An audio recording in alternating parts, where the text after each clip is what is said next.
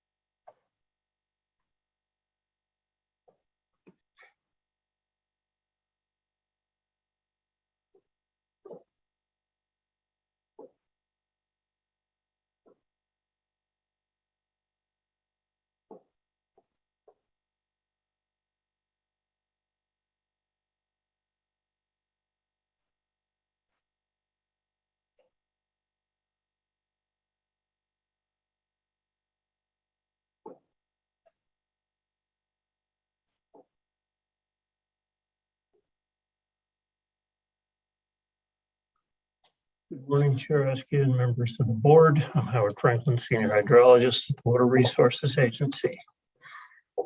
Monterey County relies on groundwater. The agency utilizes the reservoir to help manage those supplies. And as Mr. Quick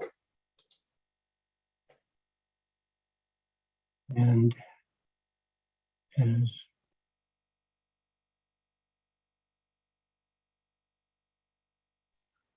Howard, you're not on mute.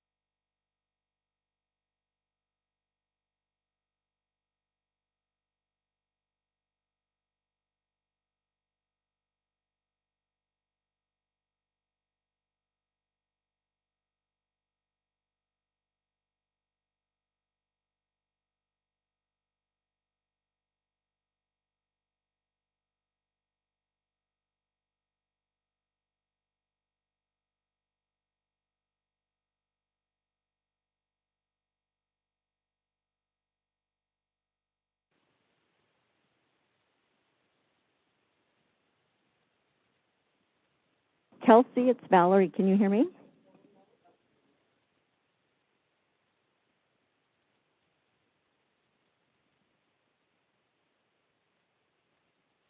Kelsey, it's Valerie. That's what I was thinking. She's, okay, let's see. Gary can hear Kelsey- you. Gary, can you let Kelsey know I cannot promote her to a panelist? I don't know if she can sign back out and sign back in, but it's not letting me move her over. She needs to be a panelist. All right, what does she need to be a panelist for? She's She doing has a her hand raised, so presentation. that's what I assumed. She's I doing a don't know why she hasn't. presentation. This is Brent. She's doing a presentation with Water Resources. Okay, is this my Kelsey we're talking about? Yes, your Yes. Kelsey. Kelsey Scanlon? Yeah, okay. Yeah, no, leave that there for right now. Okay, I'm gonna let them figure it out. Okay.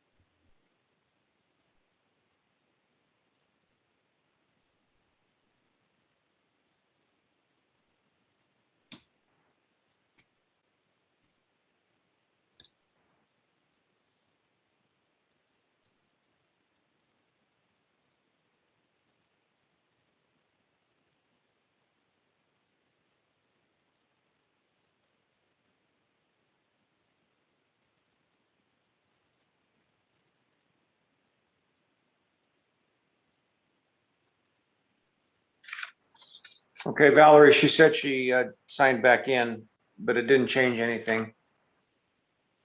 Yeah, she's still on the attendee side, and I have IT here trying to help me. I think she just may have went over. Let's see. Yep, What, she's now on the panelist. what item is she presenting on? Because I don't see it on the agenda. I made it. I'm doing drought stuff with water resources. Yeah, what item is that on the agenda? Shauna? It's item 3 on the Water Resource Agency agenda. Oh, okay, so it's not on the board meeting, it's the Water Resources Board. Correct. Okay.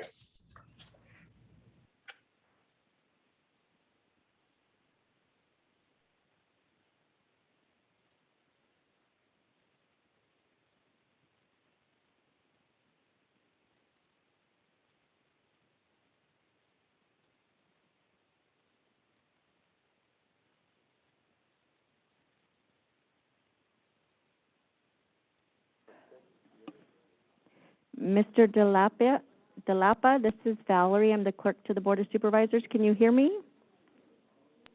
I can. I can hear you quite well. Okay, great. I'm having an issue, as well as my IT support, promoting you to a panelist. Do you mind signing out and signing back in, because that solved the issue for the last person? I just clicked be a panelist. So I don't. Yeah, Supervisor Adams asked me to move you over. So let me see, maybe he popped over. Yes, You're a panelist now, so you're good. Okay, we got you taken care of. Thank you. Great. Thank you so much.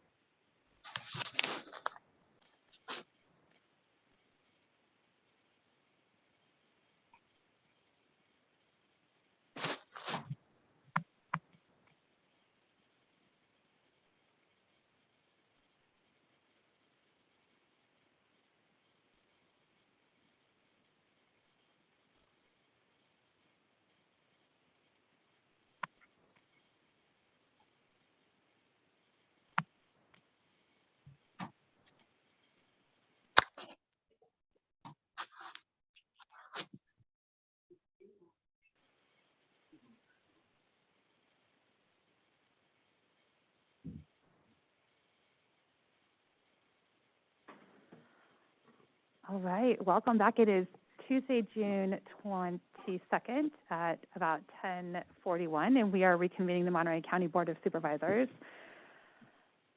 For anyone watching on Zoom or, for anyone watching on Facebook Live or YouTube, our webinar ID number is 224-397-747, and you're welcome to join us on Zoom. That's Zoom webinar ID 224-397-747.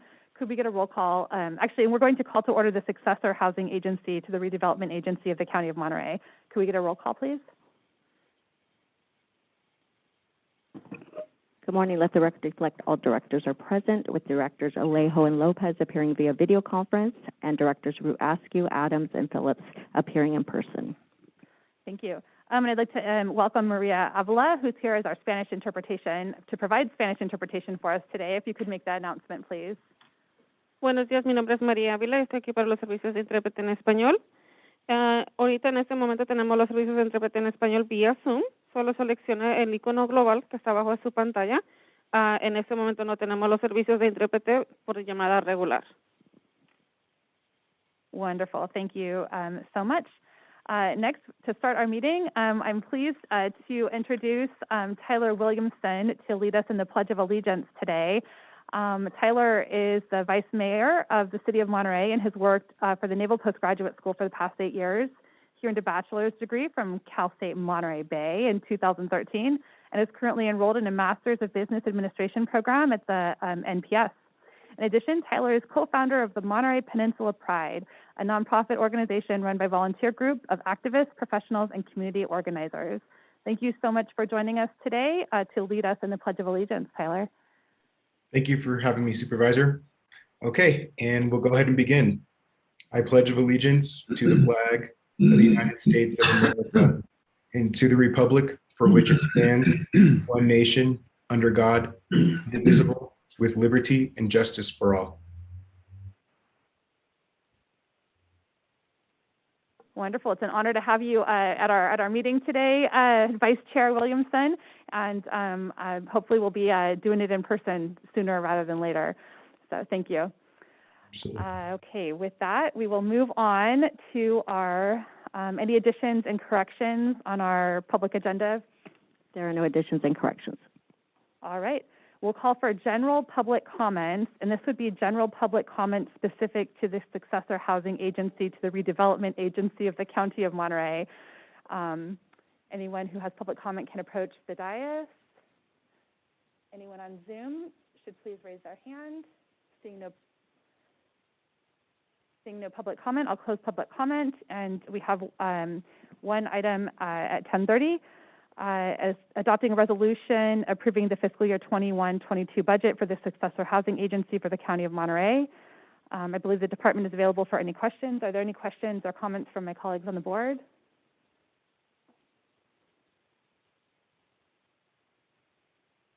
Seeing none, is there any public comment on this item? Seeing none, I'm happy to entertain a motion. Motion to approve the fiscal year 21-22 budget for the successor housing agency of the County of Monterey. Second. All right, we have a motion from Adams, a second from Phillips, and we'll take a roll call vote, please. Director Alejo? Aye. Director Phillips? Aye. Director Lopez? Aye. Director Adams? Aye. And Chair Director Root Askew. Aye. With that, the motion carries, and we will adjourn the successor housing agency to the redevelopment agency of the County of Monterey. We'll call to order the Pajaro County Sanitation District. Is there a roll call, please? Let the record reflect all directors are present, with directors Alejo and Lopez appearing via video conference, and directors Root Askew, Adams, and Phillips appearing in person. Thank you. Are there any additions or corrections today? There are no additions and corrections. All right, and this is time for general public comment specific to the Pajaro County Sanitation District. Any public comment? Seeing none, we have one item on public for action today, adopting resolution approving the fiscal year 21-22 budget for the Pajaro County Sanitation District. Madam Chair, I have a question. Yes, please. So I see that we're taking the funding for this $394,791 from cannabis revenue, and of course the cannabis assignment account is completely depleted. The report indicates that this is for an ongoing maintenance and operations, and although some of my colleagues disagree, our past practice has been to use the cannabis assignment for one-time costs.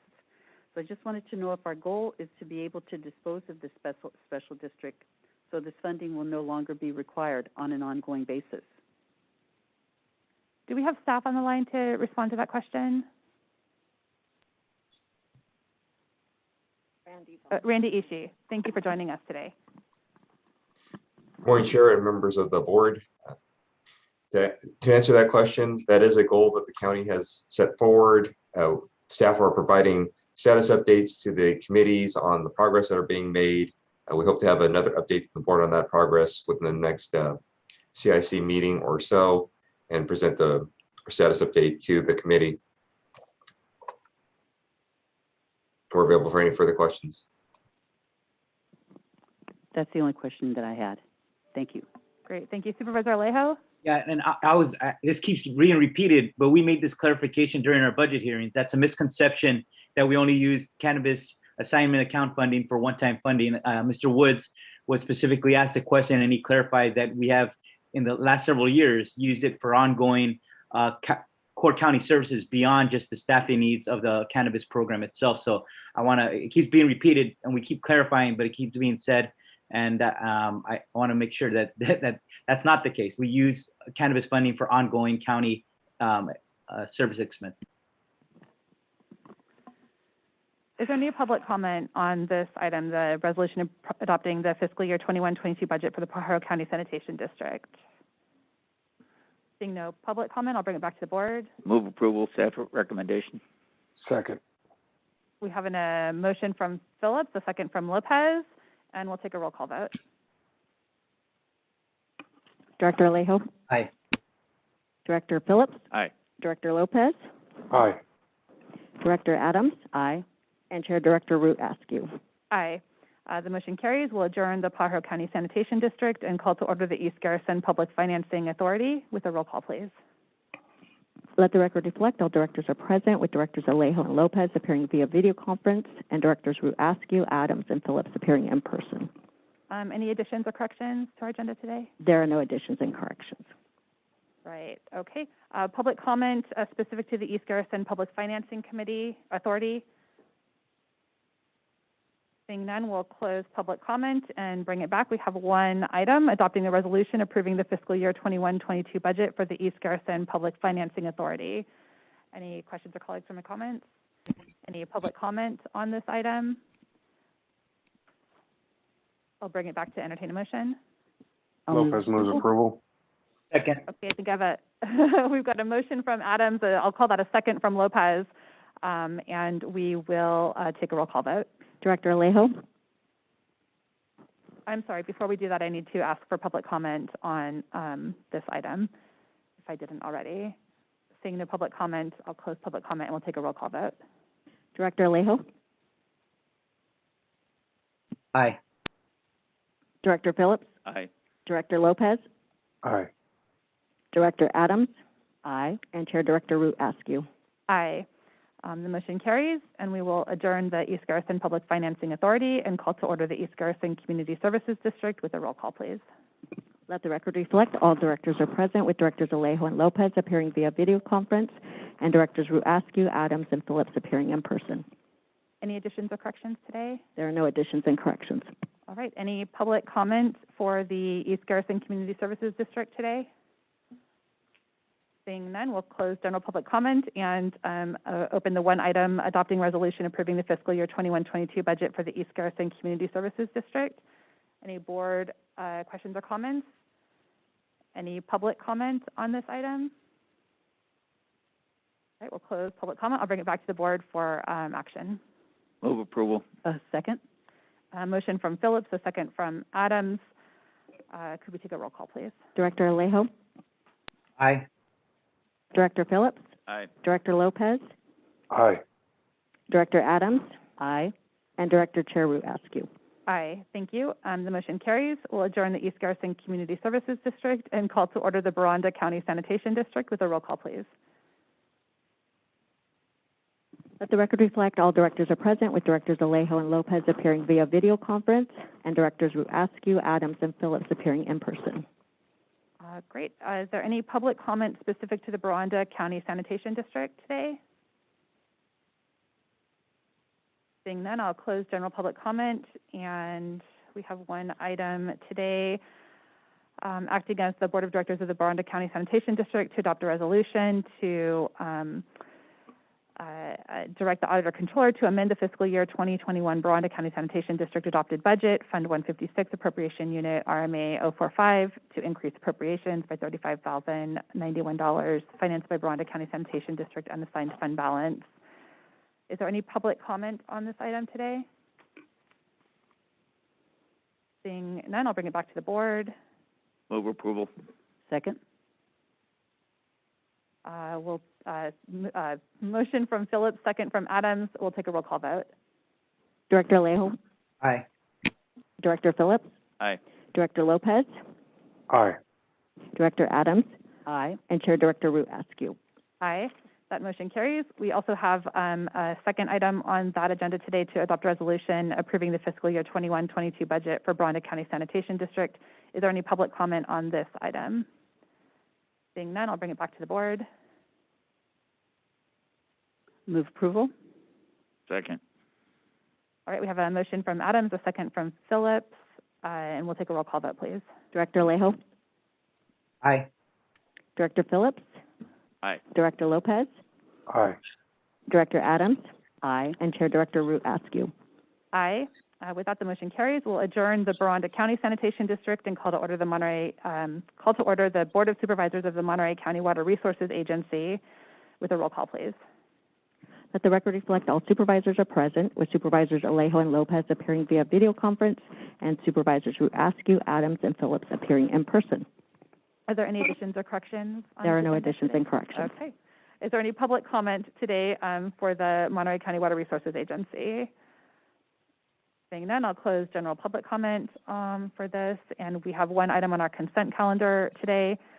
Is there any public comment on the consent calendar? Seeing none, I'll close public comment on the consent calendar, bring it back to the board for action. Move approval of the consent agenda for the Monterey County Board of Supervisors of the Monterey County Water Resources Agency. Second. Thank you. And we have a motion from Supervisor Adams, a second from Phillips, and we will ask for a roll call vote. Supervisor Alejo? Aye. Supervisor Phillips? Aye. Supervisor Lopez? Aye. Supervisor Adams? Aye. And Chair Supervisor Root Askew. Aye. The motion carries. Thank you.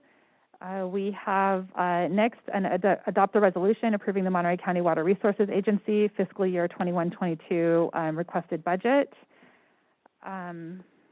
Bear with me here. It's all right. We do have staff available to answer any questions that we might have regarding this item. Is there any public comment on this today? Seeing that, I'll bring it back to the board. Would we like a 10-minute presentation or?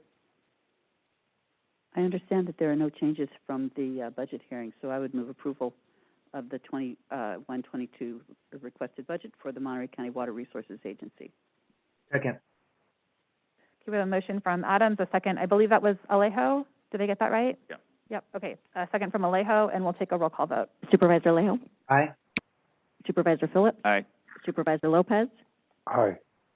Supervisor Adams? Aye. And Chair Supervisor Root Askew. Aye.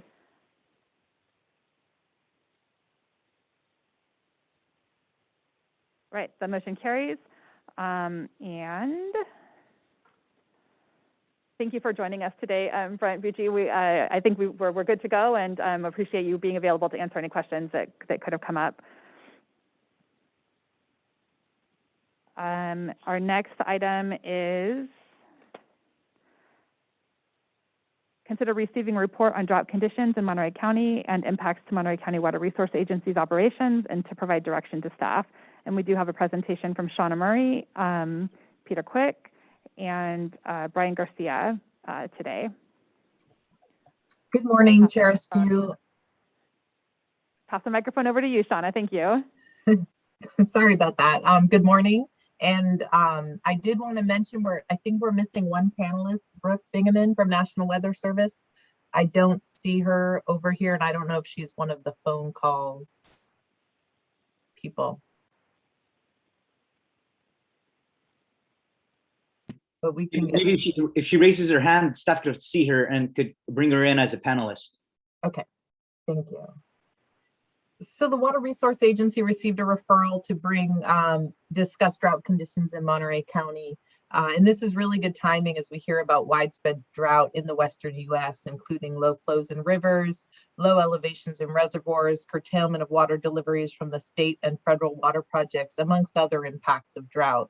So we've been working with local partners to develop a presentation on the current drought situation and the biggest threats to both Monterey County and agency facilities and operations. So we did bring an update to our board of directors yesterday. There's no financial impact for this presentation. And this is a brief overview of what we'll cover. So we've worked with National Weather Service and Office of Emergency Services. They're here with us today and to discuss the current drought conditions and the associated fire danger. Agency staff will also discuss the impacts to reservoir storage, groundwater, and the less immediate impact to the overall water supply. So at this point, I think Kelsey's going to cover from OES the National Weather Service portion if we don't have Brooke here. I'm here. Can you guys hear me? Great. Okay. Okay, great. Fantastic. Okay, good morning, everyone. My name is Brooke Bingaman, and I'm a lead forecaster here at Monterey, the National Weather Service office here. And I'm filling in for Brian this morning as he's dealing with some other meetings. And I know he has a great storytelling style, so I'm going to do my best to emulate him. And if you notice from that first slide, the intro slide that showed a satellite image, it showed that a lot of California was very brown.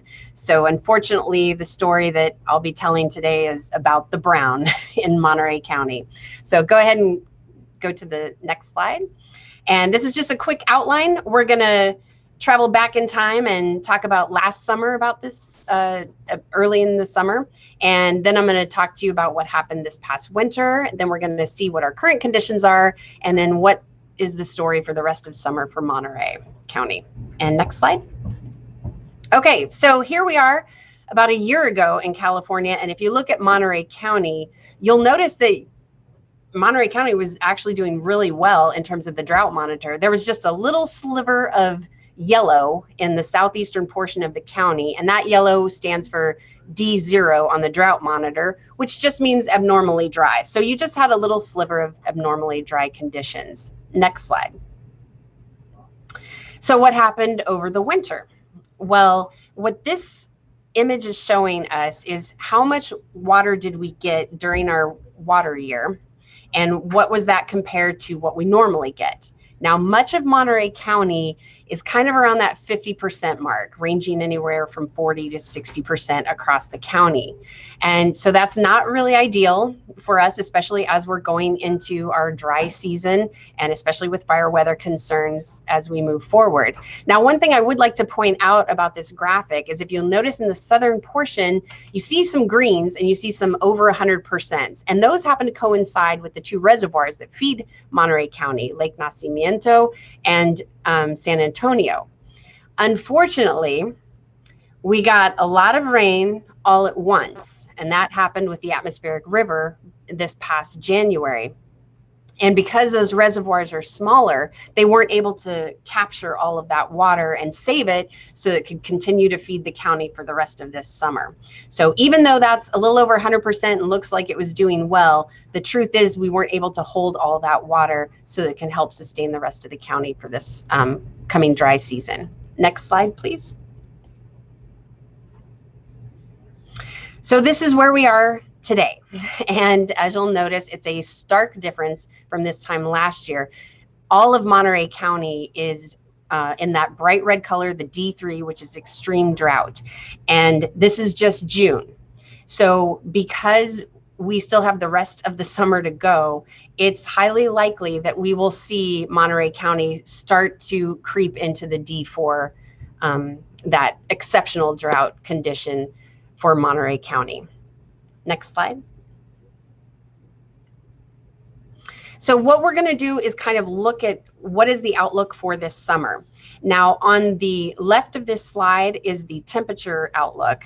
On the right slide, that is looking at precipitation.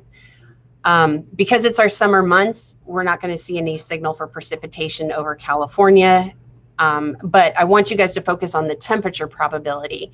And this is just looking for the month of July, and that's showing that we are going to be likely above normal temperatures. And anytime we're above normal temperatures, that helps the drying aspect. So that means moisture can evaporate from all the vegetation and continue drying things out across the state. So this is just looking at July. If the next slide is a 3-month outlook looking at July, August, September. You'll notice that all of California is still in that abnormally dry condition.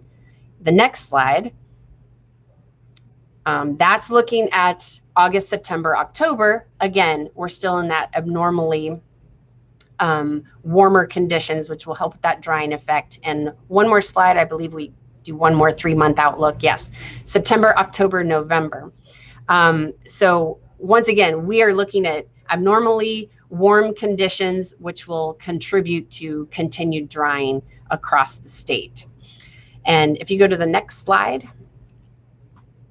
So what does that mean for fire season? Obviously, dry and hot is not good for the, well, it's good for fire, but it's not good for us because then we get impacted by fire.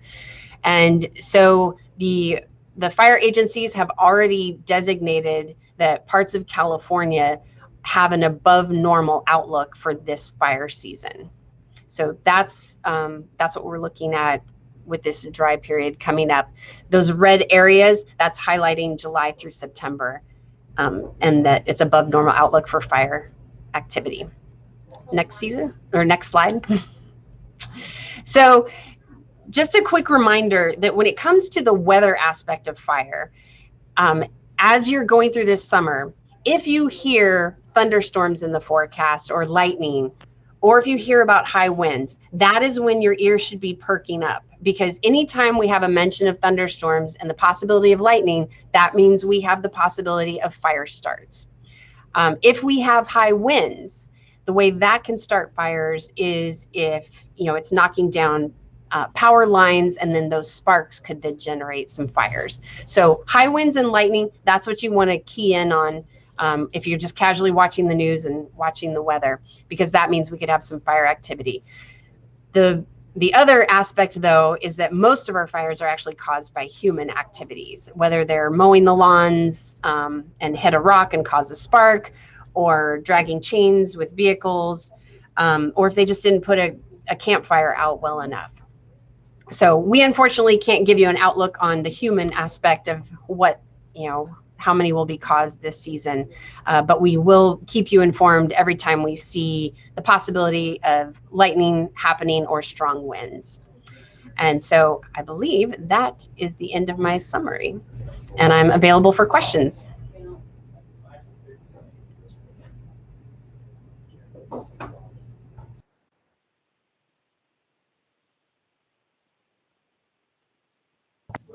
Good morning, Board of Supervisors. Thank you so much for having me. I'm going to talk a little bit about wildfire season as it pertains to our current drought. If you could go to the next slide, please. Next slide. All right, so basically, what are we talking about? So ultimately, the science behind droughts is that we obviously have higher or hotter, drier temperatures, but we can still have high intensity bursts of rainfall periodically, which means we have an increased production of biomass, so fire fuel. And those are becoming shorter, right? Which means we have a longer growing season. And ultimately, as we get into summer months, what you'll see is an atmospheric thirst or an increase in evaporation. And then simultaneously, you have, you know, our mid to longer term drought with heat waves occurring frequently throughout the summer season. And so all of these combined stressors we've found lead to cascading events or secondary or tertiary impacts as a result, or other hazards being exacerbated by the lack of moisture in the air and in the soil and in the fuels. And so I think what we're all aware of, and I'm just going to blatantly say, is hotter and drier years generally correspond with increased fire activity. Next slide, please. All right, so the equation, what are we talking about? We're talking about dry trees and dry vegetation means more fire fuel. Low soil moisture and low air moisture means fires spread quickly because the air is hot. And the two variables that fire requires are having enough fuel to maintain the fire, and then the drying of that fuel so it can actually catch. So if you have a lot of fuel but it's all wet, you're not particularly concerned about a fire, right? And then so all of these things mean that there's an increase in the quantity of fires, so the number of fires that occur, but also the increase in acres burned, so the size of the fire. And both of those things combined mean that there's an increase in demand for both natural and man resources in the state that we are currently already taxing. An example of this is for heli-attack operations, so helicopters that are part of the fire suppression effort typically draft from local reservoirs. If there's no water in the reservoirs, it means there's a limited resource for fire suppression. All right, next slide, please. The previous drought, so we do have things to base this year's drought off of, and that is specifically the 2012 to 2016 California drought. And there's a direct correlation between the fires that occurred in 2017, 2018, 2019, and 2020 as a result of that drought. We had millions of trees die off during that time period, and then you'll see we had some of our most devastating fires in 2017 with the most lives lost. And then in 2020, we had some of the largest, as well as in size and or acreage and quantity, we had the most fires in California history. And those are all very much a direct result of a prolonged drought that we had seen earlier in 2012 to 2016. All right, next slide, please. This year, you will already see an increase in the number of acres compared to 2020 and in the number of fires. I'm currently at the Sheriff's Office substation in King City, supporting them in the countywide response to the Willow Fire, a fire that typically should not be occurring this early on in the season. And the number one concern is how dry the fuels are. And so these statistics are very real, and this county is living them now. Next slide, please. And it's not just the fire season that we need to be concerned about. I hate to add on another thing to the drought and the fire season, but essentially vegetation on burn scars requires water. It requires a winter to maintain slope stability. So the areas that experienced mudslides last year had very little recovery just due to the little amount of rain and the thick hydrophobic soil on top. So likely those areas will continue to experience debris flows for the next several years, especially since there was no vegetation return in areas along the river fire burn scar. Unfortunately, that also means that fires that occurred this year will likely not see any vegetation recovery this winter as well. So debris flows and mud flows and flood flows are something that this county will have to stay vigilant of in the coming winters. Next slide. So all in all, before I hand it over to Peter, is that we are in the drought. We are living it. Our residents and businesses need to be vigilant in how they are behaving in and around any type of brush in the unincorporated and incorporated areas of Monterey County. I think Brooke really touched on it, in that really anything can set off a fire, especially with the fuels being so dry and it being so hot. I just encourage the public to remain vigilant, and then on top of that, conserve water.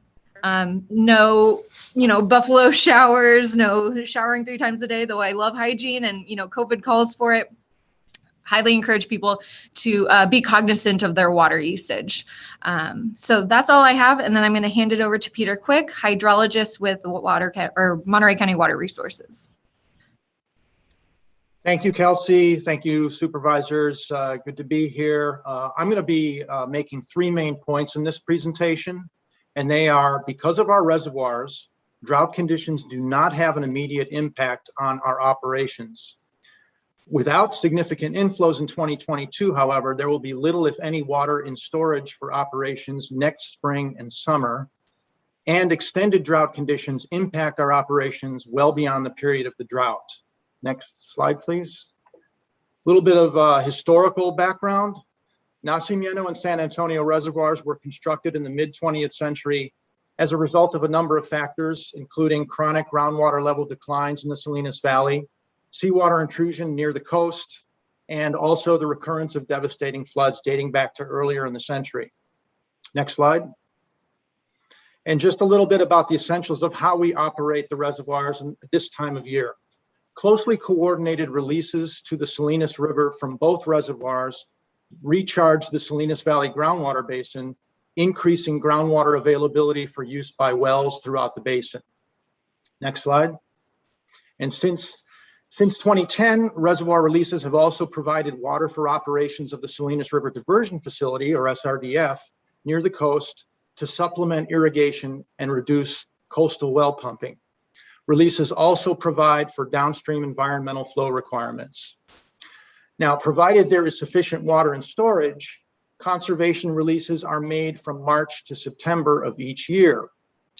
However, after 2 consecutive years with little inflow to the reservoirs, as you can see in this table, Nacimiento is currently at 24% of storage capacity. San Antonio is currently at 12% of storage capacity. This lack of water in storage will result in a shortened release season this year, projected to end in mid-July, 2 months shorter than normal. This situation is by no means unprecedented. Consider the amount of water flowing into the reservoirs. Next slide, please. This chart shows annual inflow volumes for each reservoir over the last 12 years, which is the period of operation of the SRDF. Nacimiento is represented by blue bars. San Antonio's inflow is represented by orange bars. On any given year, Nacimiento inflow will always be significantly higher than that of San Antonio, owing to the nature of the watersheds. And as you can see, in the first couple years, we had relatively high inflow volumes. This was followed by the 5-year drought with greatly reduced inflow volumes. Then 2 of the next 3 years were wet with high inflow numbers, followed by last year and this year, which both actually saw limited inflow on the low end. It's important to understand that because of our reservoirs, drought conditions do not necessarily have an immediate impact on operations. And in some cases, the reservoirs can get us through dry periods. Next slide, please. This chart shows daily volume of water in storage in San Antonio Reservoir for that same 12-year period. The 5-year drought is highlighted in orange. And without going into the numbers, you can see great fluctuations throughout the period. In terms of operations, relatively high reservoir storage in the first couple years provided carryover water in the reservoirs, allowing operation of the SRDF for 4 consecutive years, including the first 2 years of the drought. 5 years of drought conditions, however, resulted in insufficient storage in the reservoirs to operate the SRDF for 3 consecutive years from 2014 to 2016. But that drought ended with significant winter inflows for 2 of the next 3 years, which provided for full SRDF operations for 4 consecutive years, 2017 through 2020. And then reservoir inflow received this past winter will only allow for a partial SRDF operation season this year. The thick blue line at the bottom shows projected storage volume for the remainder of the year. You can see that we are approaching the orange line, and this corresponds to a threshold volume, minimum pool, where the remaining water is not available to the agency for conservation releases. So if we do not receive significant inflows next water year, there will be little, if any, water in storage for conservation releases next spring and summer. Next slide. Now, every winter and spring, as we develop our reservoir release schedule, we ask ourselves, how much water are we going to need to operate? And there are numerous factors to consider. One factor especially relevant in this discussion is the cumulative effects of extended weather conditions such as droughts and wet periods. Next slide.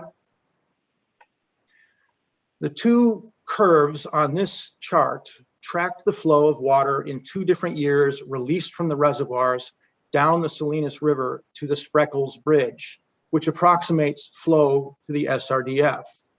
The purple line is 2012, the first year of the 5-year drought, which, remember, followed 2 wet years. What this is saying is that to deliver 25 CFS to Spreckles required a release of 625 CFS in 2012 from the reservoirs. Then, after the 5-year drought, as shown by the green line, an additional 100 CFS was required to deliver the same 25 CFS to Spreckles. That equates to about 200 acre-feet per day, or about 6,000 acre-feet per month, largely due to the cumulative effects of an extended drought on the river groundwater system. So in short, droughts significantly affect our operations well beyond the end of the drought. Next slide. So finally, to summarize, because of our reservoirs, drought conditions do not have an immediate impact on operations, and in some cases, they can get us through dry periods. Without significant inflows in 2022, however, there will be little, if any, water in storage for conservation releases or SRDF operations next spring and summer, and extended drought conditions impact our operations well beyond the period of the drought. And with that, I'll hand it over to Howard Franklin, who will be discussing impacts to the groundwater system. Thank you, Peter. Good morning, Chair Askew and members of the board. Howard Franklin, Senior Hydrologist with the Water Resource Agency. Monterey County relies on groundwater, and as Mr. Quick has presented, the agency utilizes reservoirs to help manage those supplies. On average, of the estimated 504,000 acre-feet of annual recharge to the groundwater basin, 50% of that amount is attributed to recharge that occurs in the stream channels. And during a normal or average year, it's not uncommon for the agency to release upwards of 225,000 acre-feet of water from the reservoirs. Much of that is controlled releases for groundwater recharge, surface water diversion, and environmental flows. But we're not in normal, we're in dry. 8 of the last 10 years have been dry or drought conditions. We've had 5 consecutive drought years from 2010 through 2016. 3 of the last 4 years have been dry or drought conditions. And the last 2 consecutive years have been dry or drought conditions. Next slide, please, Shauna. To evaluate how groundwater levels vary from year to year and from average to dry periods, the agency presents on a quarterly basis our water conditions reports. These reports illustrate not only current trends in groundwater levels, but also annual rainfall and reservoir storage information. These next few slides let us see in near real time the current state of our basin. Beginning with the 180-foot aquifer, these charts represent current groundwater levels on a monthly basis and compares them with conditions from last year, as well as a 30-year average, along with conditions from a period of historical groundwater lows, in this case, 2015. You can see, as Peter was illustrating, the delayed impacts of our reservoirs allows groundwater levels to remain higher into the dry periods. Here, the 180-foot aquifer remains above the historical low of 2015, but is lower than last year and significantly lower than our 30-year average. Next slide, please. The 400-foot aquifer is responding in a similar manner, above the historical low of 2015, yet below both last year's groundwater levels at this time and our 30-year average. To the east side, next slide, please. we see a significant change in groundwater levels compared to last year, significantly below our 30-year average, even dropping below our dry period of 2015. As we move to the Forebay area, we can see the result of our reservoir releases maintaining higher groundwater levels, and to the Upper Valley. Next slide, please. Thank you, Shauna. Similar conditions exist. So looking forward, what might we expect if these dry conditions persist with regard to our groundwater levels? If we were to see a third consecutive dry winter this season, then next summer we can expect limited surface water available for reservoirs for groundwater recharge and diversions. We could expect localized impacts to groundwater supplies, declines in groundwater levels and groundwater quality, and an expansion of the seawater intrusion front in the coastal aquifers. Next slide, please. Going out a year further for a fourth consecutive dry winter series, for the summer of 2023, what you need to do is remember the years 2015 and 2016, when the agency was not able to operate our reservoirs for conservation releases in the summer or SRDF diversions. Basin-wide groundwater levels and water quality will be in decline, approaching or exceeding historical lows. In the Forebay and Upper Valley subareas, municipal water supplies in some areas will become threatened, and agricultural practices will likely be impacted. And in the coastal areas, seawater intrusion in the coastal aquifers will continue to expand, and in order to meet the water demands of the region, the deep aquifers will be further stressed. And although we can hope for rain, we should plan for a drought. I'm going to pass on to Shauna now.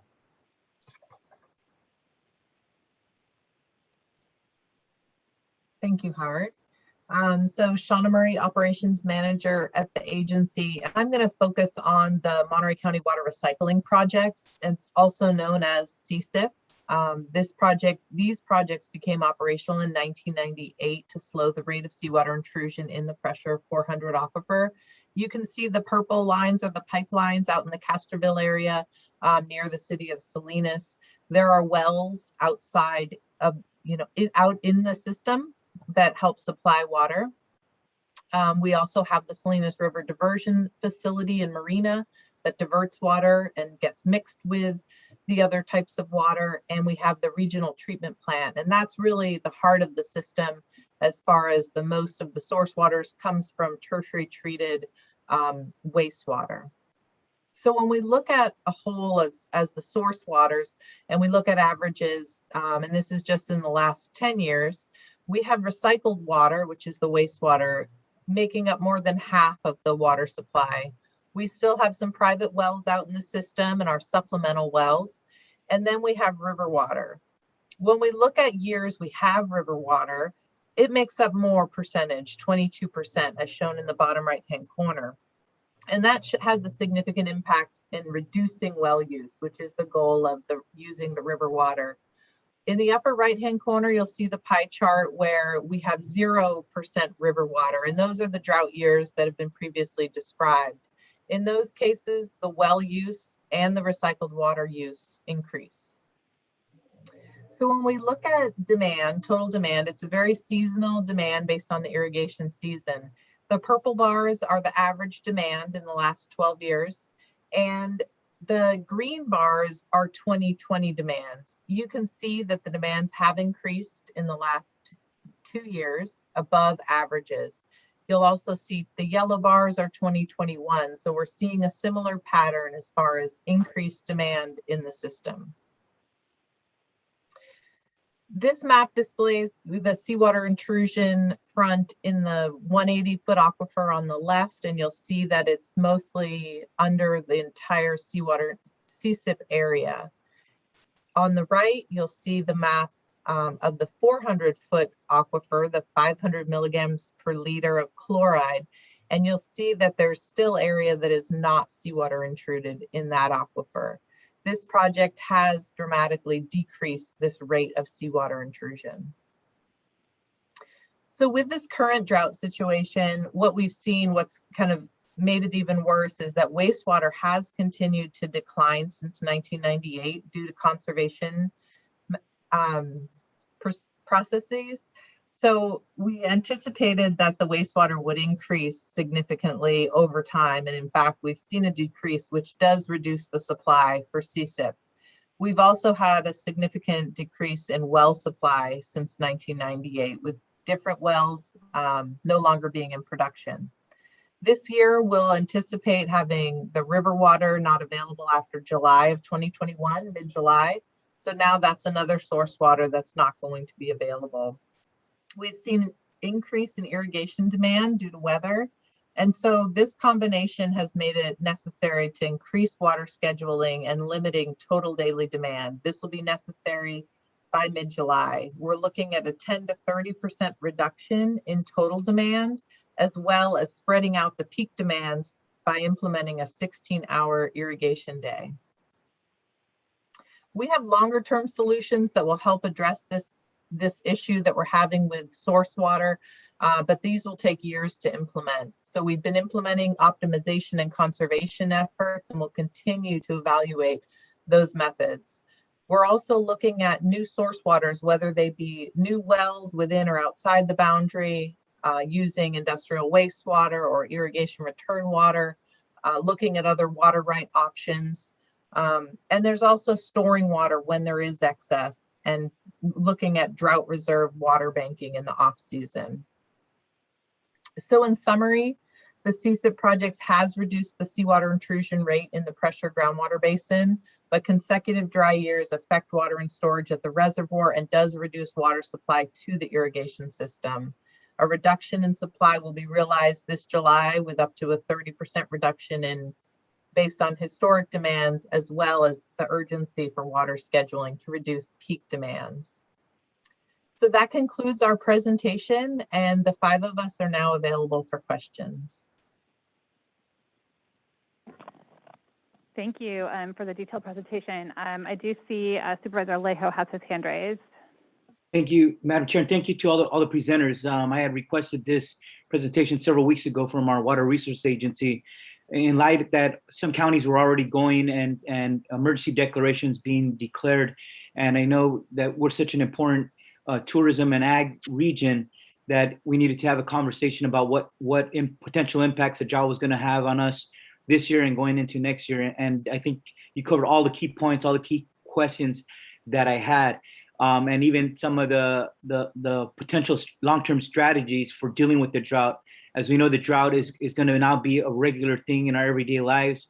And so these conversations are going to, be just a part of our pattern of how government gets done and ongoing solutions to deal with the drought that will be more permanent, considering the level of climate change happening. But the things I wanted to flesh out a little bit more, as other counties have taken more drastic actions, and Central Valley counties, for example, the federal and state agencies already have reduced their allocation significantly. Some farmers getting very little water or no water to harvest crops, which has an impact on jobs and unemployment rates of agricultural workers. And I know the presentation made clear that, and I had a concern about what would happen potentially later this year. You presented that it seems that we're in position to be good for the rest of this year, but perhaps being in a more drastic situation if there's no rainfall come summer of next year.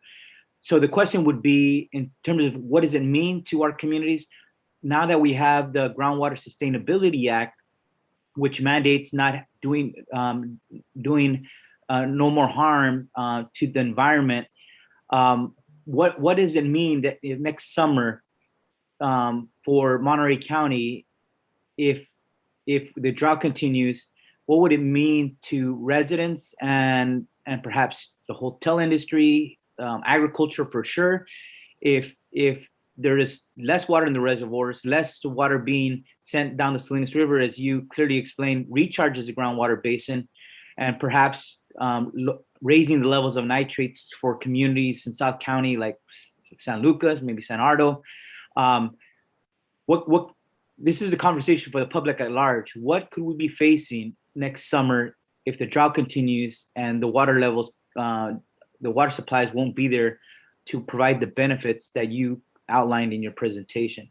What might farmers, for example, face if they're not able to continue to pump groundwater as the way they normally have in previous years, but now with the Groundwater Sustainability Act may likely put more restrictions on that ability?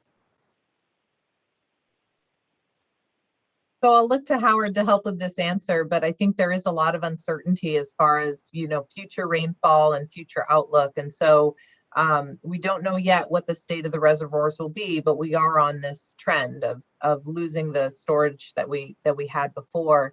And as demonstrated, the groundwater impacts are delayed. And so we will see, some impacts next summer if we aren't able to do our conservation program, and then it will continue to worsen if there's no additional storage or water availability. And we did see, some impacts in the last drought, but we, Howard, if you want to pick up on the relationship with the Groundwater Sustainability Agency and what their authority may be in this case. Sure. The Groundwater Sustainability Agency, and I'm not going to speak for them, but they have a wide range of powers to help manage our groundwater system. But I'm going to back up just a little bit, Supervisor Alejo. We're actually very fortunate here in Monterey County, fortunate that we have so much groundwater in storage. Now, that storage isn't equally distributed throughout the basin, but it does provide a significant buffer for the next few years. Although I did point out we'll start seeing impacts, and the communities you mentioned will certainly have the potential to have impacts to their drinking water supplies if we were to have another dry winter. But those impacts could be mitigated, and they've occurred in the past, and we've mitigated for them in the past. I think we need to focus on what the agency can do with the management of the water we do receive from our reservoirs. We need to work cooperatively with the GSAs to help be part of that solution too. And in terms of strategies, I mean, that's what I think we really have to continue to talk about, plan for, try to find financing mechanisms, as water is always very expensive and a long process. And I'm glad that you laid out some strategies, and certainly the talk about storage at our reservoirs has been an ongoing conversation with this board with the Interlake Tunnel project. Certainly some barriers and challenges in how we fund that in the future. But I did want to reiterate here that when we keep talking about these projects, it's for this very reason that we're on our own out here. And if we don't carry out water infrastructure projects in future years, we could find ourselves in a very drastic situation. And so that was one. And so the question would be, beyond the Interlake potential as a increased storage capacity, could we also, in your portfolio of strategies, is there other recycling projects, or I didn't see desalination on there. And I know the CalAm project has been controversial, but doesn't mean other potential projects couldn't be viewed as in our portfolio of potential strategies. I know that in the legislature from 2012 to 2016, when we passed the water bond, we had to look at all strategies and keep open-minded as in terms of our strategy of how do we mitigate drought impacts and how do we increase water resources for our local communities. But I didn't see that particular strategy as a potential option for future water supply in Monterey County. So we are, Supervisor Alejo, we are looking at a range of options. Those list of longer term strategies we're really focused on the CSIP area, but as an agency, we are looking at, a range of options, and they haven't been fully formulated, but there are documents out there that are comparing the different types of projects that may be appropriate. So we definitely need to work through those and find out what's feasible and what we could move forward with to address, the different various water resource issues that we're experiencing. And I get it. Some of these potential strategies are controversial, more controversial than others. But I think we just got to be frank. We got to be looking at all potential sources of that could be the supply for Monterey County in the future. And rather than talking about having that conversation 10 or 15 years, I think we just got to just keep that on the table as part of our conversation today. Thank you. Thank you, Supervisor Alejo. Supervisor Lopez.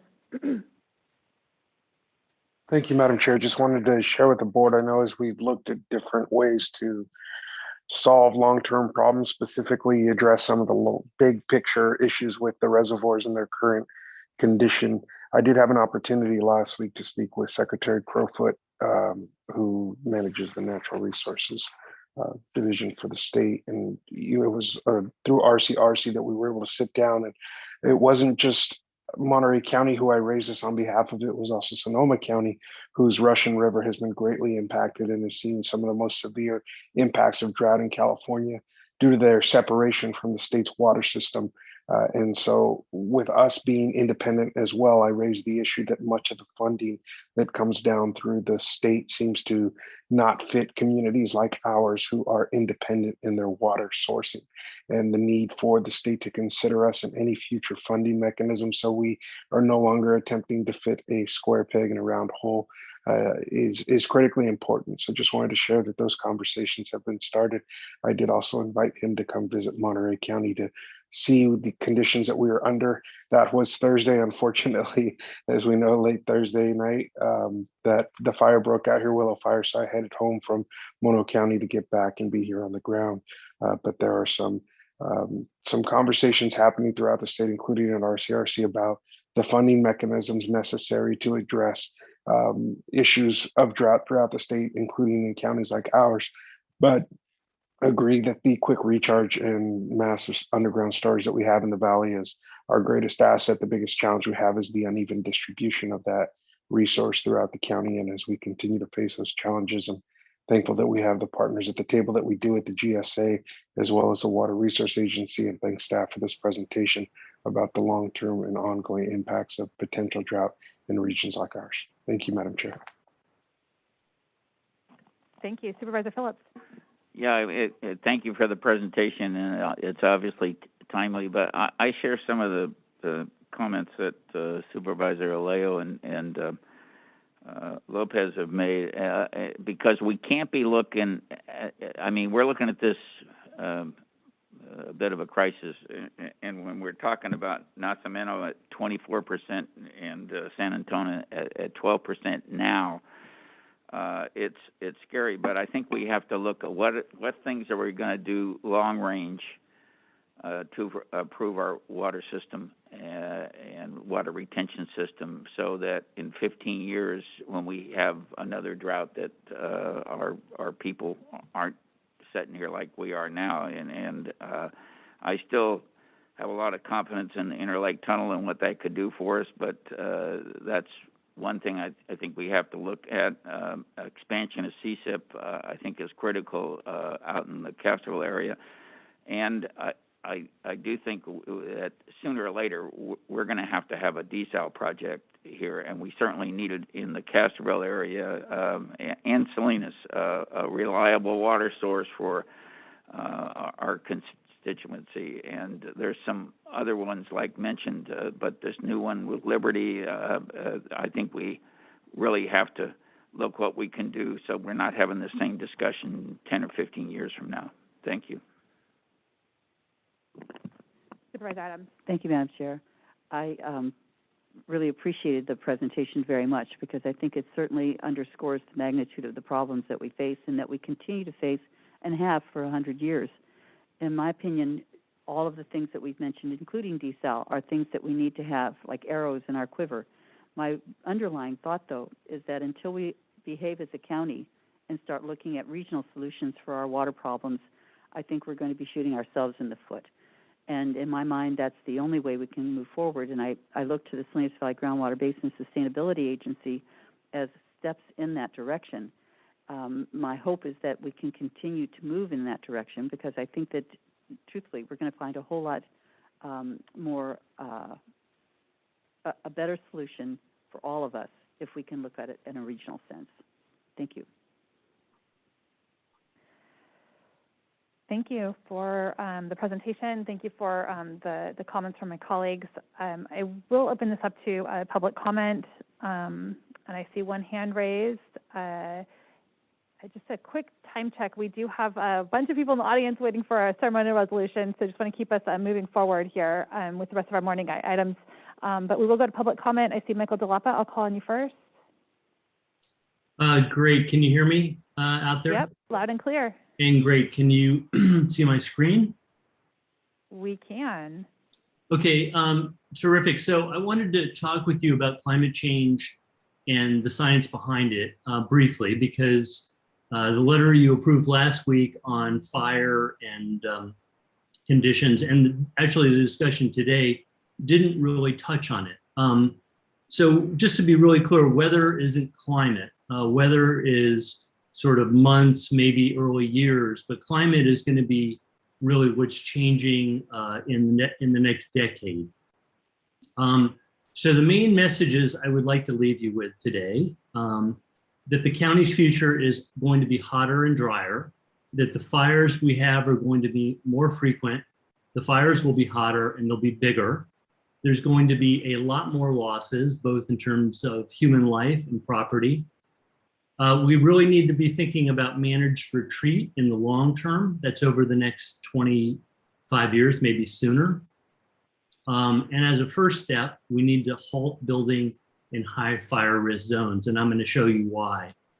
Just keep in mind, I think many scientists say this, that the worst year this decade is going to be the best one in the next decade. So briefly, what's the problem? We have atmospheric carbon dioxide levels that haven't been this high in 4 million years. They are now exceeding 420 parts per million.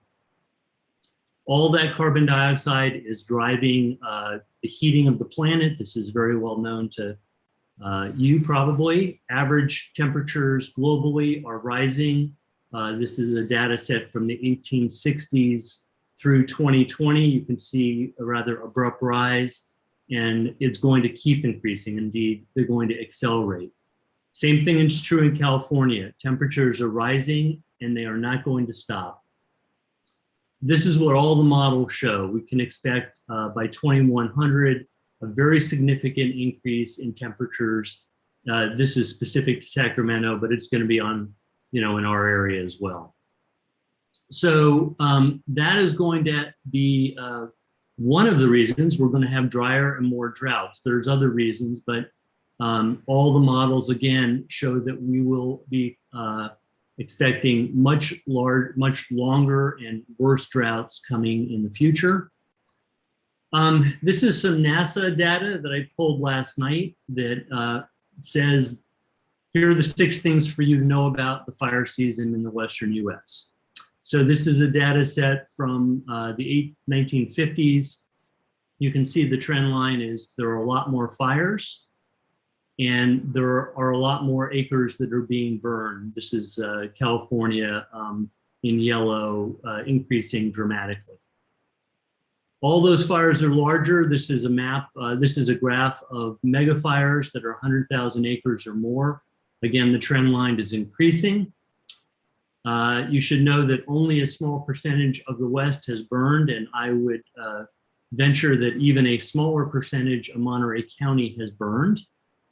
And indeed, the same areas keep burning. You think that once an area burns, it's not going to burn again. Well, it burns again. And in some cases, it burns as many as 11 times since the 1950s. Mr. DeLappa, I don't mean to interrupt, but your 3 minutes has been up. Okay. Thank you. Well, I would love to continue. Always, we encourage you to forward the information that we didn't get a chance to hear today in public comment to the board at cob@co.monterey.ca.us. Is there any other public comment today? I don't see any other hands raised or anyone in the audience on this item. With that, we'll close public comment, bring it back to the board to receive this report. And I don't believe there was any specific direction provided, so we don't need to have a roll call on this. All right, we are going to move forward and adjourn the Monterey County, the Board of Supervisors of the Monterey County Water Resources Agency, and reconvene the Monterey County Board of Supervisors with a roll call, please. Let the record reflect all supervisors are present, with Supervisors Alejo and Lopez appearing via video conference, and Supervisors Root Askew, Adams, and Phillips appearing in person. And additions and corrections to our public agenda today? There are. We have a correction to the 1:30 p.m. schedule matters. For item number 19, it's in receipt of a revised attachment A, attachment B, and attachment C. And there's a correction to the Natividad medical consent calendar for item number 29. It is in receipt of a revised board report. Great, thank you. Next up, we have our ceremonial resolutions, which I know everyone has been waiting very patiently for. Our first item is to adopt a resolution honoring, well, actually, before we do that, let's go ahead and take action to approve our ceremonial resolutions, and then we can work our way through them.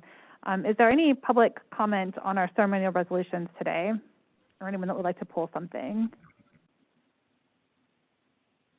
Seeing no hands raised, bring it back to the board to consider action on the ceremonial resolution. I'll move to approve the ceremonial resolutions. Second. We have a motion from Adams, a second, I believe that was from Phillips, and I will take a roll call vote. Supervisor Alejo? Aye.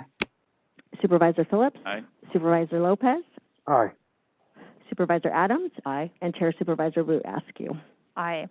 All right, so we are officially approving our ceremonial resolutions, and we'll start with item number 2, which is a resolution honoring Registrar of Voters Claudio Valenzuela upon his retirement from the Monterey County Elections Department and his public service to the County of Monterey. Claudio, would you like to make a couple comments? Fabulous. And let's make sure that the microphone is turned on and the green light is on. And then just hold it sort of close so that everyone can hear you since we're live streaming. Yeah, perfect.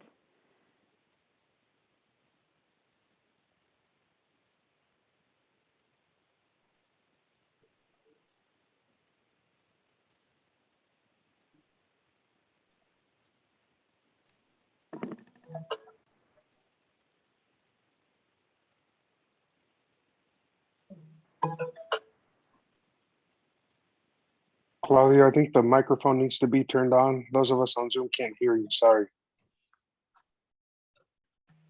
Is that on now? Good. You got it now. Okay, it says push in here. I should have followed the instructions. So again, the most meaningful and rewarding years of my life have been the last 20 years in the public sector as I worked my way up from through the ranks of the Monterey County Elections Department. And in a small measure, these last 20 years is a way of paying back what this country has given me. Great career and certainly a beautiful family. Some of them are here. Along my professional career, I have encountered some good people along the way. They have provided great advice, and in the crucial moments of my life, they have put their trust in me. I'd like to name 3 individuals.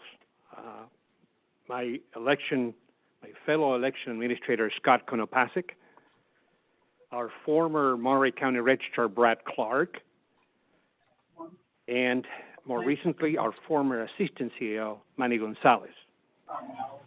I can say with confidence that I have accomplished the majority of my projects on my bucket list. Of those projects, the most visible one is to create a new physical home for Monterey County elections, and a place where all can be very proud of it, and I think we have accomplished that. Also fostering an atmosphere of mutual respect and trust among all political spectrums has been very important for me.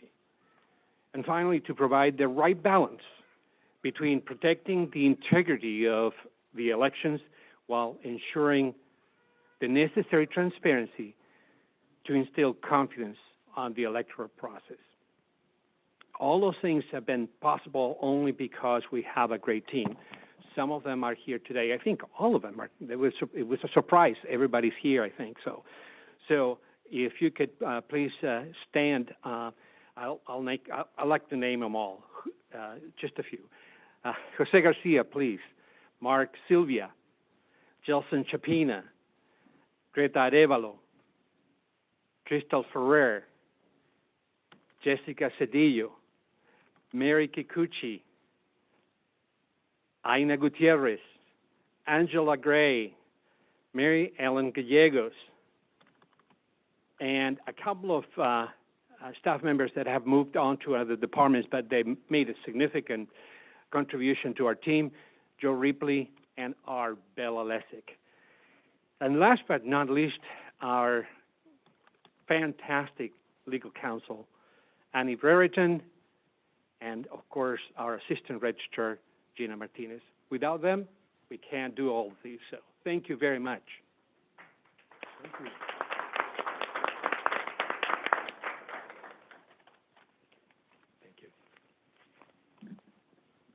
Thank you, Claudio. I will invite my colleagues to make some brief comments if you would like. Supervisor Phillips?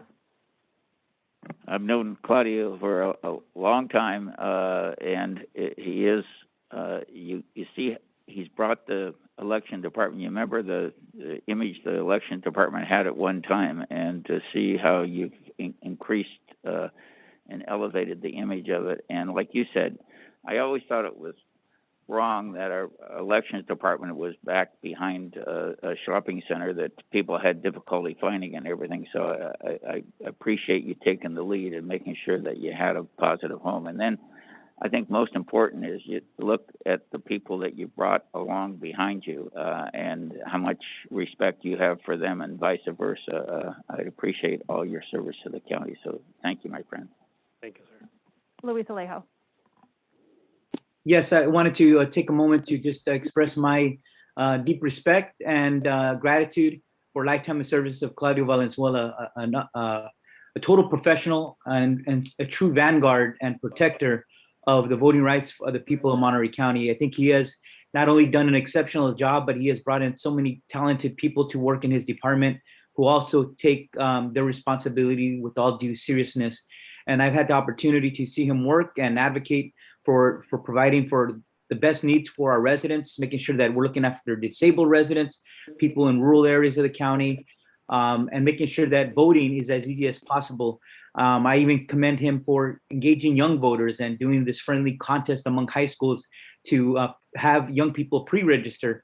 And I think it was Salinas High that won this year's county contest. So I was just out at Juneteenth, and there was the county elections office tabling and trying to register voters last Saturday at the rodeo ground. So at every level of engagement, the elections office is really a model for, I think, California. And I really want to thank Claudio.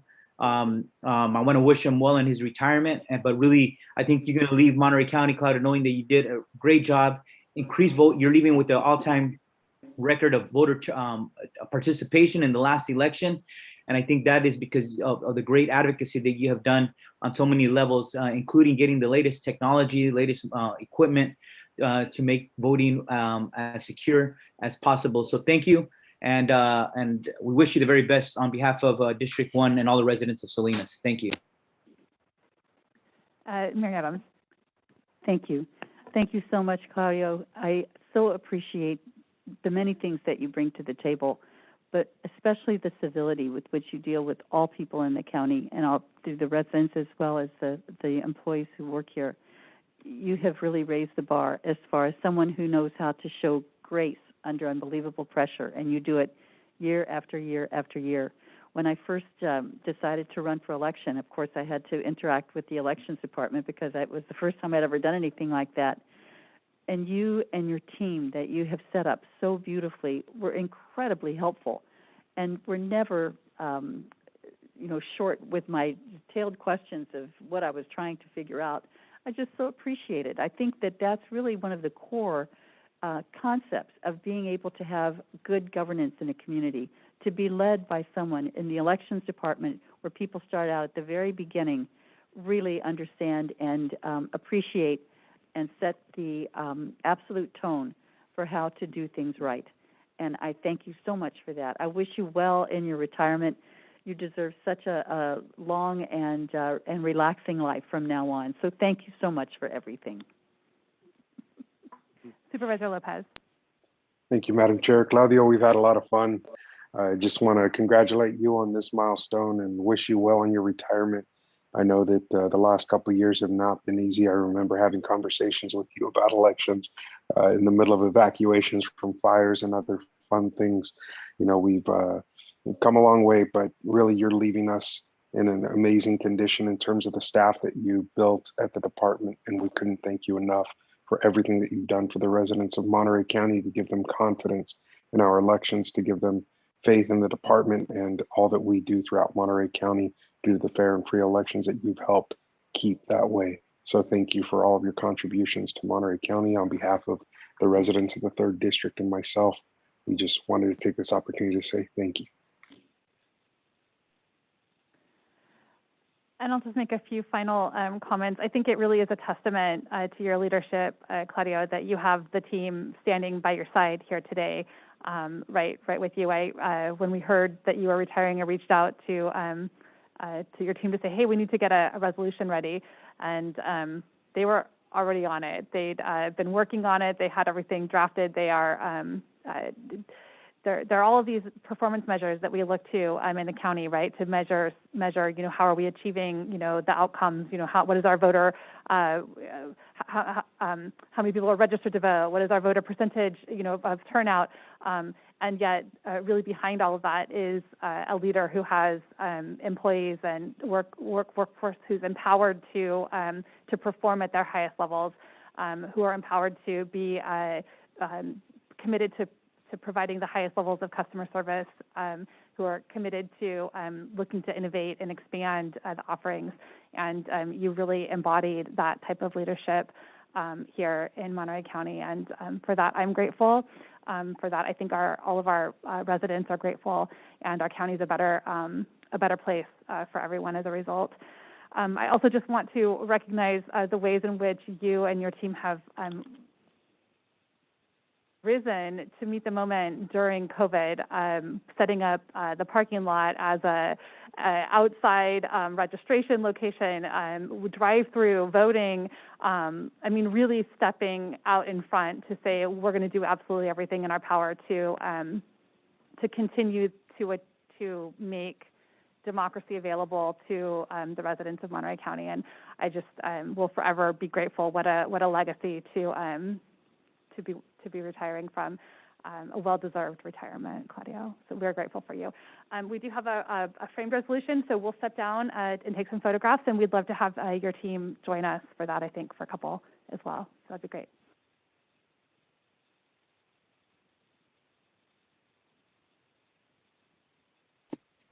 I'm there in spirit, Claudio. Thank you.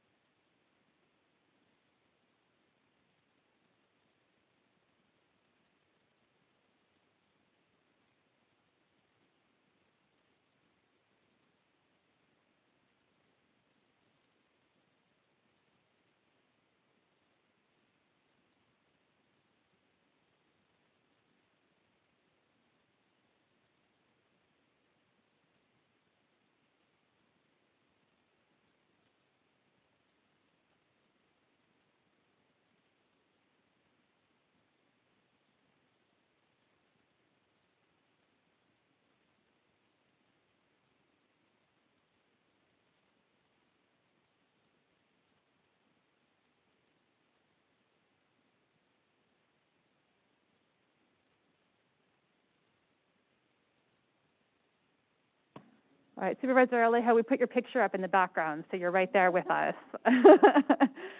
Thank you. All right, next up we have a resolution, item number 3, resolution honoring supervising office assistant to Cindy Brown upon her retirement from the Monterey County Probation Department after 39 years of dedicated county service.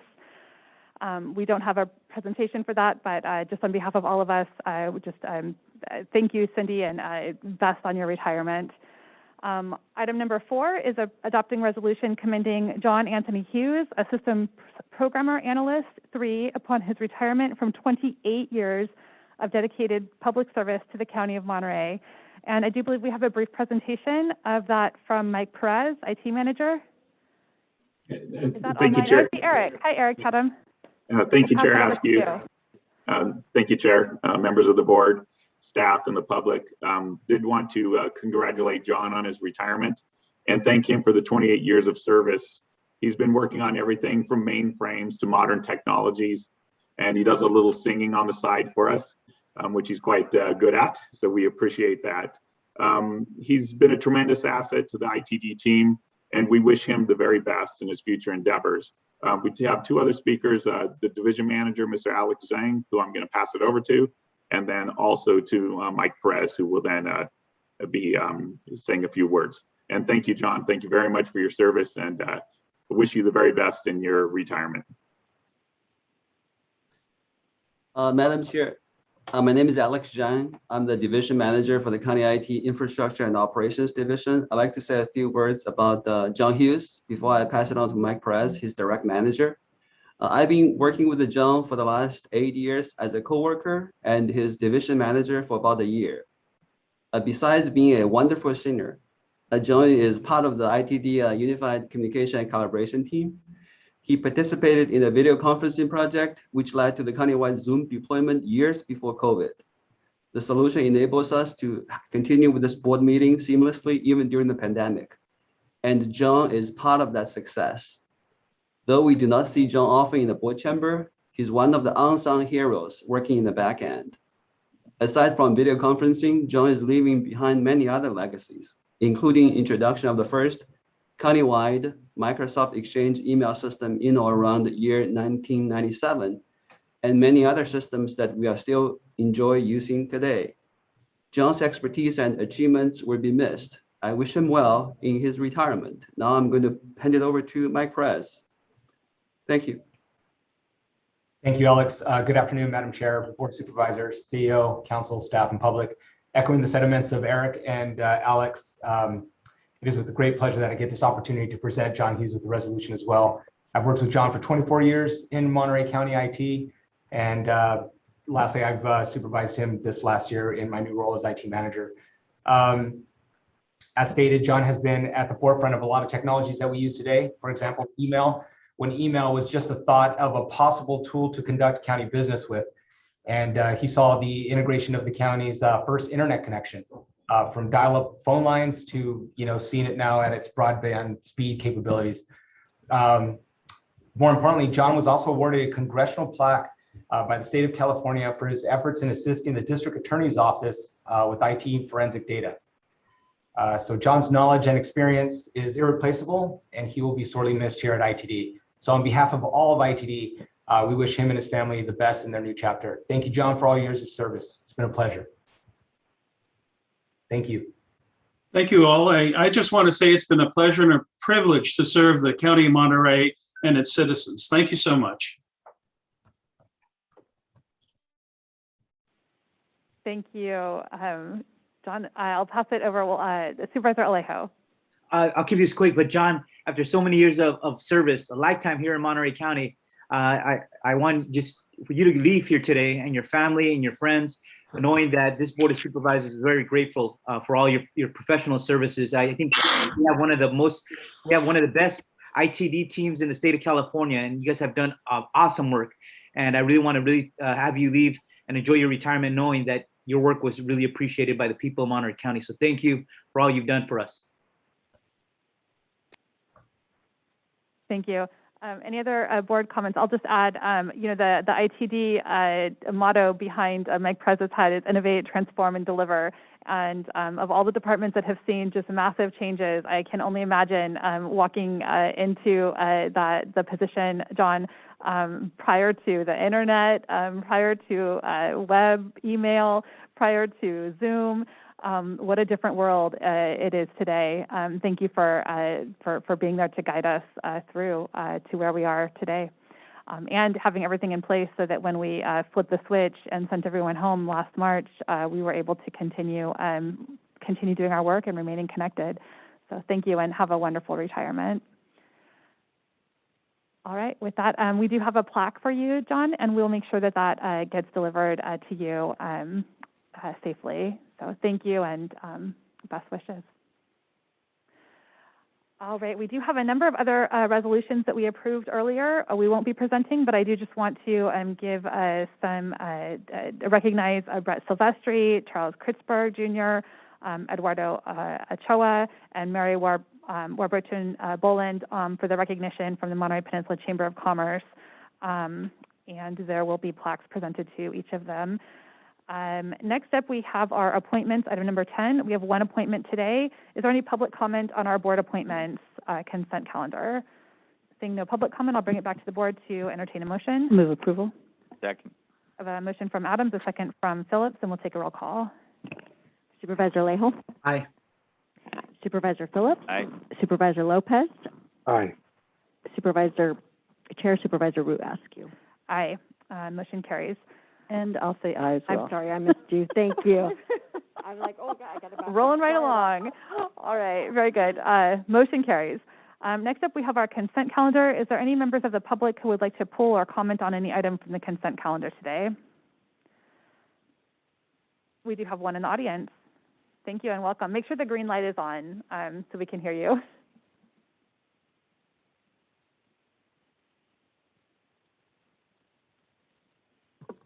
Good morning. Perfect. Good morning, Board of Supervisors. My name is Carol De Leon. I'm with EmployNet, and I request to pull item number 88 on the agenda for early review. And did you want to make your comments on 88 as well right now? Yes. Okay, please. perfect. Thank you. Again, my name is Carol De Leon with EmployNet, and we recently submitted a proposal in relation to RFP 10802, County-wide Service Agreement for Temporary Staffing Services. On July 10th, we received notification of the tentative list of vendors awarded the contract, which quite surprised us and shocked us. Based on our proposal, we feel that we met all criteria to present to our services and continue our services to the County of Monterey. We've serviced the County of Monterey for 7+ years with zero complaints throughout the county. And I feel honored to even be here today because I've had the opportunity to work with Claudio over the years, and to be a part of his retirement celebration was definitely a big part. So with that said, EmployNet has serviced the County of Monterey for 7+ years. We've developed relationships with the county supervisors, the county hiring managers based on relationships. The total spend for 2019-2020 fiscal year was over $1.44 million, and 43% of that was allocated to EmployNet. So we are a big part of putting people to work at the County of Monterey. So that is one highlight that I'd like to point out. In addition, during the pandemic, EmployNet serviced quite a few departments, including the Tividad Medical Center, the Health Department, with patient sitters, door screeners, as well as medical assistants. So EmployNet plays a vital part in staffing for the County of Monterey. Also want to highlight that we are a local vendor. You can't get as local as EmployNet. We are situated right here in Monterey County. Our corporate office is in Monterey. We have a local branch office in Salinas, and many of our employees are from Salinas and born and raised in the Monterey County area. So I'd like to highlight that as well. And based on our proposal, I feel like the pricing was 25 points. Our pricing was second to the lowest in relation to the other vendors that presented, that were awarded. Our experience level by far, I think each and every single one of us at EmployNet has had the opportunity to touch and connect with many of the departments at the county. During the elections, it's all hands on deck servicing the county. I do recall a time when we received a call at the elections office and they needed 30 temporary workers, and overnight we filled the position. I don't really see that happening working with an outside vendor, such as one of the vendors that was selected outside of the county, which I believe was in Huntington Beach. So we request that we be added on as a vendor, and hopefully the outcome is positive for us. And we would like the Board of Supervisors to reconsider and add EmployNet as a supply vendor for the County of Monterey. Thank you for your comments today. Any other public comment on our consent calendar for today? I see no hands raised. We have another one. Yep, please.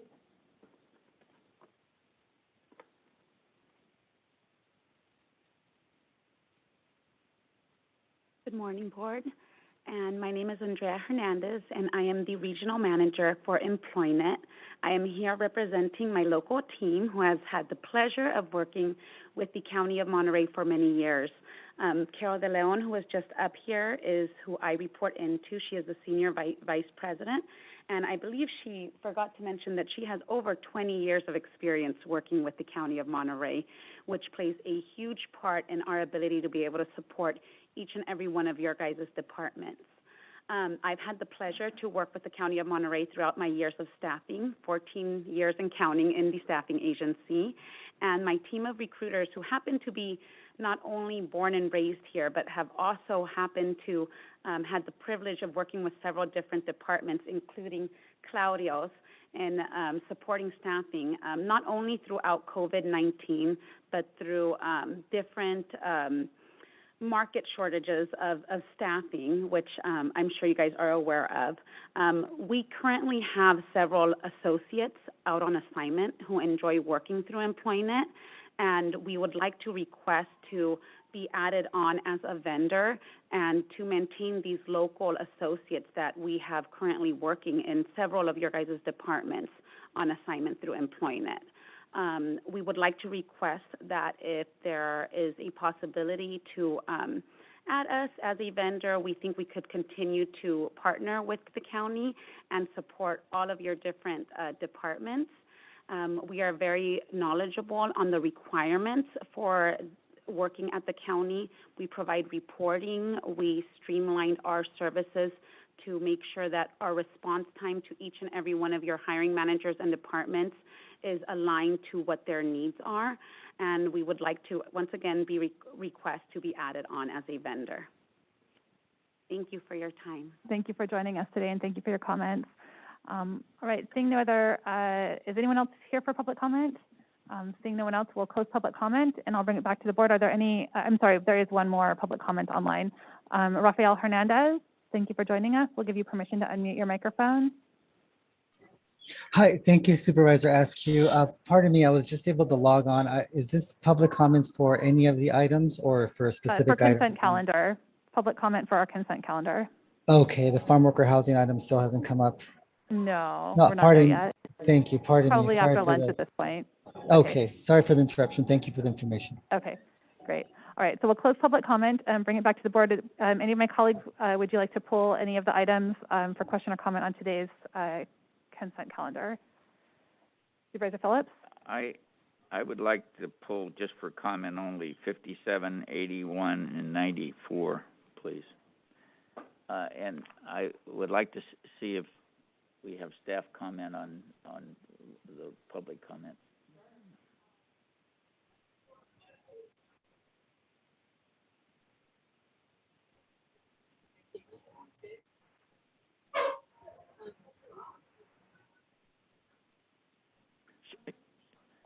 Sure.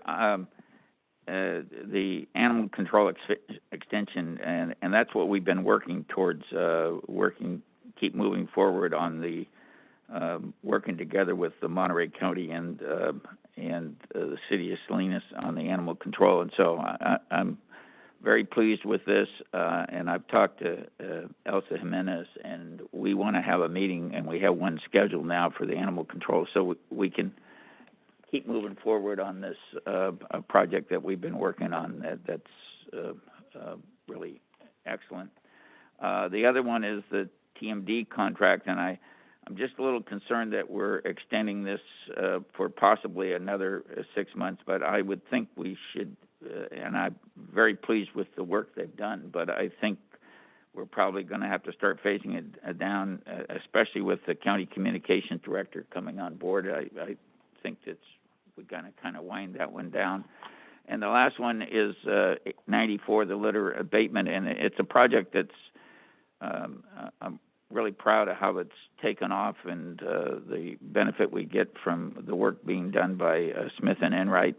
And that's one I think we have to get a little more public outreach to let them know that we have this resource there for, in fact, my wife called in today because we had a huge, big truckload of trash that was dumped right one of those places by our house, and she took a picture and sent it into our office to move forward on that. But I think that's a project that we have to do a little more public outreach at. So with those comments, I thank you, Madam Chair. Thank you. I'll read through my comments as well. And I don't see Mike Durr, contract purchasing, on the call, but if there's another staff person that would be prepared to, oh, we do. So maybe we'll do that first. And I would just add, so it's actually item number 76, 83, and 88 that are all related to countywide service agreements. And the question that I would ask just is that my understanding is that implementation of a countywide service agreement does not preclude a department from contracting with a vendor that isn't on the list. But if we could just get clarity on that point, that'd be great. And let's make sure now. Can you hear me now? Hi, Madam Chair and everybody else. It's the Board of Supervisors and to the community. I am Deborah Wilson, and I am the Contracts Purchasing Supervisor, and I'm here to represent Contracts Purchasing in Mike Durr's absence. He is the Contracts Purchasing Officer. In regards to, if you could reiterate your question overall on the countywide service agreements? Yeah, so does implementation of a countywide service agreement preclude a department from contracting with a vendor that is not listed in that countywide service agreement? That's a very good question. The first answer is no.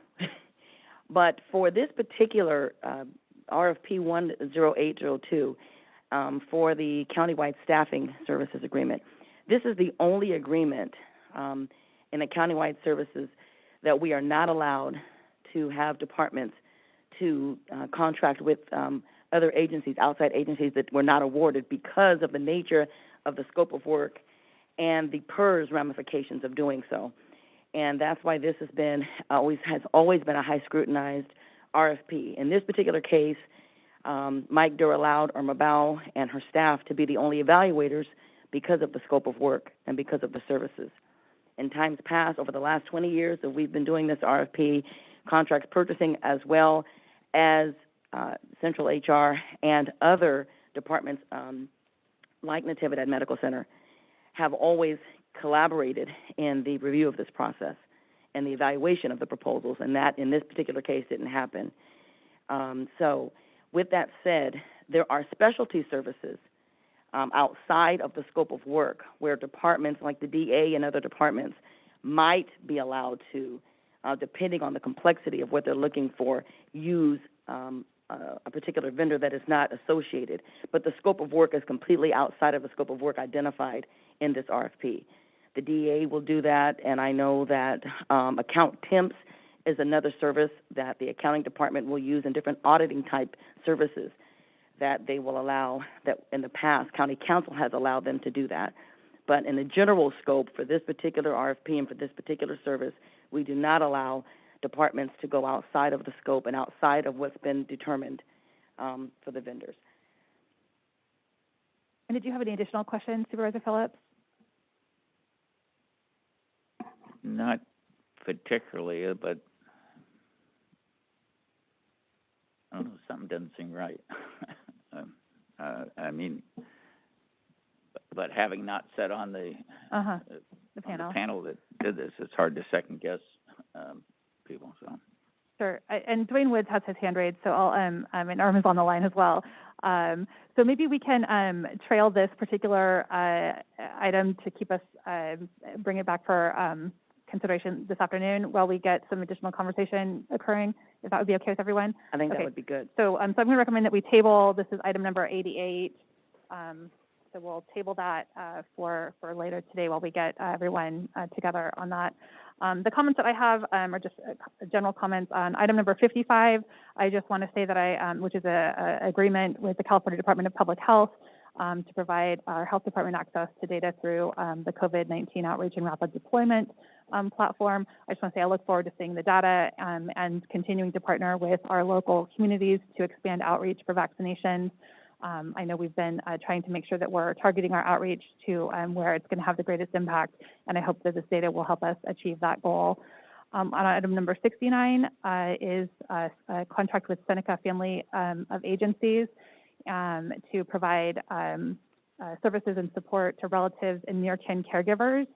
I do just want to point out that we have many families in Monterey County where non-kin or near kin caregivers are providing care to children not formally within the system of social services, and just wanted to make it known to the community that by participating through social services, that there are additional services. By engaging with social services, there could be additional services available for you and your family and the children that you're providing care for, even if you're not officially within the foster care system.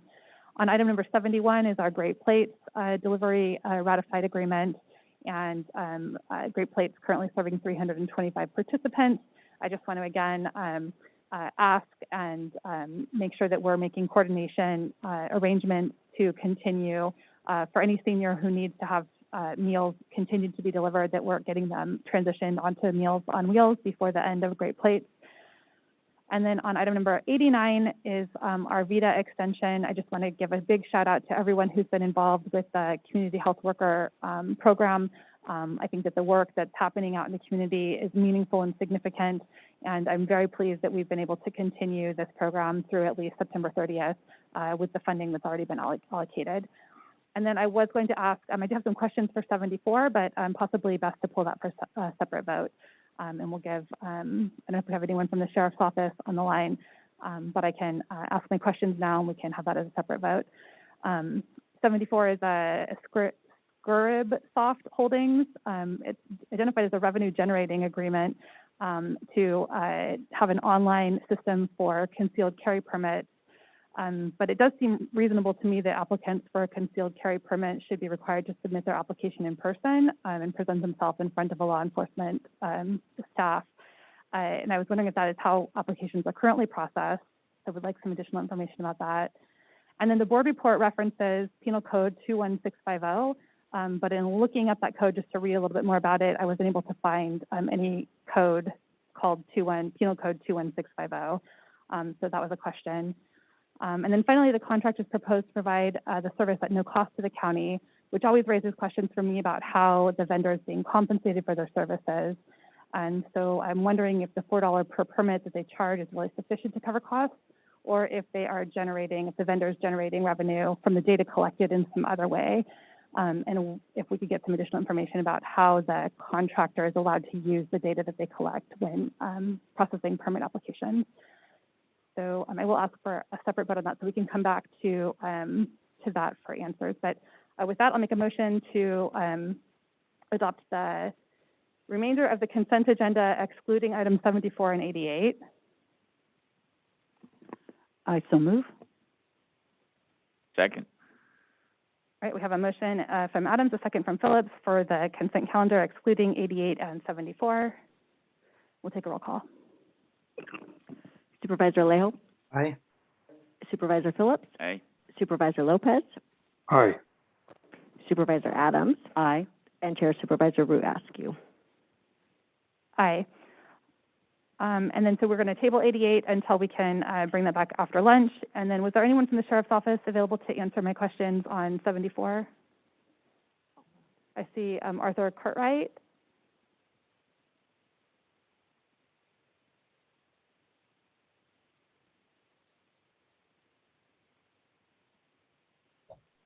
Hello? Bringing Arthur. Hi, Arthur Cartwright. Yes, ma'am. This is Arthur Carr, Sheriff's Department. Wonderful. Are you able to respond to my questions? I'm sorry, I didn't hear your question, ma'am. Oh, okay. I could reread them all. On item number 74, which is the Scribisoft Holdings, which is a online software agreement for people to apply for concealed carry weapons online. Yes, ma'am. Yep. Are you able to explain how the how applications are currently processed? Are people required to appear in person to apply, or are they currently allowed to apply online? They're currently allowed to apply online, and so the current system that's used right now is the Permitium. However, they've changed names. So it is the same software application. They've just changed names, and now so we're actually coming to the board because they asking permission. This one's getting ready to expire. The contract's getting ready to expire. So we are asking for the board to authorize us to continue to use them as the vendor. Okay. And the board report references Penal Code 21650, but I was unable to find such a code.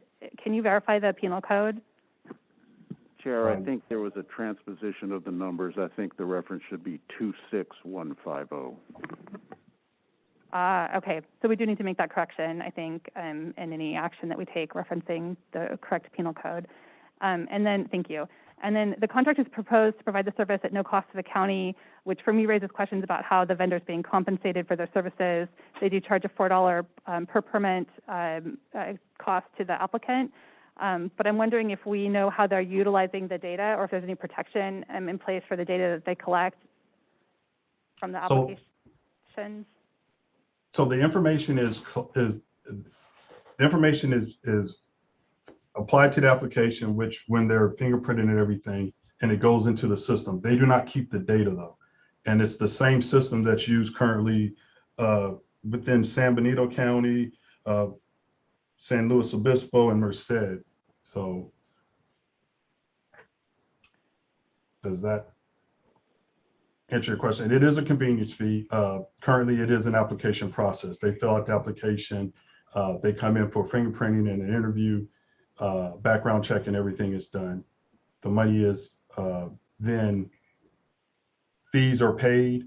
Once the fees are paid, then we pay the portion of the fee that we are required to pay to the Department of Justice. Okay, so to clarify then, so people are still required to present themselves in person to law enforcement for an interview. They can't just apply online. There's still an interview portion, yes, ma'am. Okay, that answers my concerns then. All right, we'll do a separate vote on item 74. I'm happy to entertain a motion. So moved. Second. All right, we have I believe it was a motion from Phillips. I heard a second from Adams first, and we'll take a roll call vote. Supervisor Alejo? Aye. Supervisor Phillips? Aye. Supervisor Lopez? Aye. Supervisor Adams? Aye. And Chair Supervisor Root askew. I'll go with an aye since I know we have people appearing in person. All right, with that, the motion carries, and we will move on to our other board matters, board comments, item number 11, and we'll start with online. We'll start with Supervisor Lopez. Yeah, thank you, Madam Chair. Just want to thank everybody with the U.S. Forest Service helping to fight the willow fire here in the 3rd District. It's been a scary period, not a lot of information flowing out, but what we do know is that we've got some residents under evacuation, and so appreciate everybody's continued collaboration to make sure that residents are safe as we continue to battle this one. Did want to share with the community that we are having a town hall tomorrow night for folks who started new businesses, mostly cottage industry, during the pandemic to help folks realize what maybe some of the permitting obligations are under the current county regs. And so looking forward to doing that online tomorrow night. Invite people to join us for that particular meeting. And lastly, just want to share that I did make it up to Mono County for about a little under 48 hours last week. And it was a great reconvening of RCRC in person, first in-person convening that we've had in a long time, but had some great discussions about wildfire insurance, wildfires in general, as well as drought and some of the other things impacting rural Californians, including broadband. And so just wanted to share that with the board. Thank you, Madam Chair. Thank you. Supervisor Alejo? Thank you. I also want to first start with thanking all our first responders at the Willow Fire. I just like that drop presentation we just heard, these fires are going to become more frequent, and certainly want to commend all the folks out there helping take care of our community. So thank them for being heroes. I also want to just raise with the public that I've asked our county council about also the concern about with the ending of the eviction moratorium at the end of the month, the state eviction moratorium, and what that might mean for our local residents and also our small businesses that may no longer have that protection. And I'm hoping the state and the governor will act by the end of the month to extend that. And as our county council rightly pointed out, that's the the best way, because then it's a uniform extension throughout the entire state. But otherwise, it would leave us to having to try to find a way to extend protections, as we know that the pandemic is not over. The backlog and owed rent has not gone away, and the rent assistance programs have taken time to get funding out. I think out of almost $500 million in available funding, only a small portion, I believe, about 7% of it has been put out there to pay down that 80% portion of owed rent. So I hope that we could hopefully get an answer on that. I know we don't have a meeting next week, but I hope by the end of the month we will have some clarity from the state. Otherwise, perhaps calling a special meeting to provide that extension. The other thing I wanted just to mention was there is a first-time home buyers workshop that's taking place by Echo Housing, and it's specifically for only residents of 2 cities and 3 counties, and one of those is Monterey. So I wanted to encourage people. It's going to be on July 17th and 31. It's a 5-hour workshop each of those days, but it does cover on how to create a budget, repair credit, how to shop for a lender, discovering the types of mortgages, and how to expect in a loan and the escrow process. And we know that home prices are at an all-time high in Monterey County. Mortgage rates are at an all-time low currently. But I do want to make sure that people who are interested in buying a home, that they know about this workshop that could really answer a lot of questions in the process. So their website is echofairhousing.org, and they're a certified entity to provide these types of trainings. And lastly, I know we don't have a meeting next week, but I want to wish everybody a happy 4th of July. They may have a good time with their families and celebrating our nation's independence. Thank you. Thank you. Supervisor Adams? Thank you.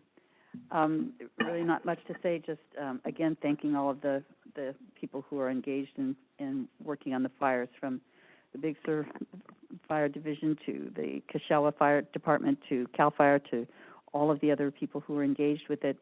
Unfortunately, it's a really early start to the fire season this year. And it saddens me to see the Zen Center, the Tassajara Zen Center, under an evacuation order again and at risk one more time. These past years have just been so challenging for the residents of the 5th District and Chris's district as well. It's just been like no other. And seeing the slides that we did this morning earlier with Mr. Franklin and with Mr. DeLapa just really shows what we're going to be facing, and it's kind of scary. I just hold positive thoughts that the fires, this current fire will hit the burn scars and just sort of burn itself out, but it continues to grow, and that's never a good thing. So I think we all kind of keep our fingers crossed, talking about the 4th of July, to please be sure to be careful with any kind of fireworks. It's just such a hazard, and we don't have any room to spare as far as being careful with fire and where it can end up going and what it does to people. Thanks. Supervisor Phillips? Thank you, Madam Chair. Yeah, we're concerned about the stepped-up enforcement for the loud parties that we've been having out in North County. So I met with code enforcement and the Sheriff's Department to see how we could expedite enforcement on that and get the word out more, especially with 4th of July coming up. It's a real concern with fireworks and other. This Monday, I took a trip down to check on the progress of the courthouse that they're doing in King City, and I got a little tour of it and seeing how it's coming around. And I know Supervisor Lopez and Aleo, who have been leading the charge about getting access to our criminal justice system and our legal system open up. And I felt strongly about it. Why I wanted to go down there and see it, because when I was a young DA, we had a justice system set up in each little town, and we've pulled away from that. And I argued strongly with my former colleagues when they were closing the King City Courthouse that it wasn't right. And so it's getting opened up, and I really appreciate the judges in Monterey County listening to the concerns and opening that up again. And it's been a nice working relationship with the county, with the DA's office down there, the sheriff's department down there, and the re-roof that we've done in conjunction with them. So it's been a good fit.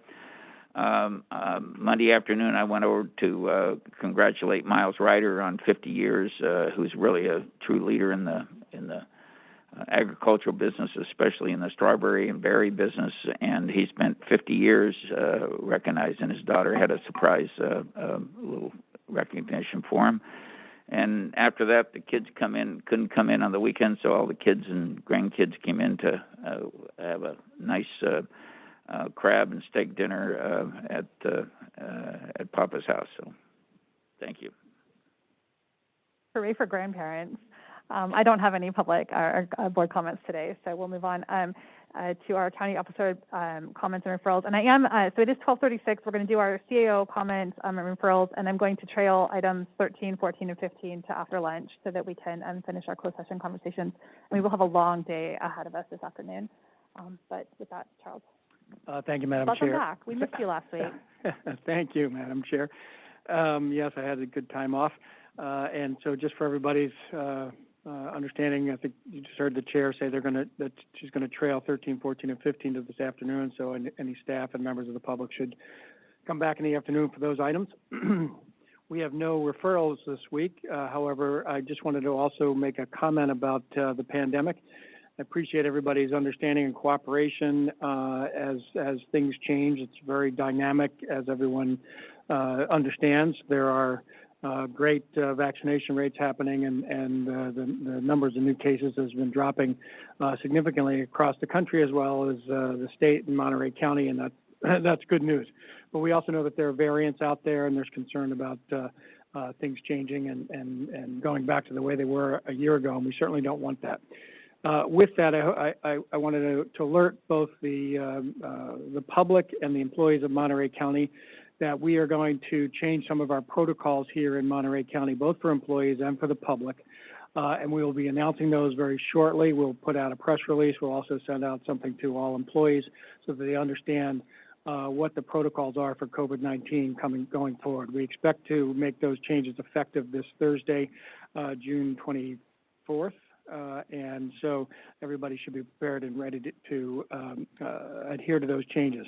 But we also know that things may change shortly thereafter as the state announces new protocols at their level that then flow down to the county, both from California Department of Public Health as well as Cal OSHA, which governs workplaces. So everybody should understand that Thursday, June 24th, there will be changes coming. One thing that everybody should know is that any unvaccinated persons will still be required to have a face covering and a mask at that time. So just be aware if you're coming in for service or you're an employee coming into the county buildings, if you're unvaccinated, you will be required to have a face covering / mask. And look out for any announcements, both as a media announcement as well as a countywide email. Thank you. Thank you, Charles, and again, welcome back. I hope you had a great week with family. Is there any public comment on the CAO comments and referrals? Supervisor Lopez. Yeah, I just wanted to clarify, Charles, just because of the way that the comment was made, we're talking about for any visitors to county facilities. Because I think it just kind of seemed like they were in general, but we're talking about visitors and public coming to county facilities for service. Thank you, Supervisor Lopez. Yes, that's correct. So anybody visiting county facilities, county government operations. So to clarify, if this doesn't affect if you're going to a business or out by yourself, out in the public. We're not talking about those persons. We're only talking about county employees in county buildings, as well as the public accessing county services at county buildings. Thank you. Good clarification. Thank you, Supervisor Lopez. Any other public comment on the CAO's comments? Seeing none, we'll, oh, go ahead. Sorry, one last thing I totally forgot. We wanted to do and Supervisor Adams just brought it up, just a quick update for the board and members of the public on the Willow Fire from Gary Millay, our Director of Emergency Operations Services. Great. Gary, thank you for joining us. Yeah, thank you, Madam Chair. Thank you, Charles. Board members and the public, as you all know, the Thursday evening, the Willow Fire started just near the Arroyo Seco campground south of the Tasahara Zen Center. The Emergency Operations Center was then activated. The Willow Fire has since brought in an incident management team with a unified command from the Monterey County Sheriff and the United States Forest Service. The EOC has an incident command liaison embedded in the incident command center for real-time situational awareness. We don't have any current accurate acreage. It's still holding somewhere in the neighborhood of 2,400 acres burned. Overnight and through the last 24 hours, the fire has had favorable weather conditions that has allowed the firefighters to have a very good contingency lines almost completely around the fire from hand crews and aircraft retardant. Continued good weather today is allowing firefighters to make direct control lines on the perimeters of the fire, which is a very, very positive statement. There's no estimate of containment at this time or estimated time of full containment, but we do have our public information officer working very closely with the Emergency Operations Center and the Incident Management Team PIOs so that we can provide current and accurate information to the public and the board. And we will provide any information as it becomes available as soon as we can do so. Any questions, please? No, and I wouldn't want to get into too much discussion. I think County Council would say we're not on, it's not a agendized item, so we would want to limit that. I'll just connect with you later and ask you my question one-on-one. Thanks very much for the report, though, Gary. Thank you. Thank you. All right, and I didn't see any hands raised for public comment, so I will close public comment and we will adjourn back into closed session for, we will recess to closed session for lunch, being back here at 1:30, and we have trailed items number 13, 14, and 15 on today's agenda until after 1:30. Thank you.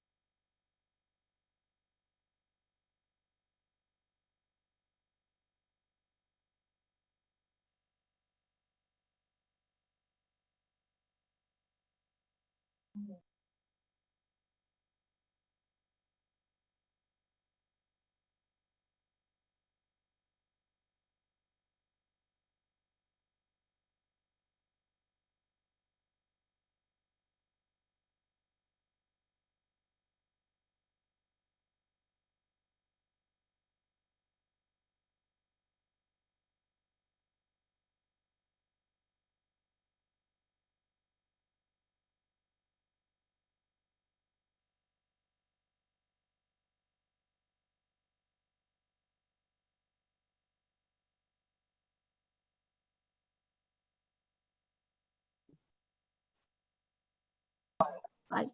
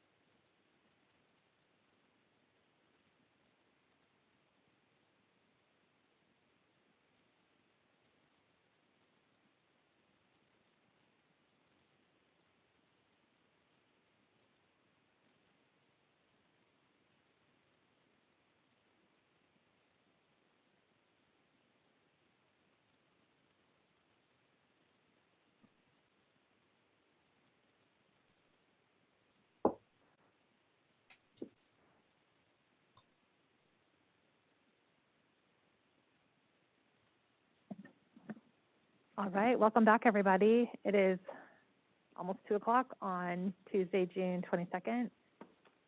Do we need to wait for Les to get here? Can we proceed? Okay.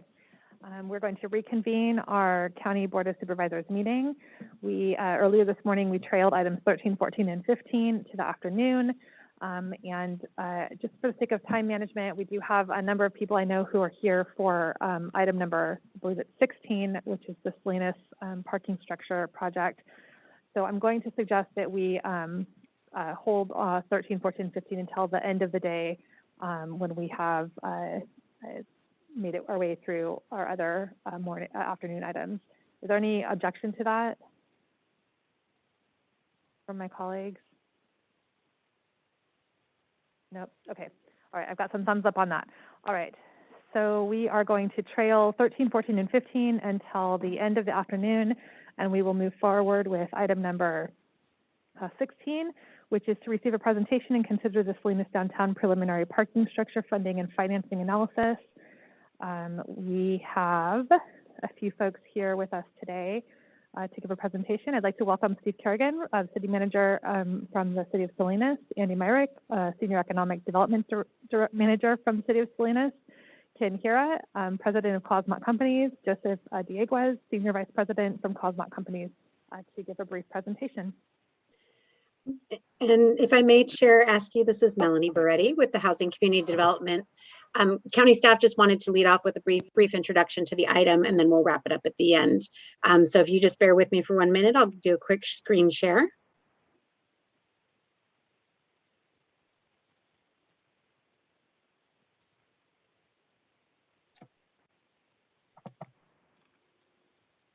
Okay, good afternoon, chairs, supervisors. I'm Melanie Beretti with the Housing and Community Development Department.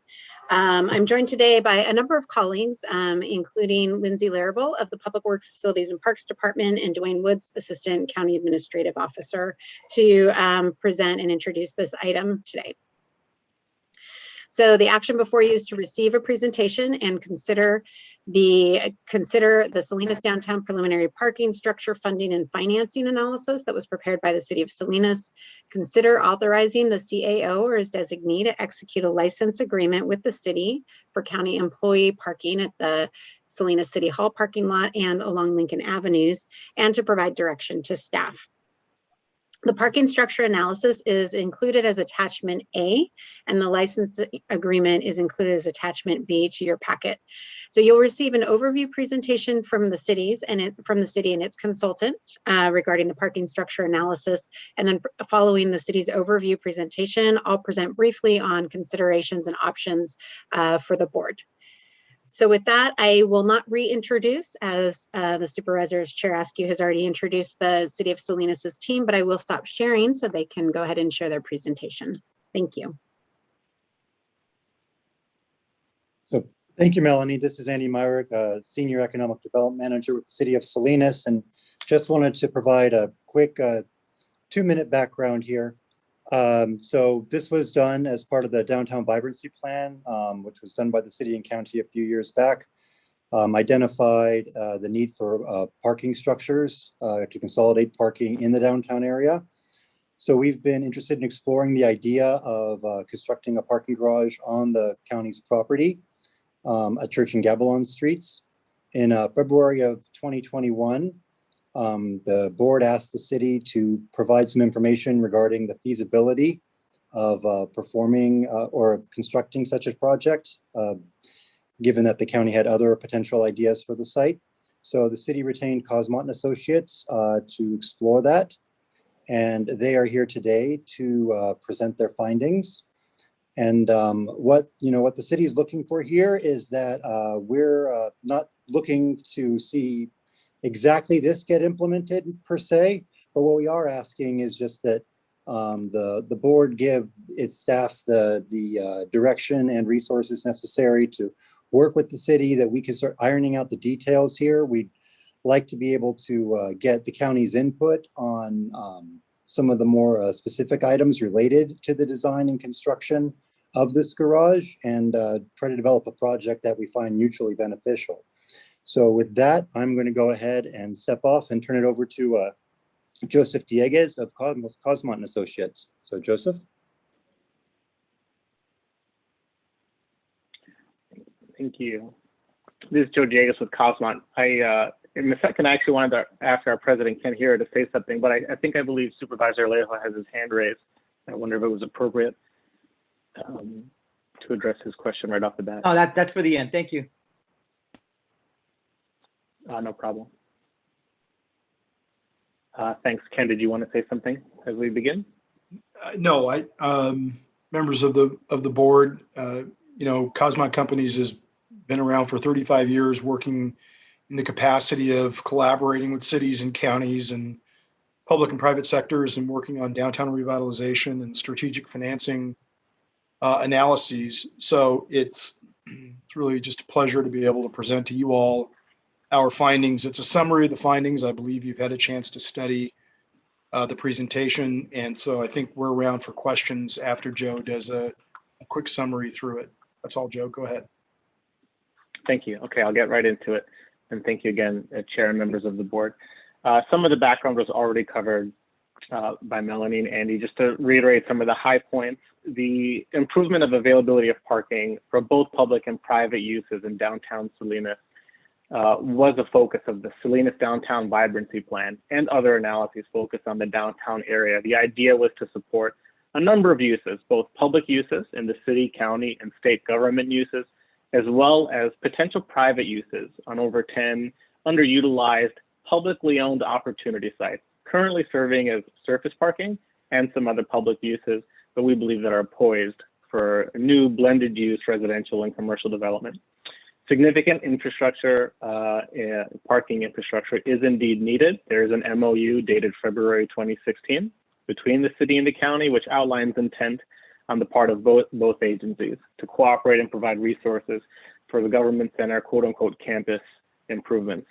As Andy said, we, Cosmont, received direction from the city. We've been working closely with staff as well as a third-party general contractor on the evaluation of potentially relevant funding sources as well as financing mechanisms to implement such infrastructure. What we're finding at a very high level is that a feasible funding strategy will likely include a mix of sources and mechanisms. It's not a surprising finding. Some of the main components: value capture districts, including tax increment financing, such as enhanced infrastructure financing districts or EIFDs, as well as potentially some special tax districts like a Melrose Community Facilities District or CFD. Additionally, proceeds from sale of those publicly owned sites that can be made available for blended mixed-use development downtown. Additionally available is parking revenue that would actually be generated within the potential parking structure. Additionally, potential parking in lieu fees to finance infrastructure while minimizing the burden on the city and the county, local residents, and the businesses. And a key mechanism, a primary alternative as a mechanism to fund such a structure would be lease revenue financing. Not the only mechanism, but it is a typical and very common feasible funding mechanism that we'll talk about. Our goal with this presentation is not to go through all of these in great detail, but at least to provide at a high level what the assumptions and methodology were, and we'd be happy, of course, to address any of those in greater detail as part of Q&A. Off the top, we started with what are we solving for? Potential parking structure costs. So at the city's direction, we reached out to a third-party general contractor with specific experience in this area for some order of magnitude cost estimates for a parking structure of approximately 600 spaces. I'll talk about, excuse me, how we got to 600 spaces on the northwest corner of Church and Gavilan. It's a county-owned parcel, which again, supervisors are probably familiar. We'll show it on a map in a moment. So we looked at various alternatives, a smaller footprint, taller structure, as well as a larger footprint, shorter structure. The cost estimates at this range, we don't have architectural or concept drawings at this stage, but they're based on very recent parking structure designs that were actually implemented, very similar in scope in the Northern California region. It's likely moving forward that a collaborative architectural design and contractor build delivery process would likely be appropriate in the future. That's looking forward, not to get ahead of ourselves. Well, how we got to 600 spaces was looking at potential uses of City of Salinas employees, County of Monterey employees, court-related and juror uses, as well as spaces for the general public. And we added those up And that's how we got an approximate 600 spaces to try and solve for. What we got in terms of the case study parking structure cost analysis was a range on a per space basis, ranging from 35 to 45K per space, adding in a 10% contingency at the high end of the range. And that kind of gave us a $21 to $29.7 million range that we were trying to solve for, inclusive of hard and soft costs. And that's working with an active general contractor in this space, Reeve Knight, as well as their subcontractor and Waitree Design. So the opportunity sites, first I'll say the site that we're talking about at Church and Gavilan, although folks are probably familiar, it's this parcel highlighted in green with a red outline at the northeast corner of Church and Gavilan. Surrounding it, you'll see in yellow are those quote unquote downtown opportunity development sites at various places. Most of these are surface parking lots. The others are other public uses we believe are potentially underutilized and could potentially be used in the future for private blended use development. So what we do is for estimating the funding capacity for some of our value capture sources like tax increment financing and CFDs, we've got to assume something about what those potential future development sites could look like. So we make some assumptions on blended use in terms of units of residential, square footage of commercial, and we apply value factors per unit and per square foot. And so that's how we end up at some estimate of future value totaling 121 million down on the bottom right.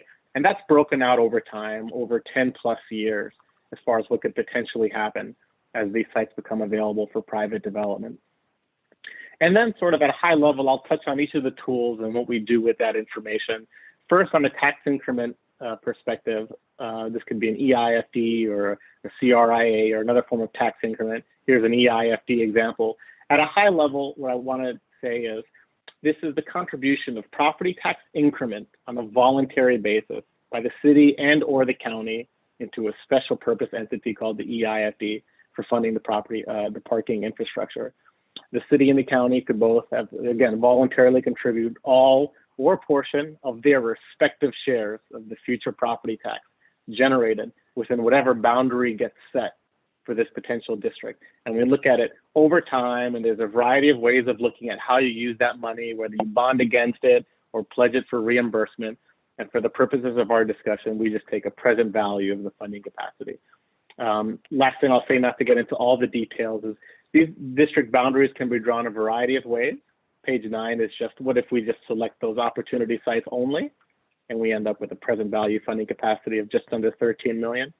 The following page is what if we go a little bit broader with the boundary, something more similar to the existing community benefit district in downtown that includes not just those parcels, but some of the other parcels around there in the downtown area, which would of course give you a greater funding capacity on the order of 18 million. That's sort of a tax increment range of that, broadly speaking, 13 to 18 million, which of course we're happy to get into assumptions in greater detail as desired. In a very similar fashion, we look at CFD. Again, this is different from EIFD, where EIFD was a voluntary commitment by the city and or county of future property tax dollars. A CFD would be an actual additional tax on parcels to be paid by property owners. They can be levied at a variety of different special tax levels. We make an assumption here at a certain level of 0.3%. But the bottom line is, again, we can look at just on a parcel specific basis or a downtown wide potential district area, and order of magnitude seeing approximately 8 million to 18 million as a range in funding capacity, based again on whether the district is very surgically defined just on a number of parcels or on a larger downtown wide basis. So aside from EIFD and CFD, there are potential proceeds from the sale of those actual publicly owned sites. And again, we make assumptions on sale value based on comparable land sales, and we also make assumptions on timing, being realistic that if these happen at all, they're not all happening at the same time.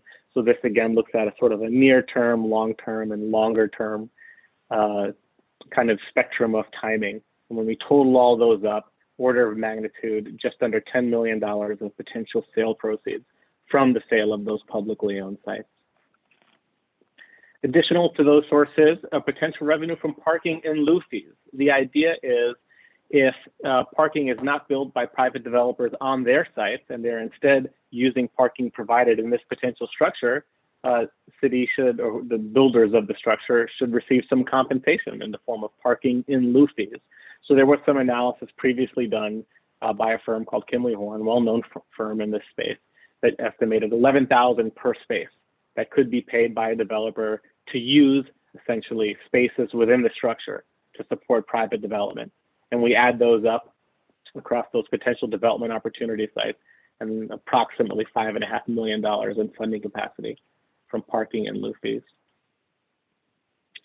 And really lastly, from a funding source perspective, parking revenue from the structure itself. The idea is that these structures, the spaces are paid for, whether it's on a hourly or monthly or what other structure, it generates revenue. And that revenue itself could support debt service on its own or another form of capital raising. And so we include that in the potential funding stack of funding sources. And everything that we just talked about, we would consider sort of funding sources or cost recovery sources. A separate discussion, a very important discussion, is the mechanism. Because all of those various funding sources, as we said, even as well as we can patch them together, so to speak, they all have their own timing and availability that are specific. The ideal structure would have a specific financing mechanism to access the capital markets and raise funds initially to pay for the structure. And all of those other funding sources discussed are really sort of cost recovery. As those funds become available, as land gets sold or as districts get formed, it's sort of reimbursed for the initial financing mechanism implemented. And one of the most common mechanisms used by cities and counties and other public agencies is known as lease revenue financing, pursuant to IRS Code 6320. And it's typically a bond that's floated with, of course, debt service being paid by whichever the public agency is that sponsors that debt. And at a high level, again, we have to look at various factors here, the range in cost, but also the level of quote unquote down payment available upfront at the time of bond issuance. So if we've sold a bunch of properties upfront, we can add that cash into the pot, so to speak, upfront, and we don't have to go out for as large of a debt issuance upfront. If we don't have any of those properties sold or any districts formed and no other sort of cash in hand upfront, then we're looking at a larger, potentially a quote unquote 100% financing, no down payment, 100% financing. And so we look at all of those variables summarized on page 17 in terms of range and cost of the structure, as well as how much cash is in hand upfront and how much needs to be bonded for, and accordingly what ends up being the average debt service that you're actually having to pay on an annual basis. So many factors, we try to evaluate all of those to come up with a sort of a range in debt service cost. And then we summarize all those cost recovery or funding sources previously evaluated to say, well, all those things came to fruition: EIFD, CFD, property sale proceeds, parking and lieu fees, parking revenue bonding. We total all those up and they have their own respective timing. But on a present value basis, on the order of $40 to $55 million in total funding sources. And that's encouraging when we look at the costs. We look at the downtown structure itself in terms of hard and soft costs. And we also tack on, to be fair and conservative, interest costs, issuance costs, all the costs that would potentially go in with the actual financing itself. And encouragingly, we see that the funding sources identified exceed, at least the high end of the range exceeds the range in costs for the structure itself and the financing costs. So it's encouraging, again, that the funding sources available could exceed the uses. And that doesn't include additional complementary funding sources, okay? No analysis can be completely comprehensive. There are grant funds that we would, of course, seek to take advantage of. There are other sources out there, and there are other mechanisms out there, you know, whether it's iBank financing or otherwise, a lease revenue financing is not the only mechanism to go after that money. Last thing we'll really say is alternatives for city council, a city and county partnership. There are a variety of ways that the city and county could work together that were deemed appropriate in terms of a financial partnership. If something like an EIFD or other tax increment district were formed, again, both the city and the county could choose voluntarily to contribute some portion of their respective property tax shares on an incremental basis. Another way to partner would be a lease agreement between the city and the county. An example might be the county commits to lease, a total of all the parking spaces for a defined term at an agreed upon lease rates for its county employees. That's just one example. I want to identify some alternatives for partnership. So coming back to the next steps, I believe Melanie and Andy both outlined it's not a sort of a specific ask of which type of structure, which financing mechanisms. We're seeking an indication that there is interest to partner and collaborate on this evaluation. That's really the first thing, number one on next steps. From there, the first thing would be to actually determine a footprint, a design, a delivery approach. These other assumptions that we just made for the purpose of evaluation, if we can better define those, we can better nail down costs, appropriate financing sources, timing, all of these other things. But much of that does indeed start with a good design, footprint, delivery approach. From there, I won't go through all of these, a variety of due diligence tasks, certainly environmental reviews, other implementation mechanisms, of course, establishing these value capture districts, going after the other funding sources, actually convening a financing team to underwrite whatever lease revenue or other financing structure. And then, of course, actually marketing those downtown opportunity sites for future blended use development. So, of course, we'll remain on to discuss questions on any portion of this as desired. For now, we will pass it back to Melanie for some county staff comments. Thank you.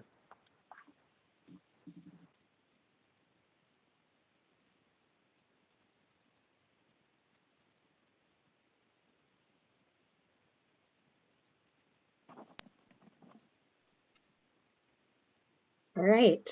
Thank you very much. Can everyone see my screen now and hear me okay? Okay, so a thumbs up, great. So just a couple considerations. We were able to meet the CAO's office, county council, staff from housing community development, as well as public works, facilities and parks departments to review the information that was presented. And also this was presented at the board's ad hoc committee that convened jointly with the City of Salinas City Council's ad hoc committee on Friday. Couple of considerations. Clearly, we have the objective as the county to provide safe employee parking that allows for crossing by avoiding unsignalized locations along Alisal. That's a key consideration for the county in the long term. You do have, I want to point out, agenda item number 17, which is up next, is the capital improvement program. There is a surface parking at Gabalon and Church Streets proposed project. That's project 8419. That project is currently has $1.6 million set aside in fiscal year 22, the next fiscal year, and staffing resources planned accordingly. And then there is attachment B associated with today's action, the parking license agreement. So the city, as the city's downtown vibrancy plan calls for additional parking structures, and the county has a long-term need to address its downtown employee parking needs. The city has offered 85 temporary spaces for county employee parking to allow the county and city to further explore the possibility of a parking structure at Gabalon and Church Streets. And so that license agreement is before you today. There's a number of considerations that go into the parking structure as it moves forward. They were laid out nicely by Cosmont and team, so I don't need to go into them. But these are kind of those next steps that we would look forward to coordinating and collaborating on should the board wish to proceed with a potential project or further analysis of its feasibility and planning. So depending on the priority and timeline desired for advancing a parking structure at this location, there are different ways that the development could be approached. One thing that is needed and that staff strongly recommends is that there's a single lead for this project. The most expedited approach could be for the county to lease the land or otherwise give site control to the city and have the city take the lead with county cooperation and shared funding for the project. This would allow the city to advance the project on an expedited timeline to meet their more immediate downtown redevelopment goals while continuing to move things forward. Of course, we could take different models as well, but that is the recommendation from our collective departments from the staff level. There's also the contribution in terms of land value and funding potential that the board could consider. So, again, the land, there's value in this property. and putting a structure there, both in the value for non-county parking at the site that would be included as a part of a parking structure, as well as this then freeing up other sites for their potential to be available for other development and tax, for example, tax generating development. As I mentioned, there's $1.6 million set aside in the capital improvement program funding for parking at this location. And so the board may wish to consider, excuse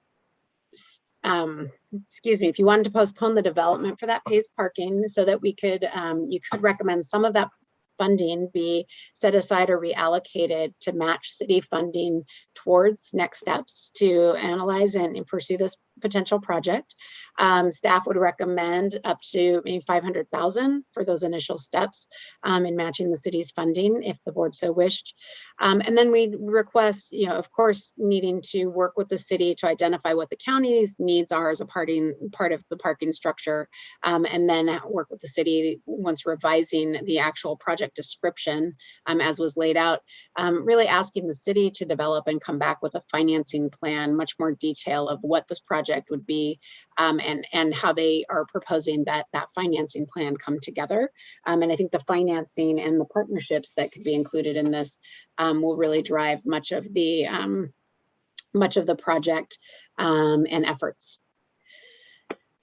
So with that, staff is, so based on your direction today, so this is all in the context of, we do have our downtown memorandum of understanding between the city and the county, which did expire in October, and county staff and city staff continue to work together to update that MOU. And so based on direction today, we would look to be able to return to the board in September after your break with a revised downtown MOU that would address, with regards to parking, would address the roles and responsibilities, could address some of the key structure parameters, or at least the county's considerations in those structure parameters, as well as include a schedule of milestones and timelines. And that milestone and timeline would be important because each of those milestones we could identify could be decision points that we could come back to the board and the council to go ahead and evaluate the project and evaluate, yes, continue moving forward, or no, it's looking like it's not a feasible option. So, and again, with that, then we could finalize a scope and hopefully a financing plan, more detailed than what's been provided. And of course, environmental analysis as some next steps.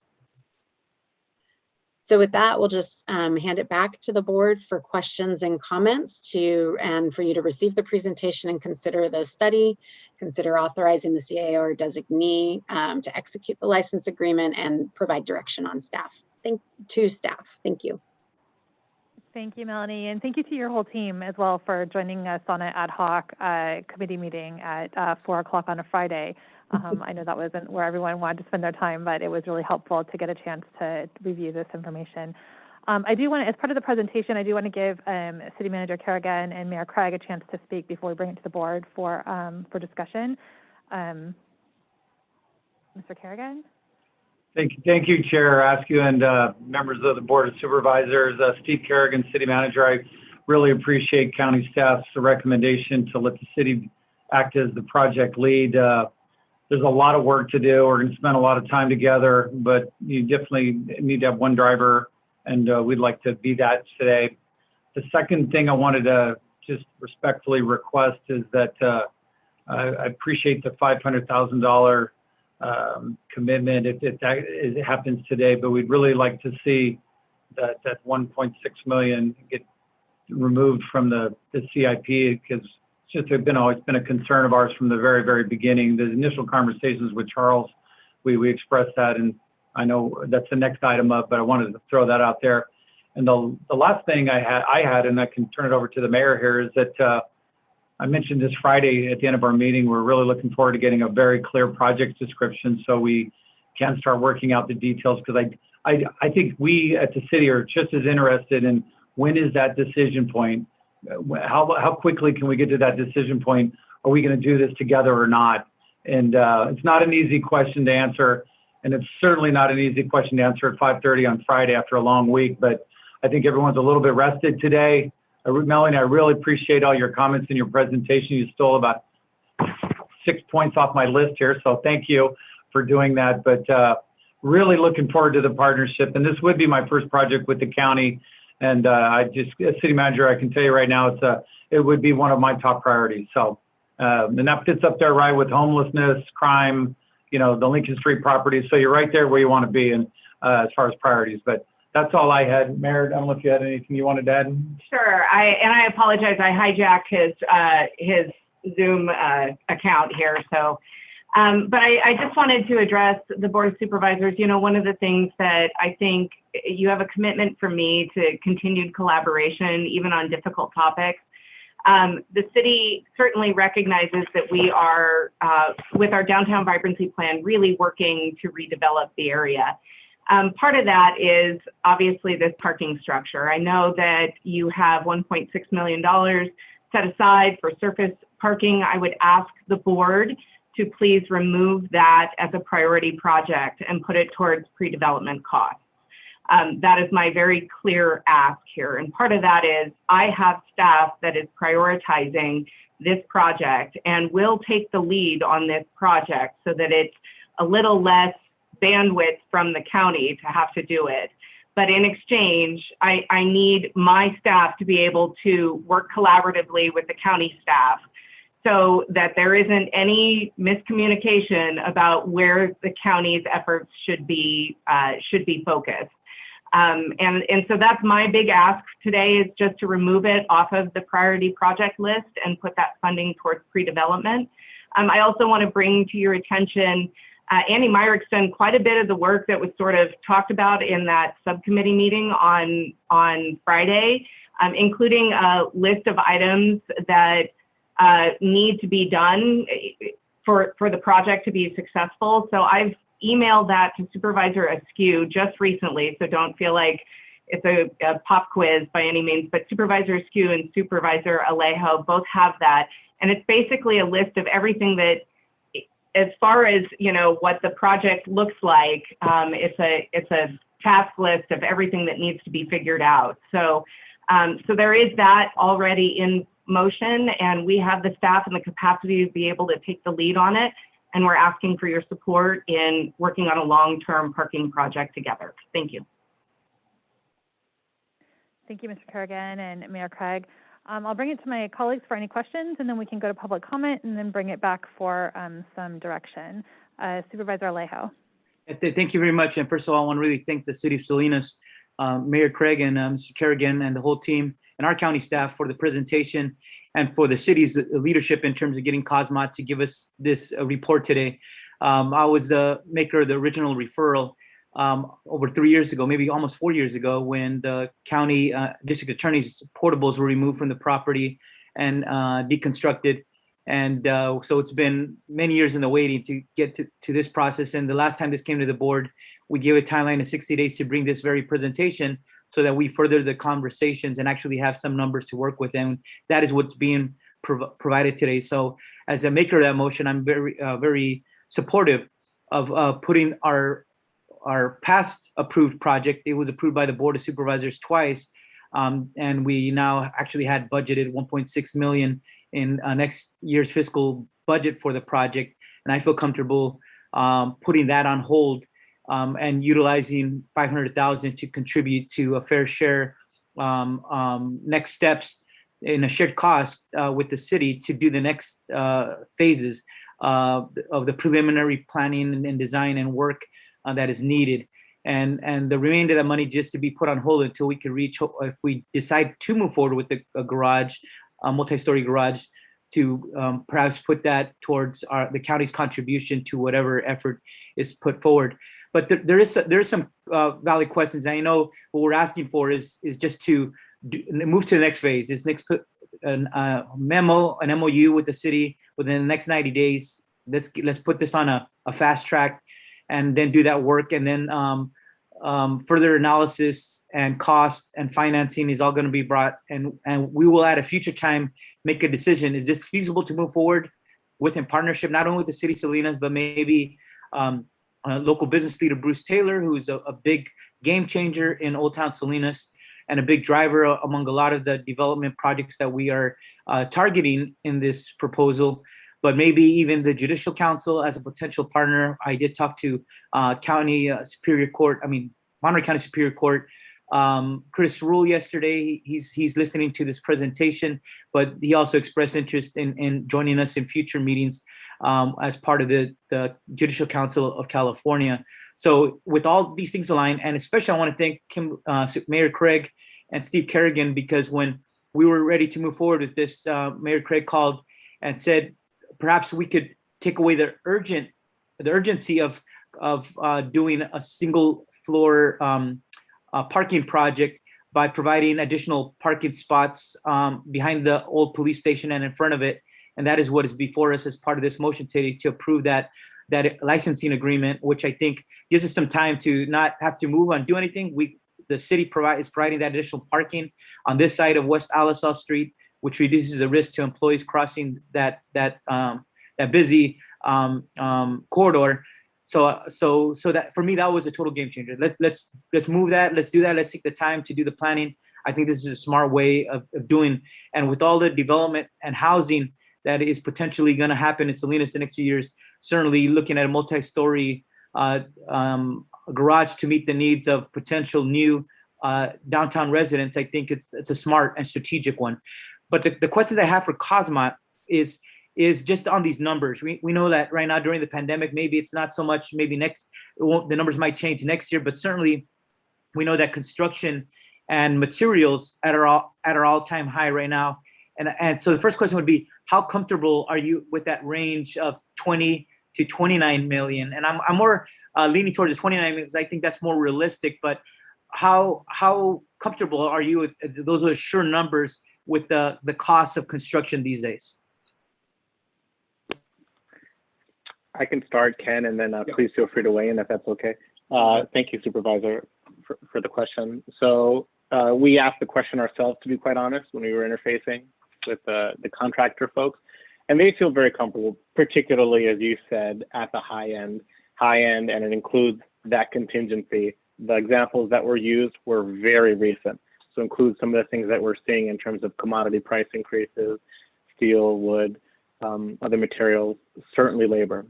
So in a very short way, yes, confident, especially at the high end. Ken, I don't know if there's anything else you wanted to say. Sure, Supervisor.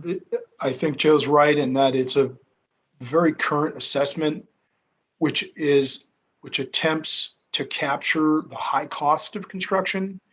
I think the uncertainty or the caveat to the price range that we've provided, or cost range, is some of the other due diligence details. And what I mean by that is parking structures, as you can imagine, or structural facilities or buildings are going to be a function of also what the ground or soil conditions are. And so there's some soil information. There's also probably some knowledge of the general region of the types of soils that are in the area.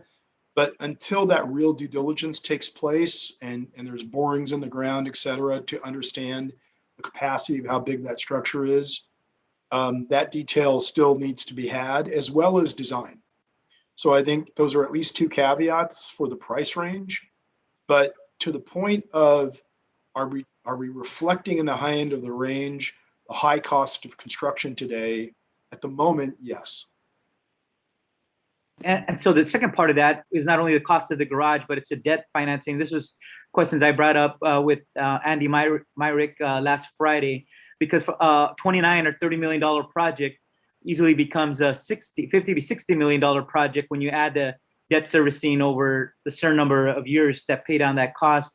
And so the question was, I know this would be one of those big issues that the board would seriously have to consider at a future date, but what if you could just elaborate more for the public and for my colleagues on the debt financing? The more that we take out in bonds, the more expensive it is. If we're able to make a down payment on a significant portion of that, certainly the bond service amount would be much less. And so last Friday, I was asking about other options outside of bond debt servicing that may be more cheaper. For example, the infrastructure Bank of California, iBank, that could funds up projects with a much lower interest rate of up to $25 million, maybe more at this as of now. They might have raised that cap, but have we explored other financing mechanisms that may make the project cheaper for taxpayers over the length of any debt servicing? Well, I'll start and then Joe can chime in. I mean, the one thing that's happening in the market today, Supervisor, is that we are finding an incredibly low cost of capital environment, as some of us are very aware. And the reality of today's market from a cost of capital perspective, and we work with many clients accordingly, and our public finance arm, Cosmont Transaction Services, is involved in many debt offerings as we speak, some of which are sort of pension obligation bonds or lease revenue bonds. It's an incredibly low interest rate environment today. So frankly, as a caveat to the range of the pricing, if you will, going back to that, as cost of capital or interest rates go up, that will cause the parking structure to cost more money. But we're in an environment today where timing, almost in a sense, is everything. So taking advantage of low interest rates, generally speaking, is really to the advantage of the borrowers in the market. Now, does our bond financing mechanism vary from potentially iBank and other sources? Possibly, you know, we could explore more of that in this next phase. But again, right now you can take advantage of some of the lowest interest rates in the marketplace. So that's just sort of a timing matter when it comes to interest rates. It's very hard for us to predict what's going to happen. We've all been saying interest rates are going to go up for years. You can kind of feel that it's coming at some point, but there's a very low cost of capital environment right now. And I think in the short term, we don't see that necessarily going up, but timing is everything. Joe, you want to add to that? Yeah, I mean, quickly, I absolutely would. We typically, by the way, Supervisor, interface with iBank representatives to sort of check our assumptions and see where we would be, let's say, on a city or county direct lease revenue bond. This analysis assumes 3.75% interest rate over a 30-year term, level debt service. If we were to actually go out and bond, yeah, we would probably at least have a conversation with the representatives at iBank to see where their iSurf program is, for example, on comparable, you know, interest rate amortization on a similar issuance. So the short answer is yes, we would absolutely do our due diligence on mechanism, just like we would on the funding sources side of this thing, to make sure we're getting a good deal for our money, so to speak. Absolutely. Thank you. And because the debt servicing, the numbers that were part of the presentation showed that it would be a annual debt of, I think, 1.8 to 1.9 million a year. So then our good assistant CAO, Dwayne Woods, asked the question, well, how do we pay for that? I mean, that's, you know, considering all the other costs we have in you know, to the city and to the county with increasing pension liabilities, healthcare, and pay raises. You know, how does two local governments like the city and county afford to pay a significant annual cost just on the debt service alone? So that's why it's just part of the future work and analysis that will come back to us, just asking those questions, because those will be the key points in the ultimate decision we make on this project. And I mean, they're important aspects of it. The last thing I would just say, after last Friday's meeting, I want to thank Mayor Craig and Steve Kerrigan, because part of that discussion was who is the lead. And certainly the city, who has been the most biggest advocate for pushing for this garage for obvious reasons, with everything going on in Old Town, was willing to take and be the lead for the CEQA and for the early planning. I think that might be a way that this project might move forward more quickly, with their staff putting more attention to it, and to get us to these next steps, hopefully more expeditiously. So I just want to appreciate the city willing to step up and to offer taking the lead on this project. That's only my only comments, and certainly would like to make a motion to approve staff's recommendation and also the licensing agreement at the proper time, Madam Chair. Thank you. Thank you, Supervisor Alejo. Colleagues, any other questions from the board before we go to public comment? All right, let's take it out to public comment. Any public comment on this item? We have a couple folks here in the audience who I believe would like to comment, and then we'll take it to Zoom. Hi, Kevin. Make sure the green button is turned on so we can hear you. It's on. Fabulous. Yes. And just Dayton for the sake of Government time, Affairs. I'm just going to ask that we do a minute 30 for public comment this afternoon. We've got a lot of items to get through.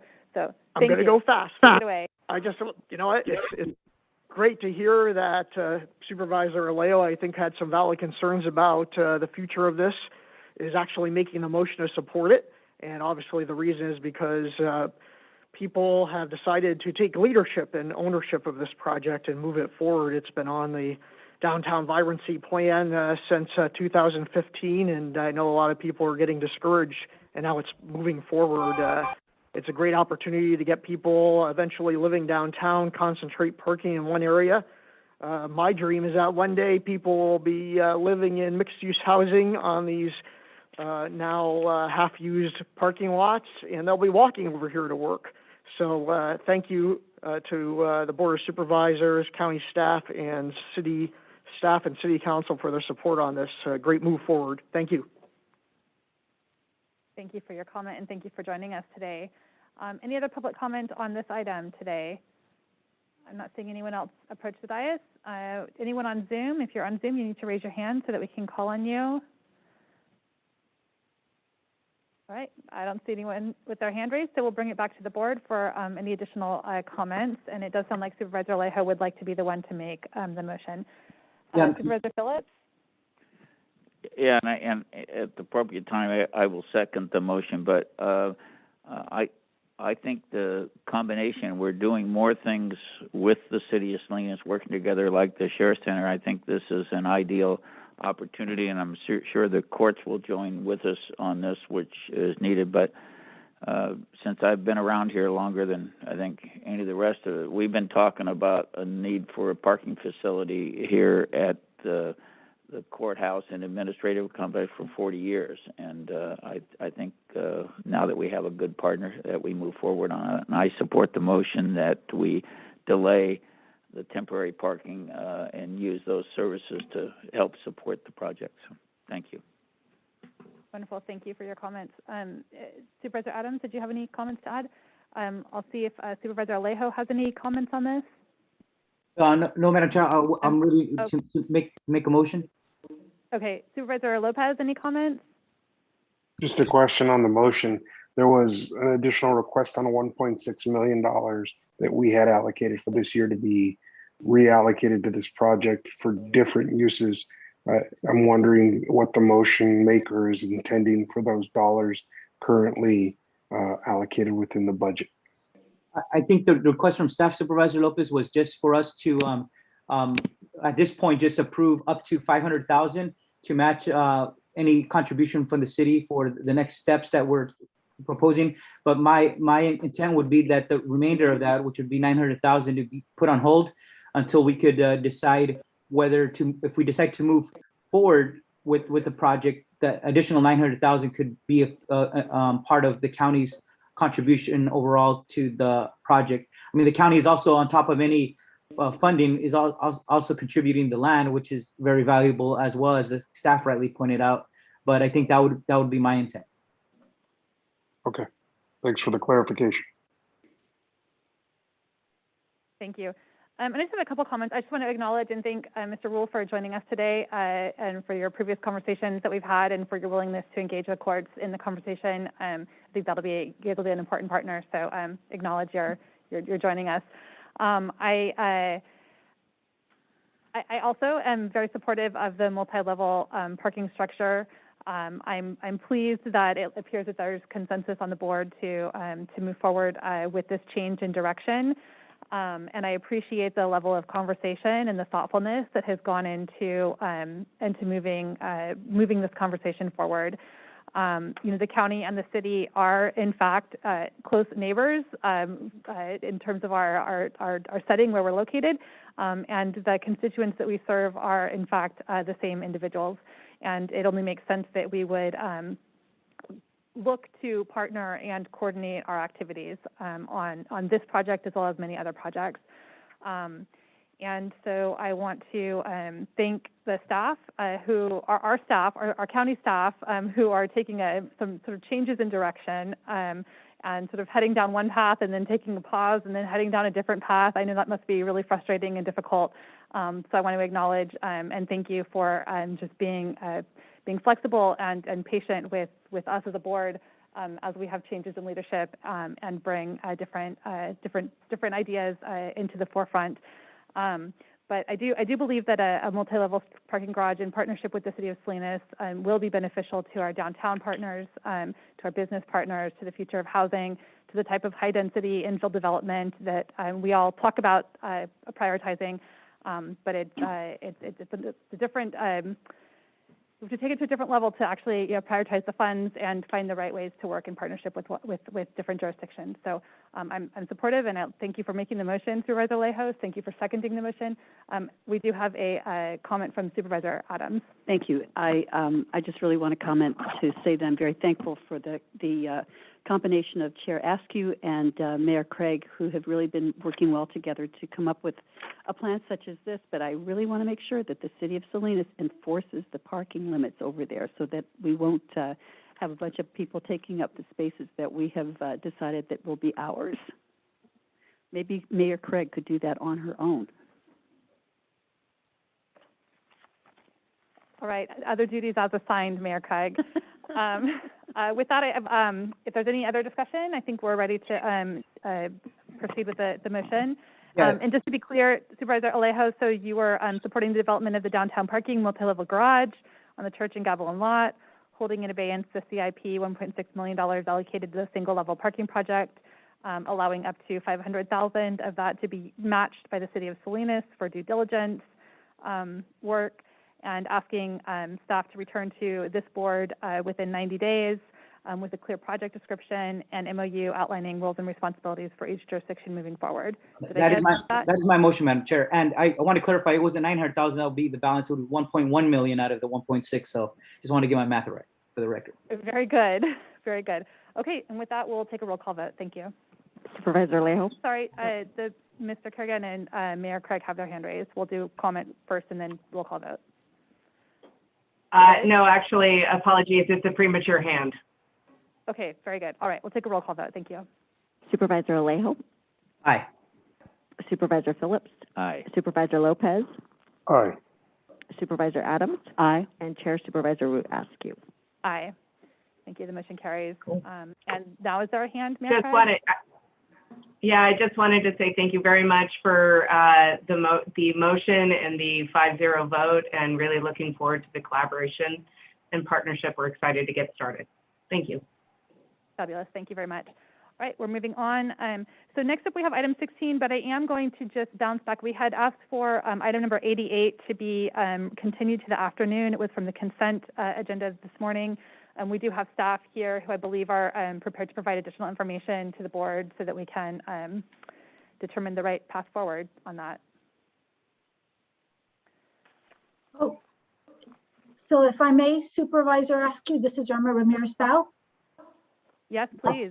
Thank you. So thank you for the opportunity to share with you, and I'd be happy to address any of your concerns. So my Assistant HR Director, Kim Moore, worked very closely with contracts and purchasing. We were due to renew our temporary agreements because our agreements were going to be expiring at the end of the month. So we went out to RFP. We had 36 vendors who submitted their application for review. This was a competitive process, and only the top four companies, vendors, are being recommended for the board's consideration. Unfortunately, Employment Net, they did not receive a high enough score for us to continue or to move them forward.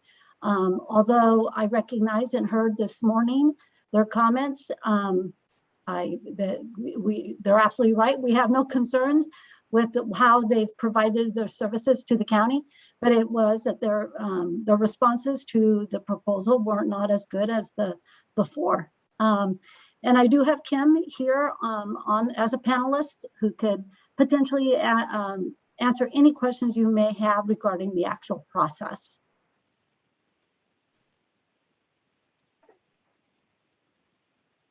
Thank you. And I believe contract purchasing is in the House as well. Did you want to add anything to that? I will defer to Kim if she'd like to say something about it. Kim, did you want to go first and then? Yes, thank you. Thank you, Chair Askew and members of the board, and thank you, Irma. I'm happy to provide a little information. As Irma mentioned, we did go out to RFP, and there were 3 HR professionals that were selected to evaluate the proposals, as they are familiar with the services being provided. And as Irma mentioned, there were 36. It was very competitive. They were reviewed equally and fairly, and the scores were assigned. We did do a cutoff point at 80%, which resulted in the 4 vendors, with 3 of those being local vendors. And so that's the process that we followed. And also, I do want to share that we did provide preference points to our local businesses, and that did not change the change in number for what employment and where they ultimately landed in the screening of the vendors. So the panelists did apply the percentage, the points for the local vendors. Great. Thank you, Irma. Thank you. Yeah. Anything to add? No, not at this time. I'll bring item number 88 back to my colleagues for any additional comments or questions or action.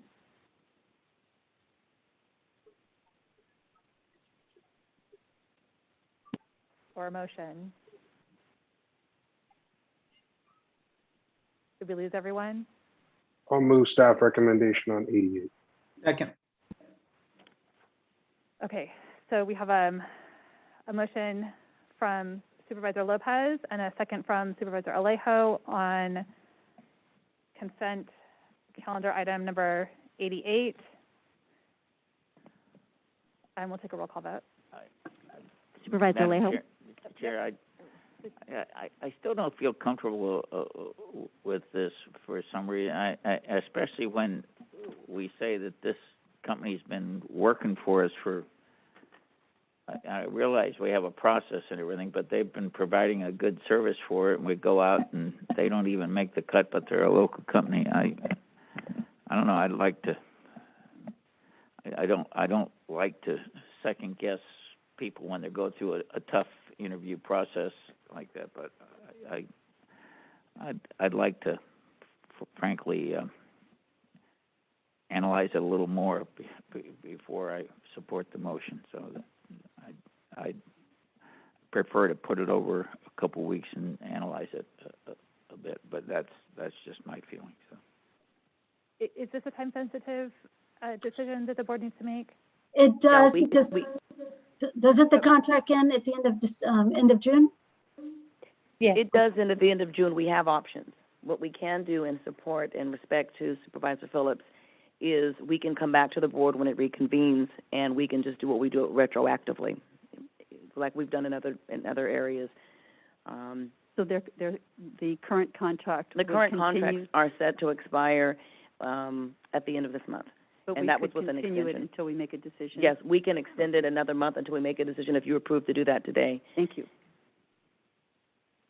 So we do have a motion and a second. Yeah, I'd make a substitute motion to put the matter over to whatever date said to explore it a little bit more from a county standpoint. I'll second that. Okay, so and that would be to table this item or send it back to staff to look into it more and come back at a future board meeting for this particular. What does that mean, look into it more? The staff already looked into it and they explained. I don't know what more they're going to look into when it comes back to the board in July. Right, and I'll have to say that the proposals, they can't change the proposals. Contracts could talk to you about that, but the proposals were evaluated as they were submitted. It is an imperative that vendors, when they submit the proposals, that they be as concise and thorough as possible. We don't give special consideration or special points for current existing vendors. It's a competitive process, and it's got to be looked at as such. And I mean, Supervisor Alejo, you're right. There's nothing that I can do to change what the vendors already submitted. I mean, it was a deadline and it was time sensitive. And so, Irma, we followed the process, and that's what you explained earlier. Sorry. It was the top score, right? I'm That's sorry, correct. I'm gonna pass the microphone over to Charles McKee. Thank you, Madam Chair. So what I would suggest is that the motion be to table this item and that staff return with options for moving forward, and we'll bring something back to see what the different choices are for the board and at a future meeting, in addition to how we can continue some of the temporary staffing items at this time. So just the motion I would suggest is to bring it back at a future meeting with options for the board on how we can manage this going forward. That would be my motion. Sounds like a motion. Okay, so we have a motion. We have an original motion. We have a secondary motion, a substitute motion, and we'll take a roll call on the. I guess, is there any public comment on the substitute motion before we vote? Okay. And we're sticking with a minute 30 for the afternoon public comments today. Thank you. Yes, and I do understand what the board has concerns over how to in the RFP system. We just are asking for reconsideration based on our relationship and that the current business that we have with the county and that we really enjoy doing. In addition to that, this is the first time we use the Negometrics tool, so we're hoping that we did utilize it correctly. We did our best, and it was new, and it was something that we had to do, I believe, this year based off COVID. But we aren't asking for any special treatment. We're just asking for you to reconsider all your options. We're not asking you to, remove any of your other vendors, even though some of the vendors are located over 300 miles away from here. We're simply asking for reconsideration to be added as a vendor and continue our partnership with the County of Monterey. Thank you very much. Thank you. And with that, we'll do a roll call vote on our substitute motion. Supervisor Alejo? No. Supervisor Phillips? Aye. Supervisor Lopez? No. Supervisor Adams? Aye. And Chair Supervisor Root Askew. Aye. Right. So our substitute motion carries. We don't vote on the original then, right? Yeah. Okay. Very good. Okay. So that direction I think is clear. Thank you. And the other item that I want to just address, it is 3 o'clock. We have a number of additional items. I'm thinking that item 14, which is the farm worker housing development project, I'm just going to check in with my colleagues. Would it be all right if we push that to a future meeting date? Otherwise, I fear we'll be here till 7 p.m. tonight. I'm comfortable with whatever the preference of the board is. I wish that would continue to. Today shouldn't be too long. Okay, but we can just continue then. I didn't want to make people wait if we weren't going to get to it, though, so that's why I wanted to check in. I just felt like we were kind of rushing it because there was a lot of information that could have been put into the process overview that I think would be helpful to us to be able to really make a more learned decision when we have the opportunity to review it. Anyone else want to weigh in on farm worker housing? Why do we push off farm worker issues when they should be very important, just like every other issue? It seems when we come to this issue, we always say, let's push it off. I just don't think that's the right message when something should be addressed when it's scheduled, just like every other issue. Madam Chair, I don't want to get into a debate, but just asking for continuance certainly does not mean that I have any kind of ill feeling or lack of respect toward farm workers in our community who are the lifeblood of our society. Okay, well, why don't we leave it on the agenda, and just knowing that it is likely to be a late hour when we get to that item. And I don't think that there was any ill intent intended. Just looking at the items we can't put off today that are time sensitive and require action. So we will continue. Okay, we have item number 16 completed. We're moving on to item number 17, which is to adopt a resolution approving the County of Monterey Capital Improvement Program 5-year plan for fiscal years 21-22 through 25-26. I'd like to welcome and introduce John Snively, Randy Ishii, and Sean Ellerby from Public Works, Facilities, and Parks to give a presentation today. Thank you. Thank you, Chair and Board of Supervisors. John Snively, again with Public Works, Facilities, and Parks. And in consideration of the board's time, I will make this presentation brief and open it up for any questions that you may have afterward. So as has already been noted, we are here to review the CIP.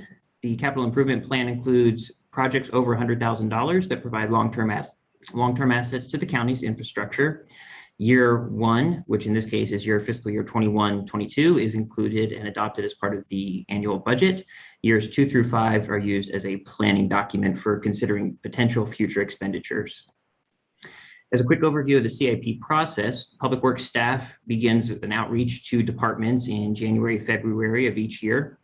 We collect submittals from each department on what projects they think they may have funding for in the upcoming fiscal year, as well as any projects that they consider an unfunded priority to be added to the recommended unfunded priority list, which is reviewed by the CIC and the Budget Committee. We also include future year projects, again, to give the board a sense of magnitude of potential projects in upcoming years. We match this list with our baseline budget and then continue to provide updates throughout the year as project priorities and the needs change. Now, on April 12th of this year, the Capital Improvement Committee reviewed the draft CIP along with the recommended unfunded priority projects and accepted as staff recommended. This list was also presented to the Budget Committee on April 26th. And again, the Budget Committee approved the draft CIP along with the unfunded priorities list.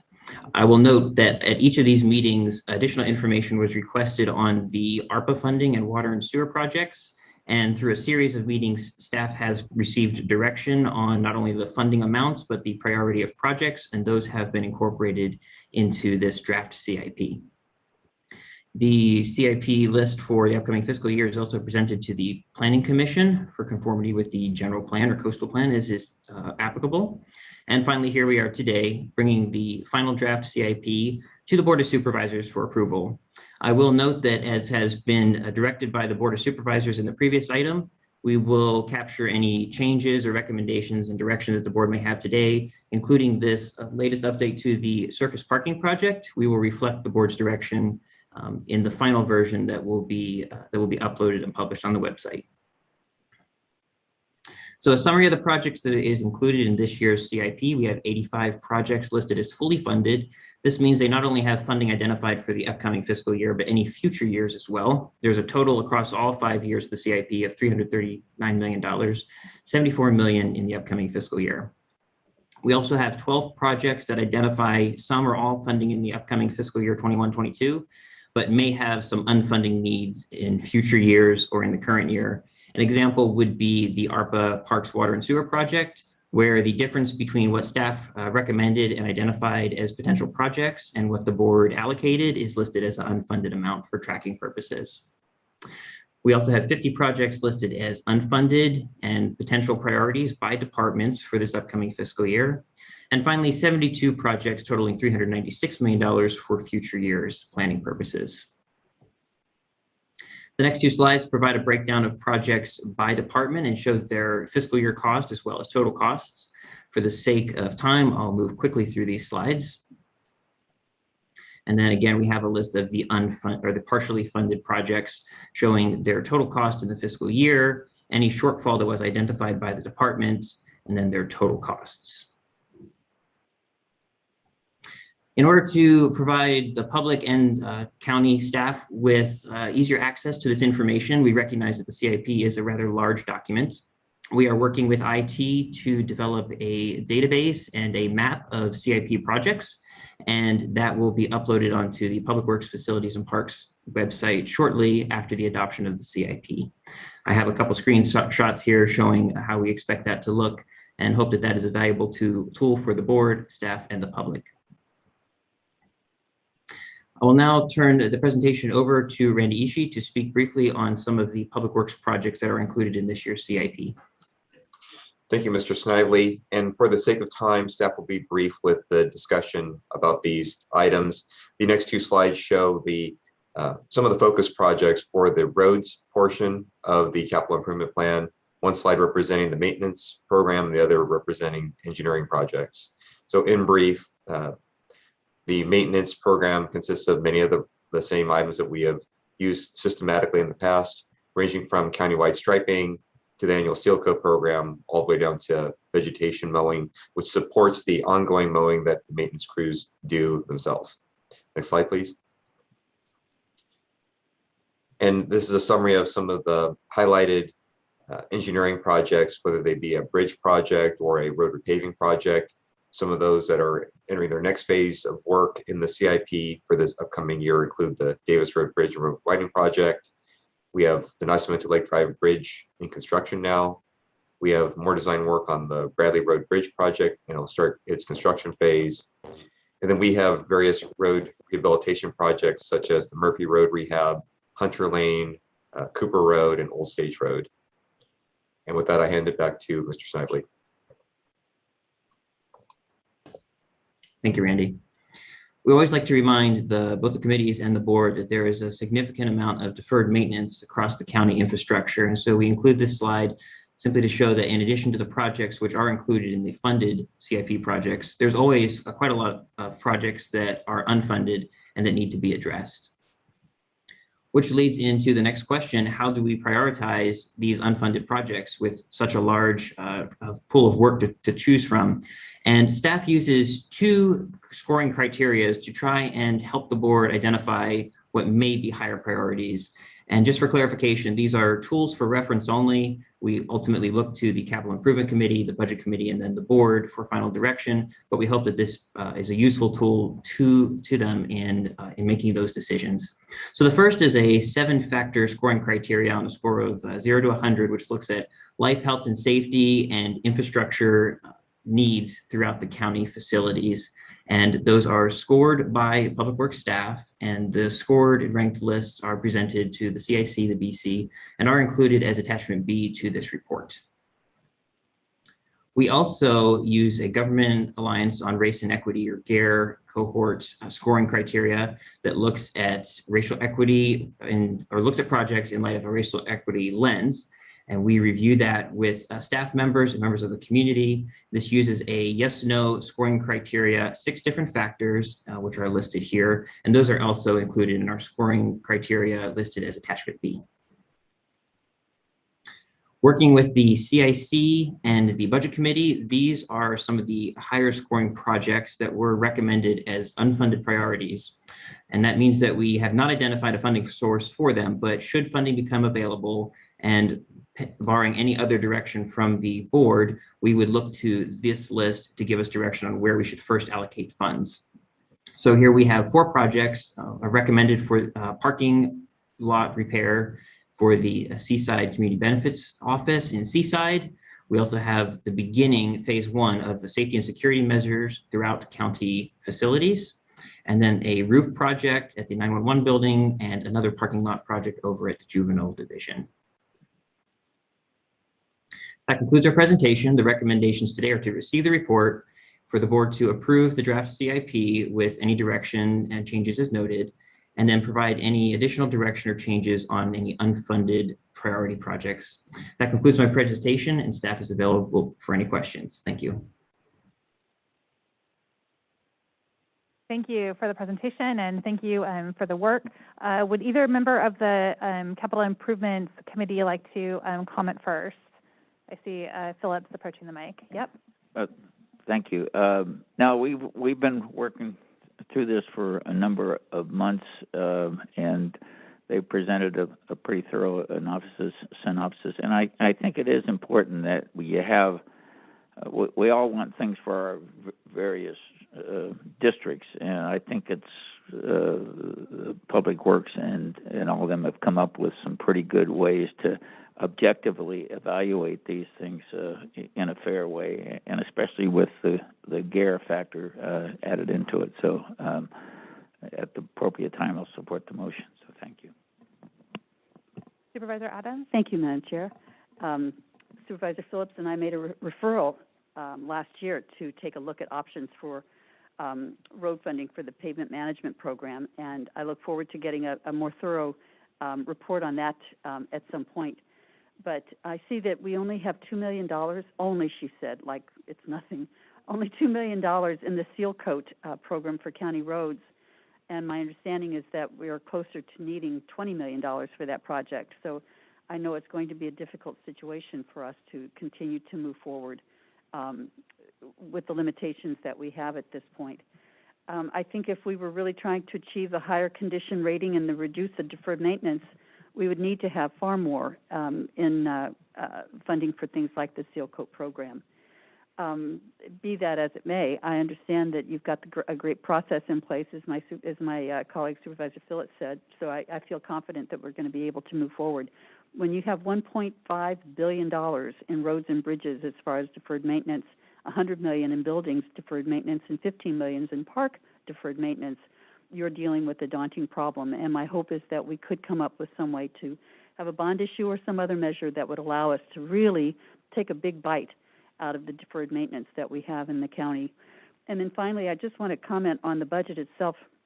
The Carmel Lagoon project is still listed as unfunded in the budget, but I know that the funding needed for this coming fiscal year is included in the budget. So I just hope that this gets updated in the CIP and is the only correction or change that I see that is needed at all. Thank you very much. Thanks for an excellent report. Supervisor Alejo or Lopez, any comments or questions? Supervisor Lopez? Thank you, Madam Chair. Yeah, I just want to say thank you to staff. I'll echo the comments of Supervisor Adams. I've got the vast majority of the county obligation road miles here in my district, and it always seems like we could use more. I know that some of the projects that we hoped would have gotten off the ground last year are going to be off the ground this year, specifically thinking of the Old Stage project on the list. But I want to thank staff for their continued commitment to making sure that our roads that sometimes most of the public doesn't see get the attention that they need, whether that's a dirt road or a gravel road up over, the grade in Gonzales or all the way down in Bradley. I know our staff are extremely professional in everything that they help our communities accomplish and the way that they help them stay safe on the roads, even when those roads might not look like what people traditionally think of roads as. Deep down in South County, I also want to highlight the San Lucas project. This board is funded and we're excited about getting that kicked off in July. And so I'm thankful and I don't want it to come across as I'm not thankful, but as Supervisor Adams said, we can always use a little more. But thank you to staff for bringing this forward, and I'm happy to support the CIP for this year. Thank you. Thank you. Supervisor Alejo? I just want to say I'm supportive as well. Thank you, staff, for bringing this list forward once again. Thank you. Great. I do have a couple items that are not listed in the CIP and that I would just like to ask for consideration in future years and for consideration by the committee. The social services building on Broadway in Seaside is in, I guess the construction may be in pretty good shape, but the actual building really does need some attention.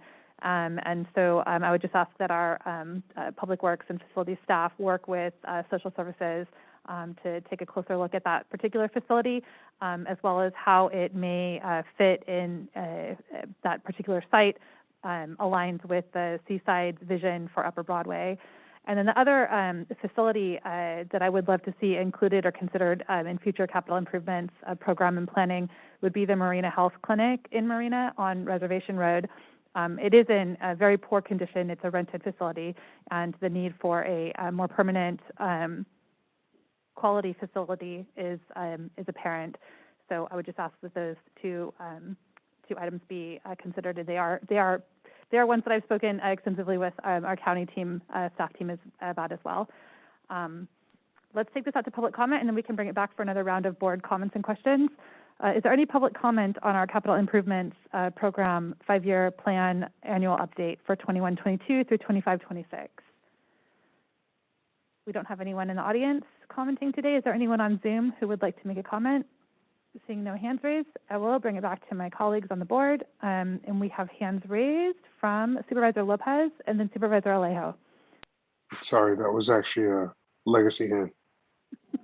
Legacy hand, all right. Supervisor Alejo, anything else you'd like to add? Just on new projects, as in the spirit of potential new projects for the future, as you already pointed out in other meetings, Supervisor Askew, your district and my district get zero road fund dollars, and I think or very few at least, and almost no parks funding.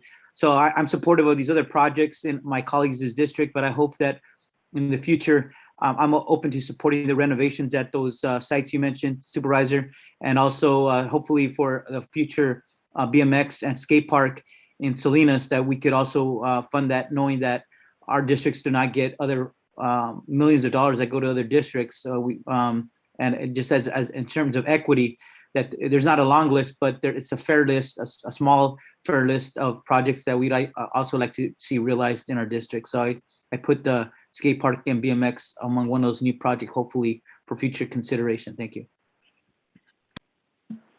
Thank you. If there isn't any additional conversation about this item, we can consider a vote or motion, I should say. Go ahead. I'd make a motion to approve the staff recommendation and adopt the draft CIP as the CIP. And I'll second that.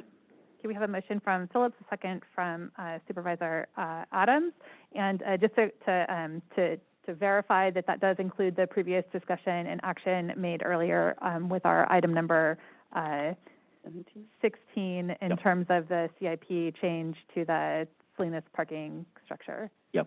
Okay. We can use the money. Okay, very good. We'll take a roll call vote. Thank you. Supervisor Alejo? Aye. Supervisor Phillips? Aye. Supervisor Lopez? Aye. Supervisor Adams? Aye. And Chair Supervisor Root Askew. Aye, thank you. The motion carries.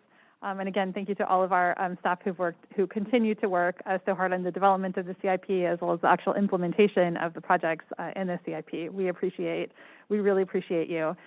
Okay, next up we have item number 18, which is consider adopting resolution approving the fiscal year 21-22 budget for the County of Monterey, incorporating 21-22 fiscal year recommended budget, which includes the county's general financial policies and additional modifications directed by the board at the June 2nd and 3rd, 2021 budget hearings. I will welcome Ezequiel Vega Rios, who is our County Budget Director, to give a brief presentation.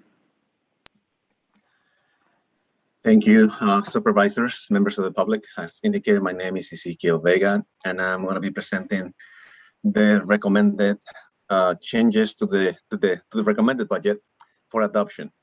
As you know, this process has been a long process, has been difficult throughout the county, but I think the contributions that were made by all the different departments, finance staff, the staff at the budget office, and also the clear direction that we received from the Board of Supervisors. So at this point, I'm sharing my screen, and I hope that you can see it clearly. It looks like you can, so that's good. So now at this point, as indicated before, this has been a long process, and the focus of today's presentation is going to be on the changes that were directed by the Board of Supervisors on the recommended budget. As you know, the overall county budget is approximately $1.7 billion and total appropriations and revenues, and is funding approximately 5,500 FTEs, or full-time equivalents, providing services to the community. And the specific changes that were directed by the Board of Supervisors could be found in attachments A, B, and C, and Exhibit 1 to the board report. But I will be summarizing that for you on the following slides. On this slide that you have in front of you, you summarize all the different changes that were approved or directed by the Board of Supervisors during the budget hearings on June 2nd and 3rd. As you can see, the overall changes amount to approximately $13.5 million and affect multiple departments. Overall, with funding coming, with significant funding coming for these changes from the ARPA revenue from $5.9 and $1.2 million respectively on those two categories, and also cannabis growth revenue for $758,000 and contingencies funding approximately $4.7 million. And you will see more details about these specifics in the following slides. This is the first category where we have details about how the specific direction the Board of Supervisors provided as part of the budget hearings. you have a long list of different priority projects that were recommended for funding, beginning with the CAO at the deep aquifer study at 100,000, and all of these specific items that you see in front of you on the screen were funding using contingencies. The initial contingencies balance that we had was approximately $6.7 million. After the direction from the board, we will be having approximately $1.8 million balance in the contingencies fund. But all these different projects that you see in front of you were discussed at length during the budget hearings, and if you have specific questions about anything, departments will be available to answer those questions. In addition to what was funded by contingencies, we also have cannabis revenue use that funded these specific projects. As you can see, one of them top Aramas Park, all the way to the bottom to the last one for the Pajaro CSD, where the Board of Supervisors approved the budget this morning for that community service district. All of that amounts to 758,000 revenue growth under cannabis, and that leaves approximately 668,000 of cannabis revenue growth that was not utilized. Also, as mentioned before, one of the important funding streams that we got, or funding mechanisms that we got this year, came from ARPA. And without the ARPA funding, the county will have been in a very addition to the requested and recommended budget, and were approved as, or were directed by the board to be approved.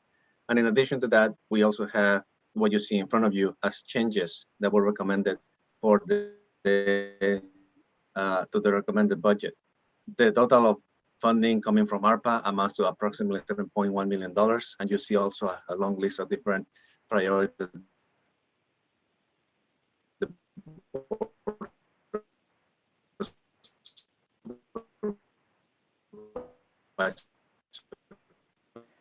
Ezekiel, you are breaking up a little bit. We are losing you. It appears that we're on one of the final slides. Is Dwayne Woods or someone else from Budget Office able to step in? Hello, this is Dwayne. Hi, Dwayne. Hopefully Ezekiel, his slide's still up, so we could go over this slide. Basically, what it's representing is the added funding from the ARPA to what was already in the budget. And so as we can see, it outlines for the board all of the, we lost this slide, it outlines all of the funding for the board. Let me get the slide myself if Ezekiel has lost connection and pull the slide up, if I can find the latest slide deck that he has. And I think we just have one additional slide, the summary of modifications. Yeah, unless the clerk to the board has a copy of that, they could pull up for me. Okay, we'll work to get that up here. The best of Zoom. And it looks like Ezekiel is logging back in again, so we may have him live. Welcome back, Ezekiel. We missed you. We're pulling up the summary modifications. Oh, you're back up. Okay, we've got Ezekiel's on it. All right, thank you, everyone. He'll be a large supporter of broadband. Yeah, thank you for whoever stepped in. That was Dwayne, I think, right? So thank you for that. And I apologize for my internet got disconnected, but I'm back in. So in essence, this last slide just summarizes again what had been presented to you at the beginning of the presentation, and just to give you a frame of reference of all the different changes that the Board of Supervisors had approved. And obviously the previous slide that you had seen before showed the detail of what those actions were as a specific direction to staff on what the additional items were to fund. And at this point, I will just be glad to take any questions that you may have. Absolutely, thank you. So we'll do questions from the board, then public comments, and bring it back for discussion from the board. We'll start with Supervisor Alejo. Yeah, thank you, Madam Chair. And again, I know this is now a formality. Most of the tough decisions were already made in early June, but I want to thank our county staff once again. And we know this is not a perfect budget. In fact, I think I said it's like a stress budget because we have so few amount of contingencies in the fund in the budget for next year. And I know usually we go through a lot more as big items do come up. So I just want to be honest with our public that we might have some hard decisions to make as other issues come up throughout the fiscal year. And not to mention that we're still negotiating with our collective bargaining units right now. So There's still some tough decisions to be made by our board, but nonetheless, I think some of the additions that we put in there, utilizing the ARPA funding and our cannabis funding, are important community services that are going to enhance the lives of Monterey County residents. So to that, I'm proud of the budget, and I'd be glad to support it. And then I'd make a motion to support the bill. At the budget at the proper time. Thank you. Thank you, Supervisor. Any other questions from the board? Supervisor Adams. I don't have questions. I just have a comment. Quite frankly, I just think that we've just done a great job on the budget. I think we've got one that we can all feel really good about. We were so fortunate to have all the ARPA funding that we have to make this a much better budget year than it certainly could have been. I think future years are going to be very tough, but for now, I very much appreciate that Senator Biden and the majority of Congress saw the importance of supporting local government as we emerge from the pandemic. And I think that as we consider various requests related to the economic recovery for the hospitality industry, I'm really happy that we have money in for the Economic Opportunity Committee, and just really delighted that we're going to be able to focus some effort in really helping people come back. Did want to make just one comment. One of the community funding requests, a number of them had been specified, and I just want to remember that we also clarified that we were going to put money in for the Park It program, and the board, everybody supported that, and I just want to ensure that that is not something that's kind of slipped away, but that it in fact is in the agreed upon budget.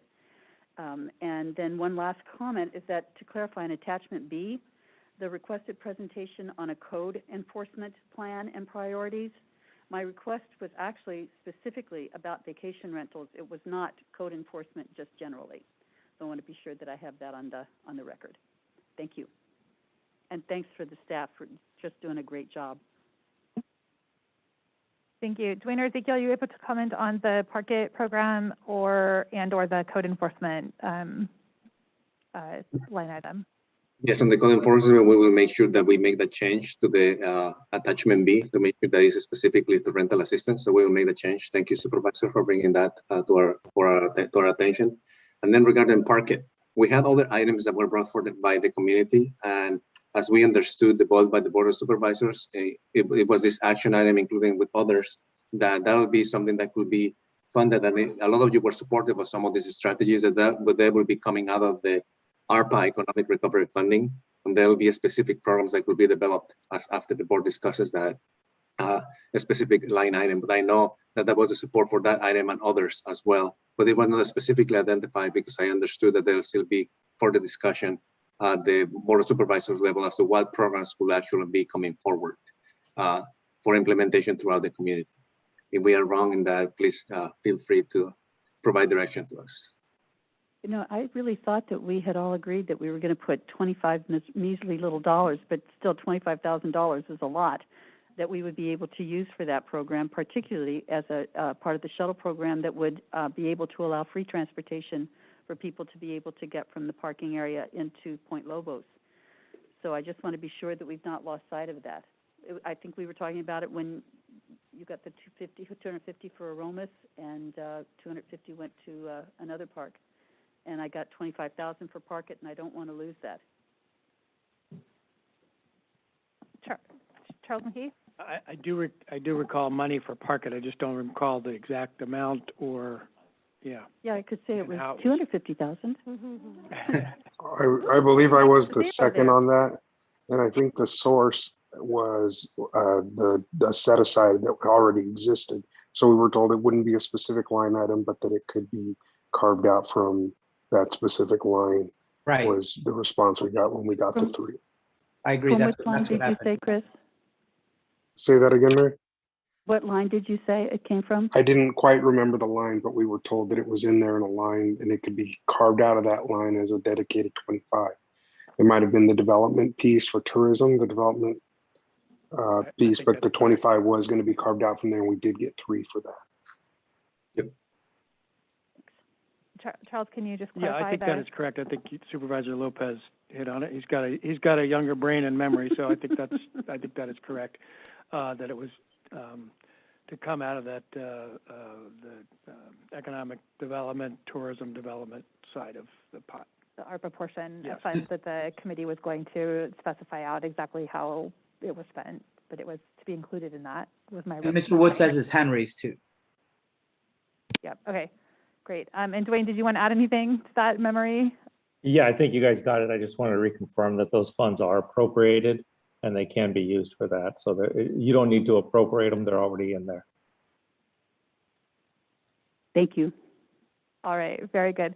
Let's see here. Any other questions from my colleagues? I'm not sure who all we've touched yet. I didn't have my keeping track. I did have a question in regards to the positions, the funded positions that we added in the sheriff's office.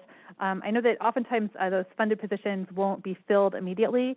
And is there a way that those funds can be held until such time that the positions are filled, so that they're not just used for other items? And I guess that's a question for Dwayne or Ezekiel. I can jump in on that. I believe one of the positions we did do that on, I believe it was the communication director.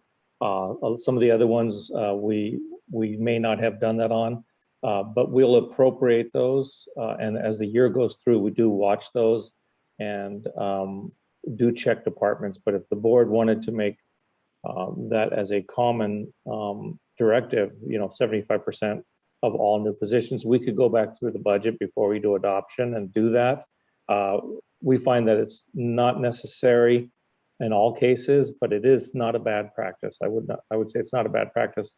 I don't have a fear that we're going to lose funds by doing that, but the board could do that.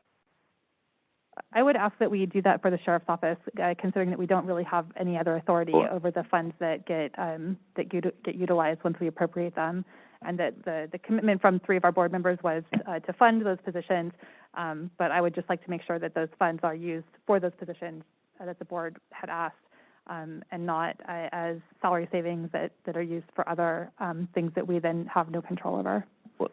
Well, Madam Chair, why would you do that for one department and not other departments, other than maybe just, is there a distrust of the sheriff's department that they're not going to use the funds for what they're line for? To me, it's got to be consistent. If we're going to do it for one department, then we do it for all departments. Yeah, and my comment in regards to the sheriff's department is specifically that we don't have authority over their budget once we allocate the funds. Whereas we would in most of our other departments, and so that was my reason for requesting that one is different. District attorneys, you don't, some other elected officials. So. Just a request, if there was support for that. But let's take it out to the public for a public comment on our budget before we bring it back to the board for. And Madam Chair, before you go too much further, we'll bring it back to Charles. Just a clarification on. You always have authority over the budget as a board. I think County Council would concur. Even once it's allocated, once the sheriff or the DA, you can't decide kind of how they deploy resources necessarily, but you will always have control over the budget, and you can amend the budget in the future. I concur. All right. So let's take it out to public comment. We have one hand raised on Zoom right now, and we're at 1:30 for public comment this afternoon. We'll start with Cesar Laura. Thank you for joining us this afternoon. Yeah, good afternoon, members of the Board of Supervisors. Cesar Lara. Just wanted to thank the Board of Supervisors for passing the budget that they're passing. There's a lot of good things in the budget. There's a lot of good positive things for the community. I am disappointed in the direction around the Sheriff's Department, because he has lost the trust in the community. And in future years, maybe having a global discussion around not treating the Sheriff's Department as one, but within his multiple departments, because sometimes he uses the jail funding compared to the patrol funding in a way that isn't the best. That's probably a good way to say it. But overall, I want to thank the Board of Supervisors for making the bold actions on the budget and in your leadership in this really tough year. And elections do matter, as you can tell from the support we got from the White House and in Congress. And to Mary Adams' point, in future years, it is going to be tougher. So I really want to thank the Board of Supervisors, and thank for the transparency, especially for those supervisors that had events where the community was able to give input directly. Thank you. Thank you for your comments. Next up, we have Sonia Kohler.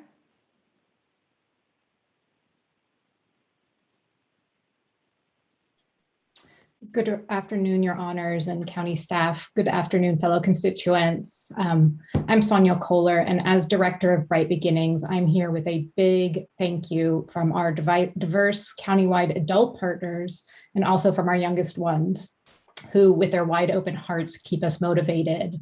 You've all voiced and allocated clear support for the early care and learning system that is the fabric of a thriving Monterey County. This is historic and crucial. It fills the gaps early on so we are ready for any future funding. As we stitch this fabric together, we in Bright Beginnings take the task seriously. Our core principles like equity, cultural, and linguistic responsiveness make up the strong thread we need for a child care system that is fair and just, that is right for us. So thank you for entrusting this important investment to your local partners for our community. Thank you. I don't see any other public comment. So last call for public comment on the budget before we close public comment and bring it back to the board. I'll bring it back to Supervisor Lopez. I'd like to make a motion to pass the proposed agenda as put before us for this coming year. Second that. All right, we have a motion from Supervisor Lopez. I think I heard Adams first, so we'll do a second from Adams. And any final comments from my colleagues on the budget before we vote? I just have a couple comments. I want to thank all of the members of the public who weighed in on our budget.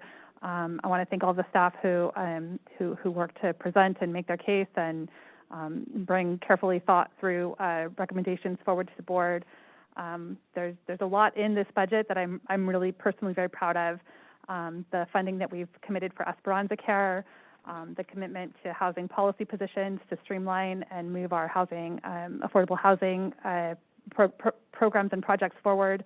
The development of a communications department, I think, is going to serve our community extremely well in future years. The permanent office for our military and veterans affairs staff, a veterans hall that will be permanently located on the former Fort Ord, blight removal in Marina and Salinas, and the commitment, as Sonia just shared, to early childhood development and child care programming.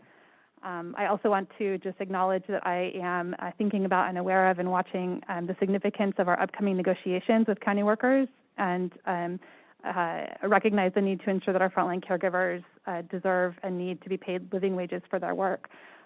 So we have a lot more in front of us, but I do feel like there's a lot in this budget that our community can be proud of. So with that, we'll ask for a roll call vote on the budget, which is item number 18 on today's agenda. Thank you. Supervisor Alejo? Aye. Supervisor Phillips? Aye. Supervisor Lopez? Aye. Supervisor Adams? Aye. And Chair Supervisor Root Askew. Aye. Thank you. All right, we've got a budget for next year. Okay, next up we have item number 19, which is a 2021 land use fee update. Public hearing to consider amending the Monterey County fee resolution relating to fees for processing applications for land use permits and entitlements, including amending Article IX RMA land use to retitle to Article X land use and make minor adjustments to fees, amending title, getting my Roman numerals, XIX building services to make minor adjustments to fees, and adopting Article X public works.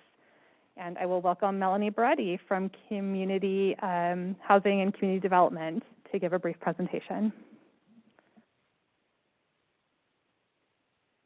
I actually will get led off by Eric Lundquist. Yeah, I was just going to take the opportunity to introduce Melanie Beretti, Special Programs Services Manager with HCD. Eric Lundquist, Director of Housing HCD, done most of the heavy lifting on this. So I just wanted to take the opportunity to thank her and introduce her. Thanks. Thanks, Eric. I appreciate that. So I'm Melanie Beretti with the Housing Community Development Department. And I'm also joined today with my colleague, Karen Riley-Olms, who really did the lion's share of the cat herding with our department to get the land use fees updates and process these forwards. So she's available if you have any detailed questions today. So today is a public hearing amending the Monterey County fee resolution relating to the fees for processing applications for land use permits and entitlements, including amending Article 9, which was the RMA land use article, to retitle it to Article 9, just land use, and make minor adjustments to fees. Amending Title 19, building services, to make minor adjustment to fees, and adopting the Article 10 for public works. This is proposed statutorily exempt from CEQA. So in September 2019, the Board of Supervisors approved the Resource Management Agency's fee article consolidation for planning, public works development review, and environmental services into one new land use fee article.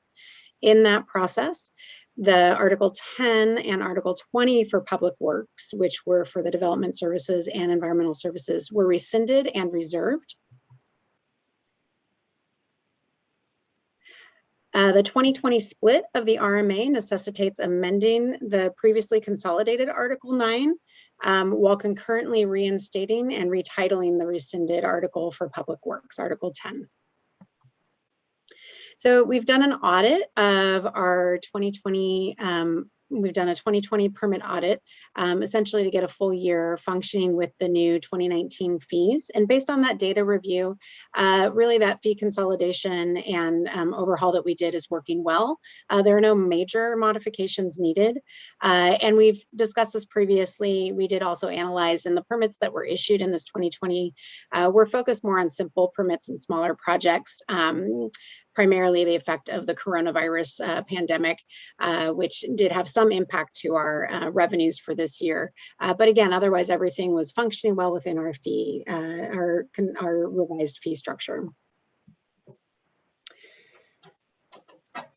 So of some of the omissions and corrections that we did identify, so there's an appeal of the director's interpretation that was added to Tier 2.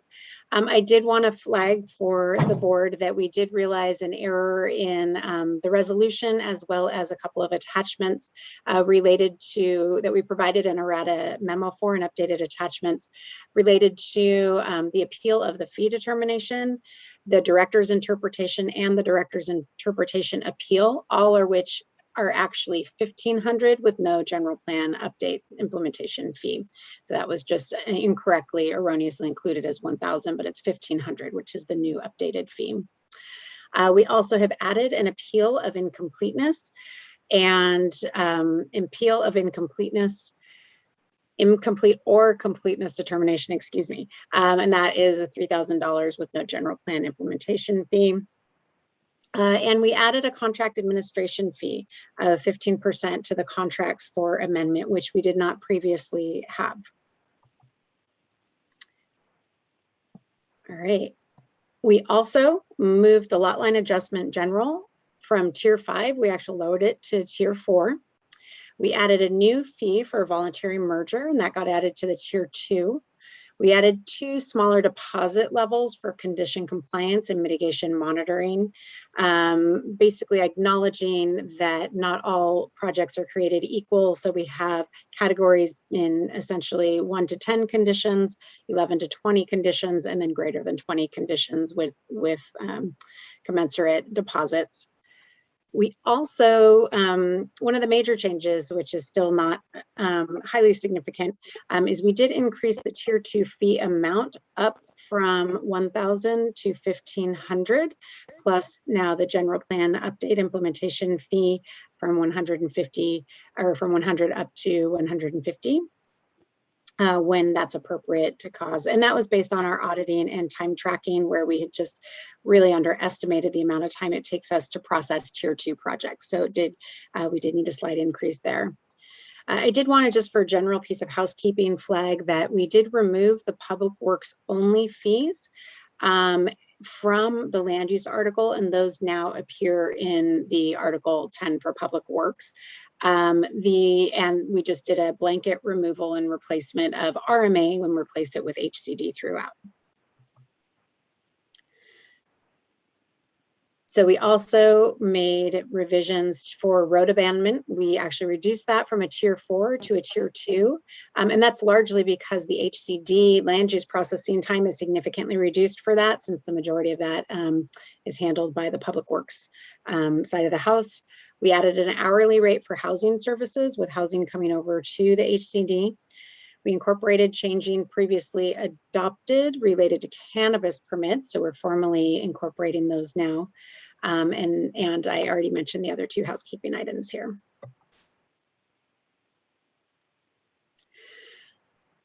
So the fees article for Article 19 for building services, these are based on a standardized method of calculating the fee using the International Code Council, or ICC, building valuation data table, with a local multiplier that are approved by the Board of Supervisors and will be updated on a yearly basis. And that multiplier adjusts the amount charged for permit fees based on HCD's cost to process permits and the total amount of construction valuation being processed. So that multiplier based on these criteria is being updated to increase from 3.15% to 3.8% of project valuation. And we're also updating to utilize the most current ICC building valuation data. Additional changes that were made is we actually changed to an hourly estimate of plan review and inspection time for tract homes, master plans, and prefab and modular structures. We've actually been implementing in this manner since the 2019 fees were updated. It was a clarification that we implemented and we're now formally adopting as a part of the fee article. In addition, we are proposing to use contractor stated valuations for certain project types as opposed to the ICC. Therefore, since the ICC does not provide guidance to calculate value for these structures.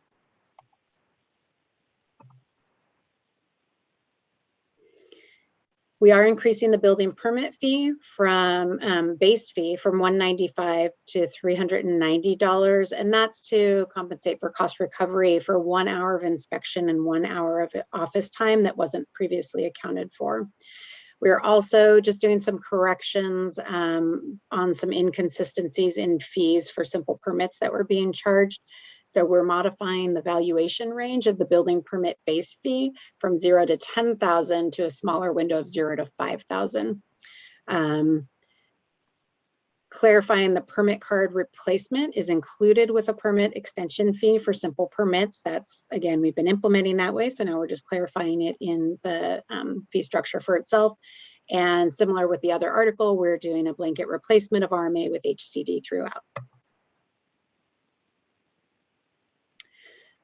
So we do have a technology fee and file storage fee. These fees offset the annual costs of the HCD to provide these services and to maintain that cost recovery. And so those, based on the calculations, are increasing for the technology fee from 6.2% to 7.04%. And the file storage fee increase proposed is from 1.7 to 1.93.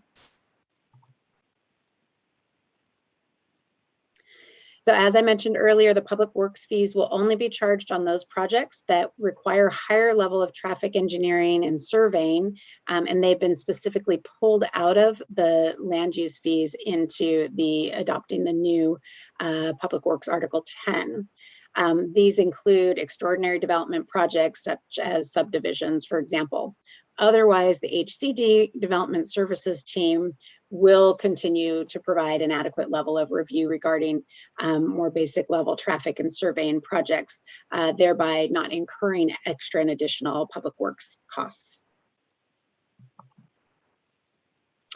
So I'll return to the board with the recommendation that you adopt a resolution to amend Article 9 with amendments within, amend Article 20 for building services and adopt Article 10 for public works, and find that these items are categorically exempt.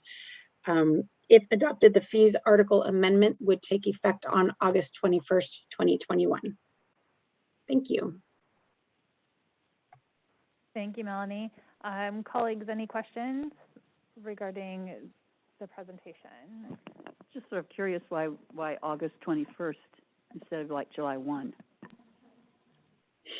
It's 60 days after adoption. It goes into effect. Thank you so much. Great, thank you. Is there any public comment on our updated fees today?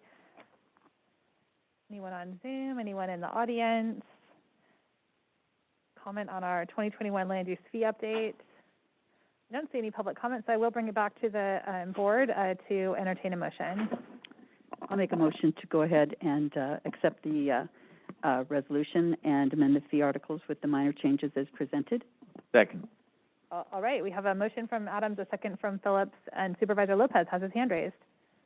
Yeah, I had a question. I know that we added a new category in the voluntary merger, which got mentioned there briefly. I'm just wondering if somebody's coming in the meantime to apply for one of those, is there discretion available to the department head for that newly created category? The chair, if I may, Supervisor Lopez, we have in HCD started an interim process to process voluntary mergers. We're hoping that the board ends up adopting this fee article today so we can collect a lower fee for that particular application. The way it stands now is that that is processed through a lot line adjustment application, which is about $7,000. So the net decrease for this particular application would be about $5,000, a big savings and really reality to the amount of staff time that it takes to process a voluntary merger. I do anticipate bringing back to the board for its consideration in the future an update to Chapter 19, the subdivision ordinance, to establish a process for voluntary mergers.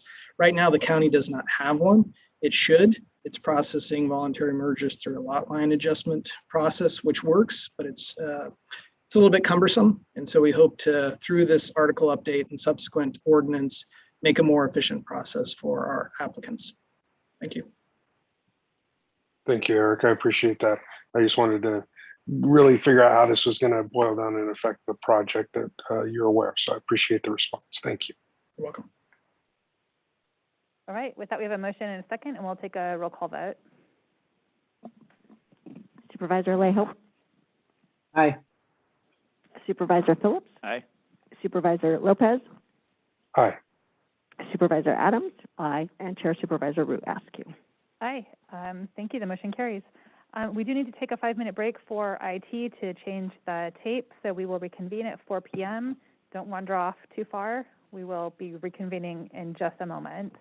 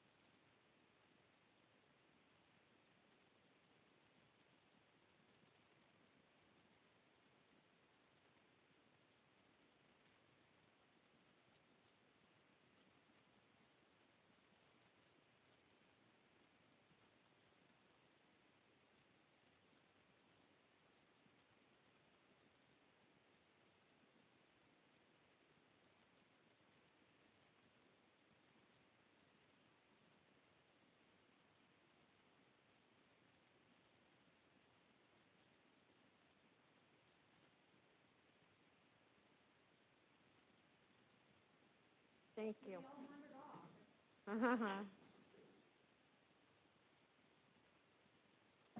All right, we are going to keep this party going.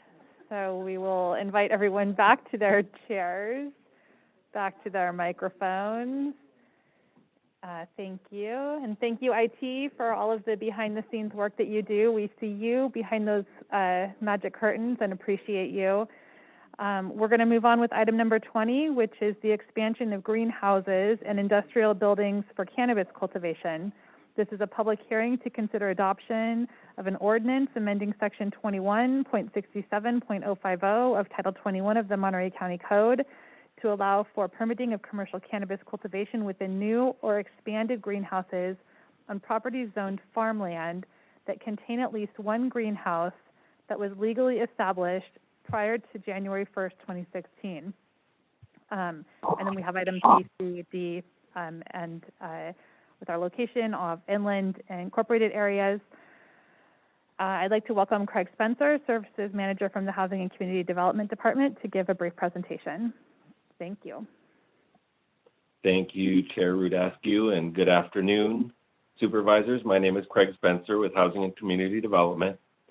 I'm here today to present a draft ordinance for your consideration, and I'd like to thank once again Kelly Donlin with the Office of County Counsel for her help on this matter. This item comes to you at the direction of the Cannabis Committee originally.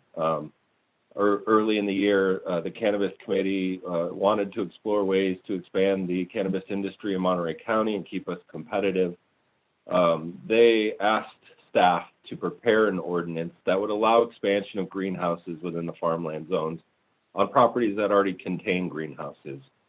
And part of the urgency behind it was to have the board consider the ordinance before the expiration of a CEQA statutory exemption that expires July 1st of this year. Part of that direction was to maintain some of the existing regulatory requirements within our zoning code and within the general plan. That includes the 50% lot coverage that's applicable to greenhouses within the farmland zoning districts that is contained in our zoning code. So staff began to reach out to the various affected industries and discuss the item with the Agricultural Advisory Committee. The Agricultural Advisory Committee recommended approval of allowing for the expansion of greenhouses on those farmland zone properties that already contain greenhouses, provided there were some water conservation measures in place. The existing regulations do provide for water conservation measures, so there is no change in the ordinance with respect to water conservation at this time. We then brought the item to the Planning Commission. The Planning Commission is recommending that the board decline to adopt the ordinance. The reason being that the proposed ordinance is inconsistent with the original purpose and intent, which was to provide for adaptive reuse of greenhouses, and it didn't involve adequate equity considerations. And I think to clarify on that point, the direction was that the Planning Commission desired to see the ability for those who wish to participate in the cannabis industry to be given that opportunity. And this ordinance really is limited to expanding within the within those properties where people, for the most part, already have the opportunity or are already operating because there are existing greenhouses on that property. So they are recommending that the board decline to adopt the ordinance at this point. Just to set the table a little bit here, the existing cannabis regulations that deal with indoor and mixed light cultivation, greenhouse cultivation, within the farmland zones and within the industrial zoning districts within unincorporated areas, limit outdoor cultivation by referring to Chapter 2169, which is the outdoor pilot program. It also amends the language for cannabis cultivation within farmland zoning districts so that those properties that have greenhouses that were legally established can be expanded upon. They can build new greenhouses or they can expand their existing greenhouses within the standards and requirements of the existing regulatory system, including the 50% lot coverage in the farmland zones. We have similarly removed language restricts cultivation to occur within an existing industrial building within the industrial zoning districts.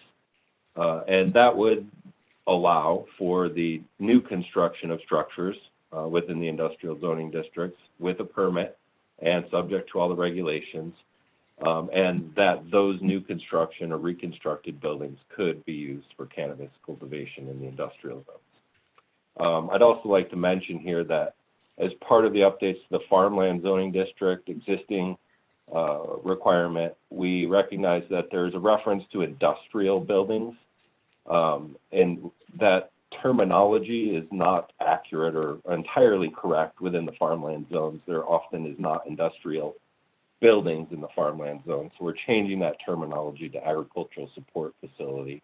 It really has no effect other than more accurate terminology there.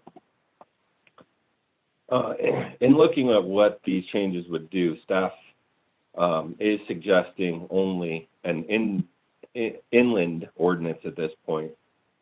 We have not had the chance to negotiate and don't feel that the Coastal Commission would be supportive of similar regulations in the coastal zone at this point. There is a possibility in the future that that could occur, but for now we're only proposing modification of the inland regulations. There really aren't many industrial zones within the coastal areas, and where there are some are limited to mostly North County, and already contain cannabis regulations. So we explored all of our applications for cannabis cultivation within the farmland zones. Hi. So Asala, in your Excel sheet needs I'm not sure if there was a question involved, but I think I'll continue here. There were 62 applications for cannabis cultivation on lots zoned farmlands within the county that have existing greenhouse facilities. 35 of those 62 are already at or over that 50% lot coverage, and about 27 had the potential to expand within the 50% lot coverage. Taking the information we had based on the permit history, we identified about how much square footage the sites contained, and or how big the sites were, and how many square feet of greenhouse existed within them. And maxing out those 50% lot coverages resulted in a theoretical maximum additional square footage of about 7.5 million square feet for cannabis cultivation purposes.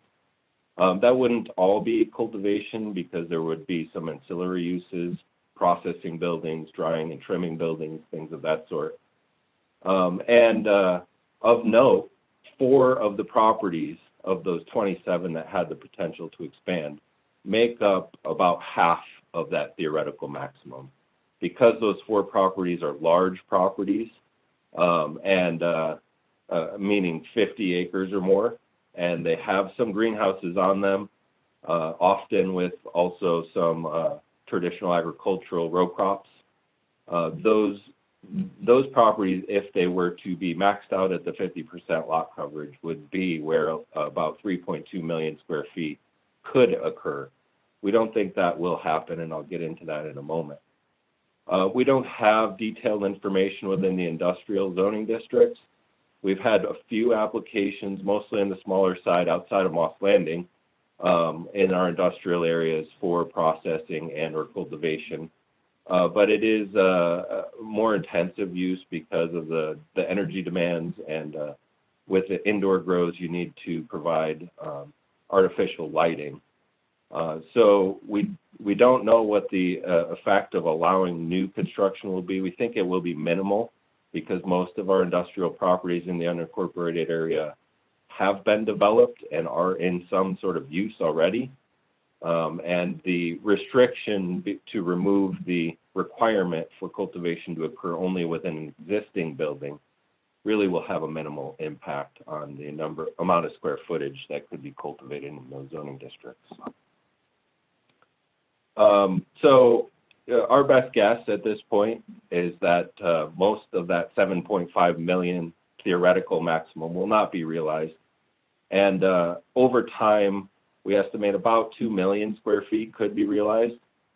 There's a wide range of situations, anywhere from 5,000 square feet ability to expand, which may not be financially beneficial to an operator to gain that small amount of square footage, but it may be.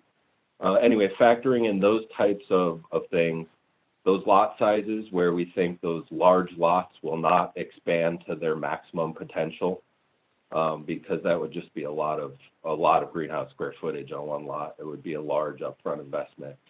And other regulatory considerations like our existing protection for farmlands and CEQA, we think that the amount of square footage will be much less than the theoretical maximum at about 2 million square feet added over time. At our current tax rate of about $5 per square foot on cultivation, that would mean about a $10 million increase in cannabis cultivation tax revenue, and minimal projections for staff costs to implement these changes. We're already out there inspecting them and permitting them. There would be an increase in that, but we expect that can be handled with mostly existing staff and minimal requirements for additional resources.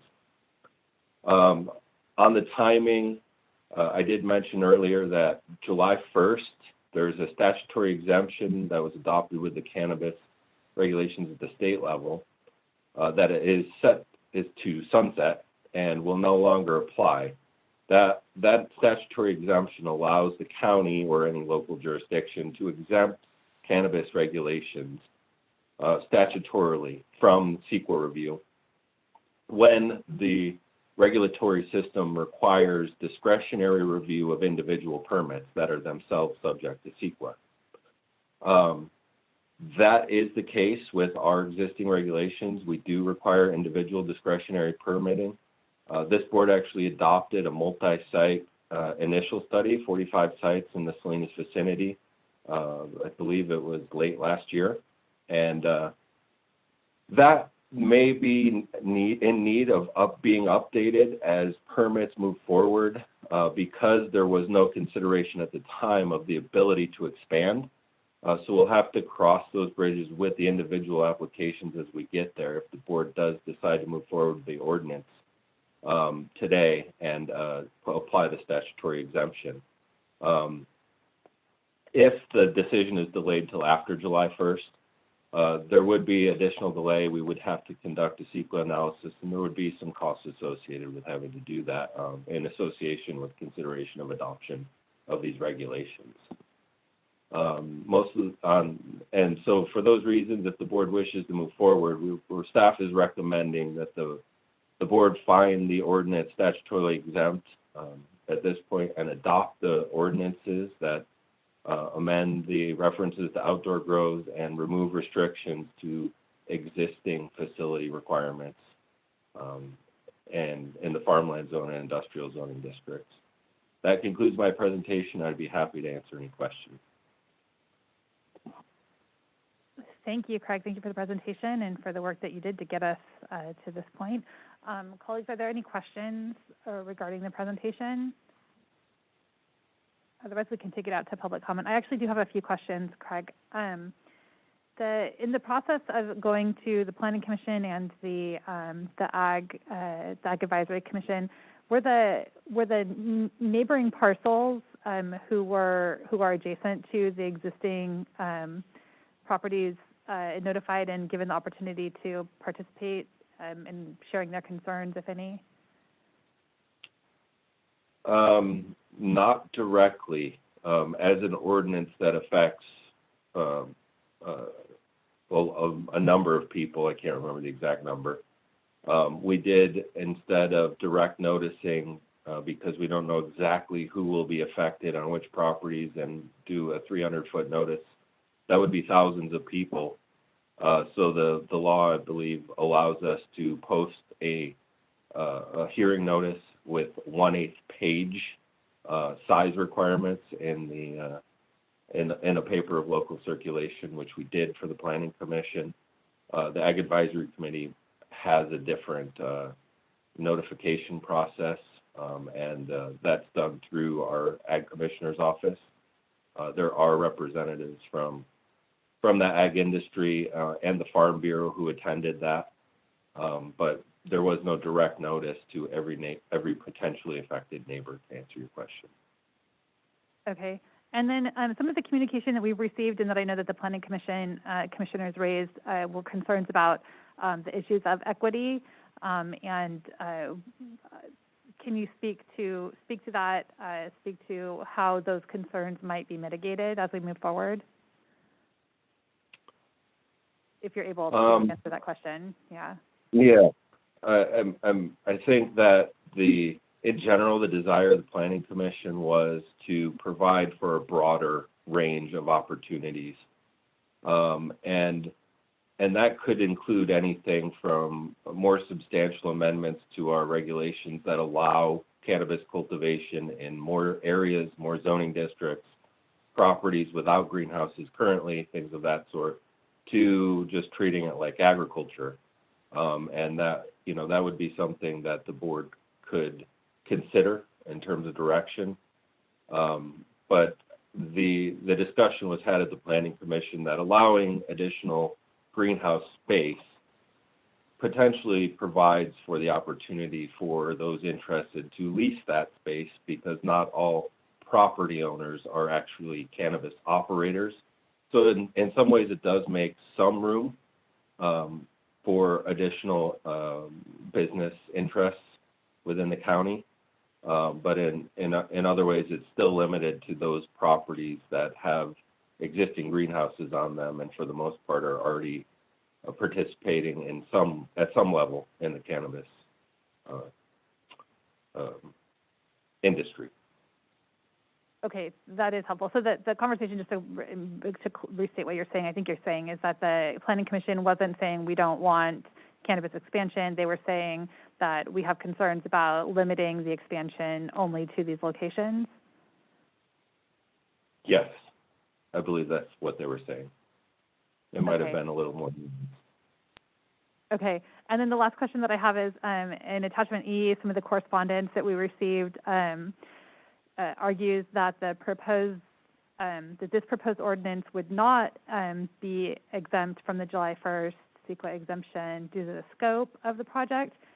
Can you, again, you had the slide up, I just want to make sure I understand correctly what would be exempt, what wouldn't be exempt, and what the July 1st deadline really means for this.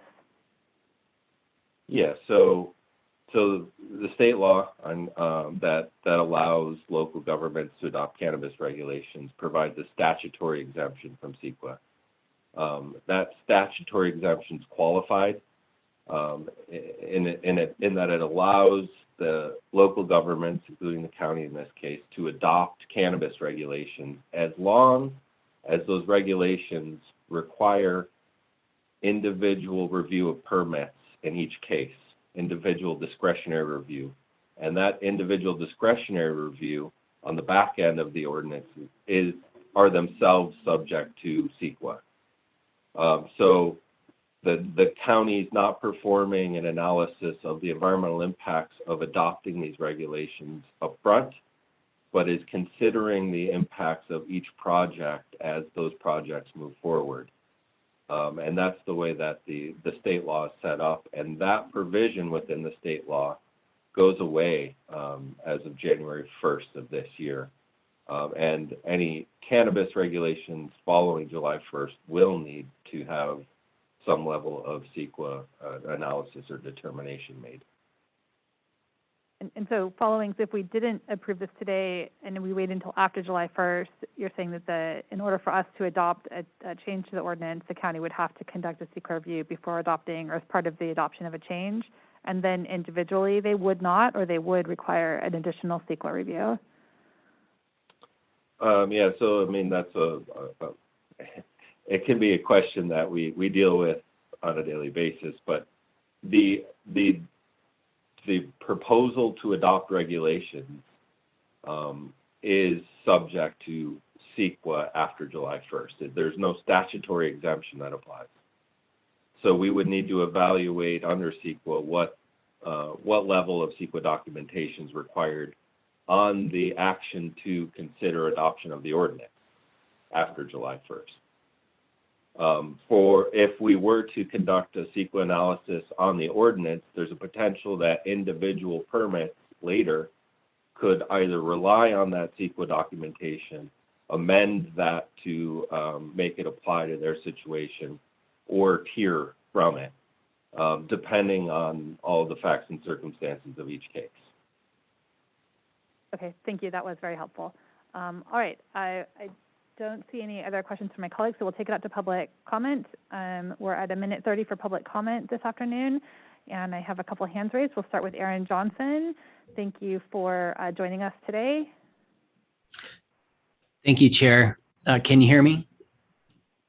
Yep, loud and clear. Great, thanks. I'm using a new computer, so I wasn't sure if it would work. Thank you, Chair and members of the board. Aaron Johnson on behalf of a number of applicants and property owners.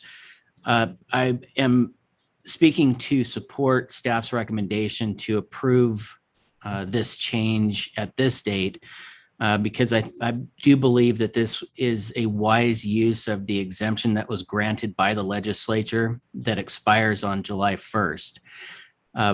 One of the reasons I support this is the fact that many of the properties that are out there, many of the permitted properties exceed the 50% lot coverage. They were legal non-conforming as of 2018 or 2016 when that date was set. And so because of that, for those that did not exceed that lot coverage, they're kind of put at a competitive disadvantage to the others. And this levels the playing field, in my opinion, between applicants that are out there. There are several other reasons. I don't believe that we would seek expansion in the future, at least not in the near future, if we don't take advantage of the opportunity that we have today. That's because the time it takes to do CEQA review, with another mitigated negative declaration or other type of environmental review would just exceed the immediate need. So I support staff's recommendation. Sorry to interrupt, but yes, we thank are you. out of time for your comment. We'll move on to Barbara, and I don't see the last name here, but Barbara, we've got you up next. Thank you for joining us today. Oh, nope, not Barbara. Okay, Janet Louie. Sorry, we've got Janet Louie up next. Thank you for joining us today. Hi, I just wanted to comment on the greenhouses that I have already built out. Most of my greenhouses are still in roses and cut flowers. And I find that to grow the quality of cannabis, we need to meet regulatory testing and customer expectations and expansion in the future. We must invest and build newer greenhouses that will sustain growth for the future. However, the expense to build a new greenhouse at $60 per square foot for cut flowers is not economically feasible as it is for cannabis. And if our family were to expand our cannabis farm, we would put more jobs, potentially increase our revenue and increase the revenue to the county. And we would be able to continue to use our existing greenhouses for the rose and cut flower business. We support 65 full-time employees now with the 2 locations, and we would like to continue to expand. The ordinance proposed by county staff to extend the footprint of greenhouses on existing parcels and remove the lot coverage limitation levels the playing field for us. I'm really confident that you, who had the foresight to see the future of cannabis in existing greenhouses, can see that we should be able to build new greenhouses for cannabis and allow us to expand on the properties already deemed for that use in Monterey County. I thank you for your time. Thank you for your comments today. Next up, we have Robert Roach.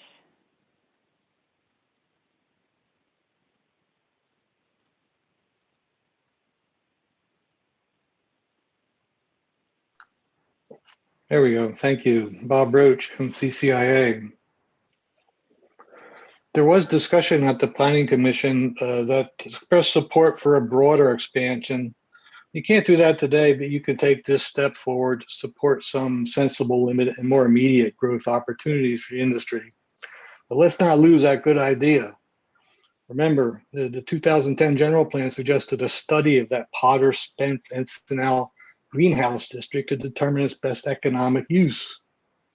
Maybe we should follow through with that. Perhaps an economic opportunity study would lead to a more thorough and thoughtful expansion and discover some useful tools or strategies, like maybe like a microgrid for power. It would give you more information on which to base your decisions. I was surprised to see in the correspondence articles on the odor problem in Santa Barbara County. And we really don't have an odor problem like that. This action won't increase it because our industry is located in agricultural areas of the county where there are those sensitive receptors, and odors are considered a usual customary feature of agriculture. So I believe anything that concentrates it in our greenhouse district is good. Thank you. Thank you for your comments. Cesar Laura, we have you up next.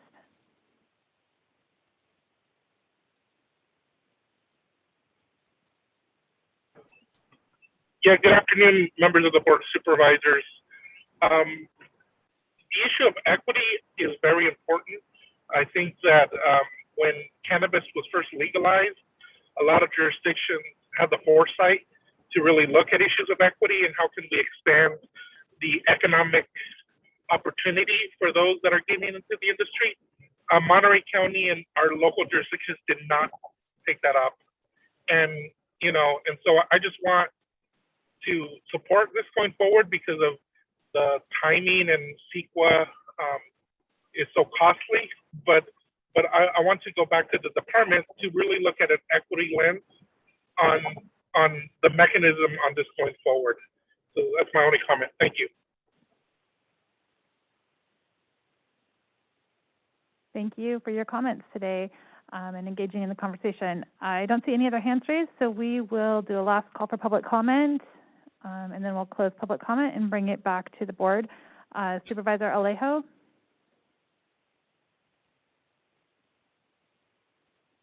Thank you. Yeah, first of all, I want to be supportive of this motion today and acknowledge Supervisor Lopez, who brought this forward in the Cannabis Committee. I think we recently considered whether to expand the open grows. It didn't get the board support, but certainly I think on this, it's smart to do this under the timeline that Mr. Johnson just pointed out, trying to get this in before the state CEQA deadline, exemption deadline, it ends at the end of this month. So I think this is a good plan for moving forward. And I want to thank our staff for doing this expeditiously. They brought this in record time for us to consider today. But I think this is a win-win, knowing that we have grown a very vibrant and strong cannabis industry in Monterey County. The fact that we have a lot of added things in our budget that we just approved just a short while ago is because we've been able to make the right decisions, listening to the industry and trying to make the right strategic moves. And this is one of those other steps that help our industry expand even further by allowing this additional growth space. But it's also being done in nurseries where we do mitigate a lot of the nuisance issues that have that other counties have had to deal with. And here, it's adjacent to the already existing footprint. It's allowing reasonable space to grow. And on the question of equity programs, it's a valid point, and it's not that we're not addressing it. We sought grant funding, received it. We got a plan moving forward. But initially, the county just didn't have the capacity to initially take this on with so many things happening in cannabis, indoor, outdoor. Then hemp came along. Now we're able to have a little bit more staffing resources to be able to address it, and we are. And it's not only to address the issues of diverse workforce goals within the cannabis industry, but it's also specifically focused on people informally impacted by the war on drugs. And I think I would have to say there isn't a perfect model out there. Even counties and cities that have done equity programs, it's not that I don't think there's perfect models out there that have worked as it intended, but that our staff is looking at models to perhaps bring as part of a future equity program in Monterey County. Including maybe looking at small programs that could help establish some kind of incubator program, training, access to capital. These are all real issues that are going to be needed for any small cultivator to be able to be successful in a very competitive and growing industry. But I think I want to second this motion. If Chris makes the motion on this, this was something that we discussed and pushed in our committee. And I think in hearing from the community and the industry, I think this is one that would help Monterey County not only help our industry grow and become stronger, but I think also to have those additional resources that our community continues to ask from us. And I think this is one of those areas where we could help revenue grow for the county strategically. Thank you. Supervisor Lopez. Thank you, Madam Chair. Yeah, I'd like to make a motion today to approve staff recommendation. I heard something today in the comments made by the public that this was a sensible approach. Next step, when we look at the reliance and the things we were able to do during the depth of this particular pandemic, it was made possible by the dollars from this fund that's created by cannabis in our community. But more than that, it's created thousands of jobs in my communities that I get stopped in the grocery store at least once a month by somebody who lets me know that they're working in the industry and are appreciative of the opportunity. It's year-round work, it's indoor work, it's the kind of work that people want to be doing. It's got a lot of opportunity within this industry. And so looking at this as a logical next step to create some growth to the industry here in Monterey County without throwing the door completely wide open, I think keeps with the spirit of what this board did back when it first created the founding policies that, in my opinion, has created one of the strongest cannabis programs in California after talking to several of our colleagues from around the state. So to me, this makes sense as a next step in terms of continuing down this road, encouraging an industry that's been a great partner to us here in Monterey County, and making sure that we're not resting on our laurels, but moving forward in a way that's going to help us progress as a region and create jobs that really benefit our communities, giving them the types of wages that we want to see here in the Salinas Valley. Thank you, Madam Chair. I'll second the motion, Madam Chair.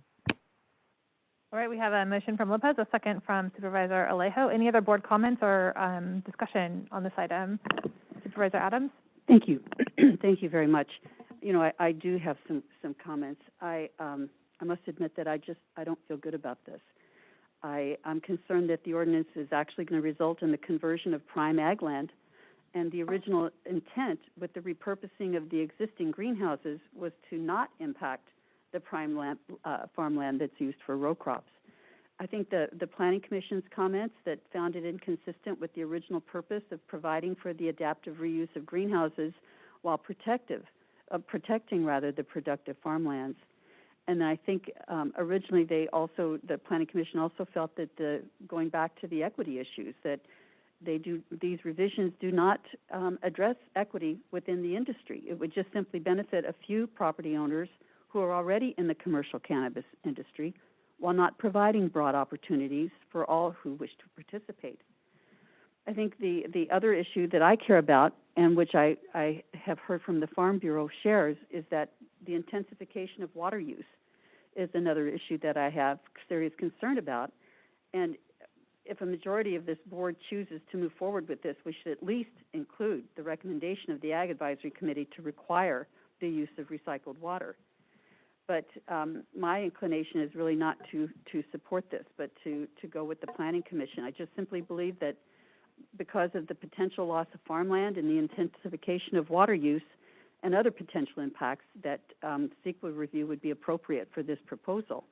But I do want to go back to the comments that we received from the head of the Farm Bureau, that their concern is the traffic impacts on additional cannabis commerce in an area with already poor road conditions and capacity. Additional facility size means more commerce and more road utilization to move product to market. Also, additional employee trips to and from work sites. The traffic south of Salinas is already quite heavy for the highway and the rural arterials of Potter, Spence, and Old Stage roads. The other concern is water use in an already heavily challenged area with lowering water table levels. While many would argue that conversion to cannabis uses no more water than existing row crops, the reality is that many current cannabis production sites are not producing crops that would be replaced by new greenhouses, meaning there is no current cultivation. So that means more water use in the east side subbasin that is already in deficit with no real good manner to balance that subbasin without very costly water resource projects.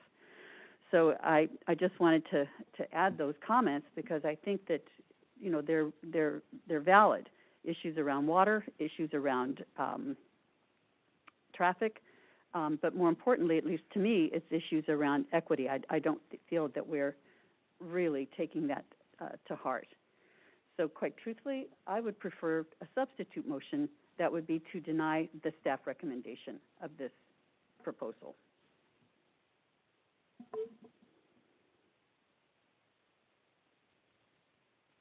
I'm hearing silence from my colleague, which tells me something. I don't think we have a substitute motion second for you, Mary. Apologies for that, unless I'm missing someone's hand raised. I will speak up and just say I do share many of your concerns that you're voicing, and most specifically the water, the concerns about water. We just had a report this morning on drought conditions, and so including I think that there were some good recommendations raised by the Ag Advisory Committee in terms of asking for the and I don't have the language in front of me right here, but to have the use of recycled water be something that is included in expansion. I don't know the feasibility of what that looks like for those properties or with the water systems that are in place, but I do think it's necessary to voice that as a concern, and the conversion of soil-dependent farmlands into non-soil-dependent greenhouses. However, I also recognize that the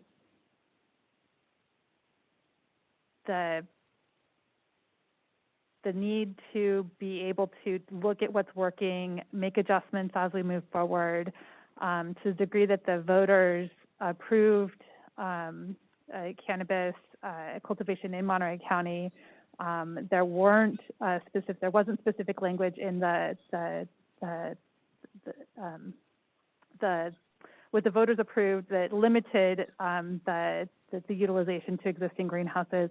I think that was an intent of the board as we began a new program. So I would hope that the Cannabis Committee, I would hope that our cannabis cultivators, I would hope that our staff can consider and look to find recommendations that would mitigate some of these water issues, some of the concerns about and concerns about equity specifically, as to how can we make sure that we are providing, if we do move forward with this item today, that we're also providing adequate opportunity for others to engage in this industry, and also that we're taking every step that we can to mitigate the impacts of cannabis cultivation within our community. Recognizing that we are always going to be constantly growing and changing over time in an area where agriculture, the agriculture that we have produced over generations has changed. So I want to just be flexible to all of that. But I think that it appears to be the right move for today. And I will pass the microphone over to Supervisor Alejo for any additional comments before we vote. Yeah, I did want to add that this is not converting ag land into non-ag land. This is still going to be ag land and ag use, just a different crop being generated. But it was interesting to me to hear all these arguments against this reasonable expansion when just a few weeks ago, when we were talking about expanding outdoor grows, none of those were mentioned at all. So it's clearly hypocritical when you're saying, let's do all these other things and expand it on one area of cannabis, but not in not here, not in this situation. In this case, it's not in Cachagua or Big Sur, but it's in the Salinas Valley. And this is about providing jobs to farm workers, immigrants, mostly a lot of Latino workers. And I think this is a job generator. And what happens is if we approve this today, it will generate more funding. And then when the funding is here, most of it generated in Supervisor Lopez district, then all the colleagues want to certainly give a lot of opinions on how to spend that new money. This is when we talk about growing revenue for the county to provide for the programs that our community continue to ask for us. These are the moments when you make those kind of strategic decisions to not only provide more jobs to people in Monterey County, higher paying jobs, which the cannabis industry is, but when we do get the revenue, we have those opportunities now as a board of supervisors to fund all the many different requests we get from our constituents.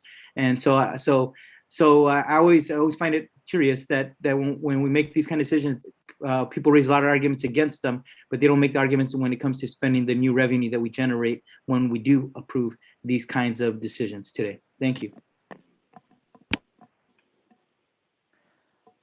Right, I believe we have a motion and a second to adopt the staff recommendation. So we will proceed with a roll call vote. Madam Chair, this was on the alternative motion or substitute motion? There was no second. There was no second on that one, right? Perfect. Thank you. There was no second to the alternative motion, so this is the original motion, which I believe was made by Supervisor Alejo and Lopez. Yeah. Supervisors Lopez and Alejo. Very good. Correct. Thank you. Supervisor Alejo? Aye. Supervisor Phillips? Aye. Supervisor Lopez? Aye. Supervisor Adams? No. And Chair Supervisor Root Askew. Aye. So the motion carries. Thank you, everyone, for engaging in the conversation. And I will just add on, I think that this did feel very rushed to me. I understand there was a deadline for the July 1st timeline, but as we move forward, I think to the degree possible to make sure that everyone has the opportunity to be brought along in the process would be important, and that would be a request to our staff and our cannabis committee. All right, that was item number something, 20, and we are now on to, yep, okay, so we also need to do item 13, which was general public comment. So I'm going to open up item 13 right now for general public comment, since we did not have that in the morning. This is for public comment on anything that's not included on today's agenda. We will limit public comment to 1 minute and 30 seconds. I don't see any hands raised.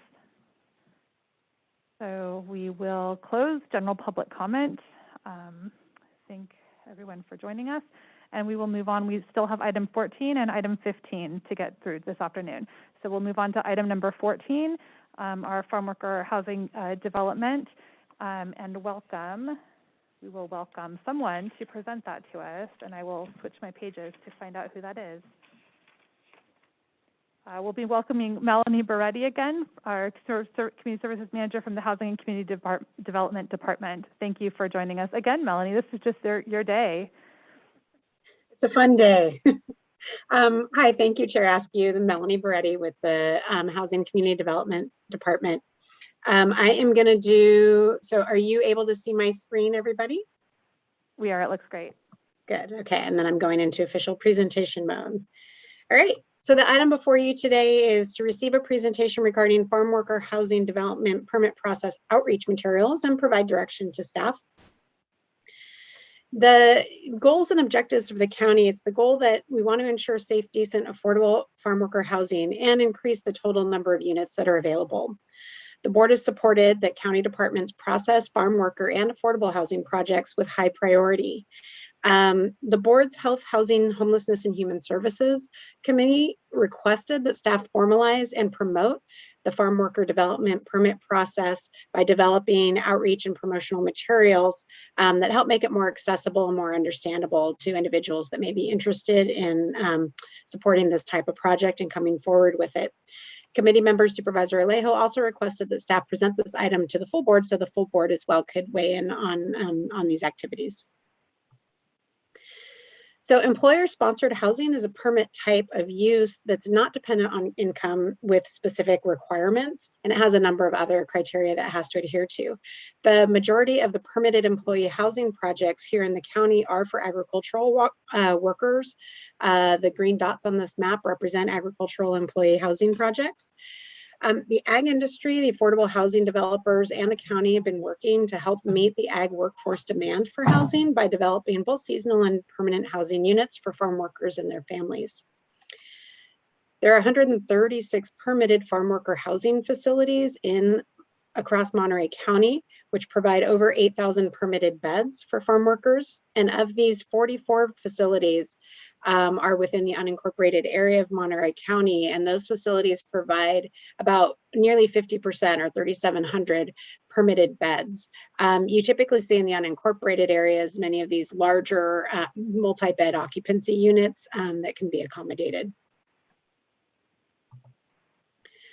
So to celebrate the successes as well as to help ease access to the county's permit process, staff has developed an informational brochure, and this is intended to be made available both hard copy and electronically, and has an emphasis placed on the availability of assistance and the resources for information to get started. And these are just front and back. You'll see that we also include a number of shortened web links, so to try to get people directly to the web pages where they can access information as well. So our process includes, we're developing the brochure that we presented. We're in the process of developing a flow chart, which will be a part of the whole package to help folks understand kind of the yes/no decisions in what needs to be considered for the land use permitting side. The Environmental Health Bureau already has a flow chart and a web page up and running for the employee housing side of the permit process. And so those two will marry and speak to each other. We look to have the brochure and hopefully our flowchart available to the public by the end of this month.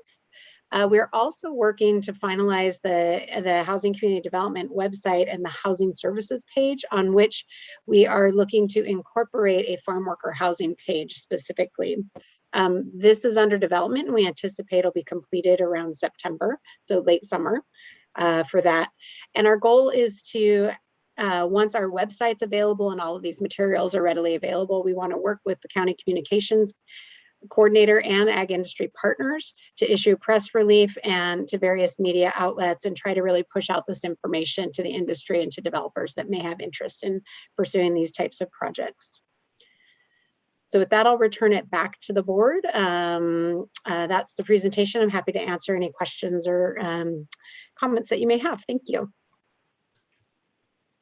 Thank you, Melanie. Thank you for the presentation. We'll start with Supervisor Alejo.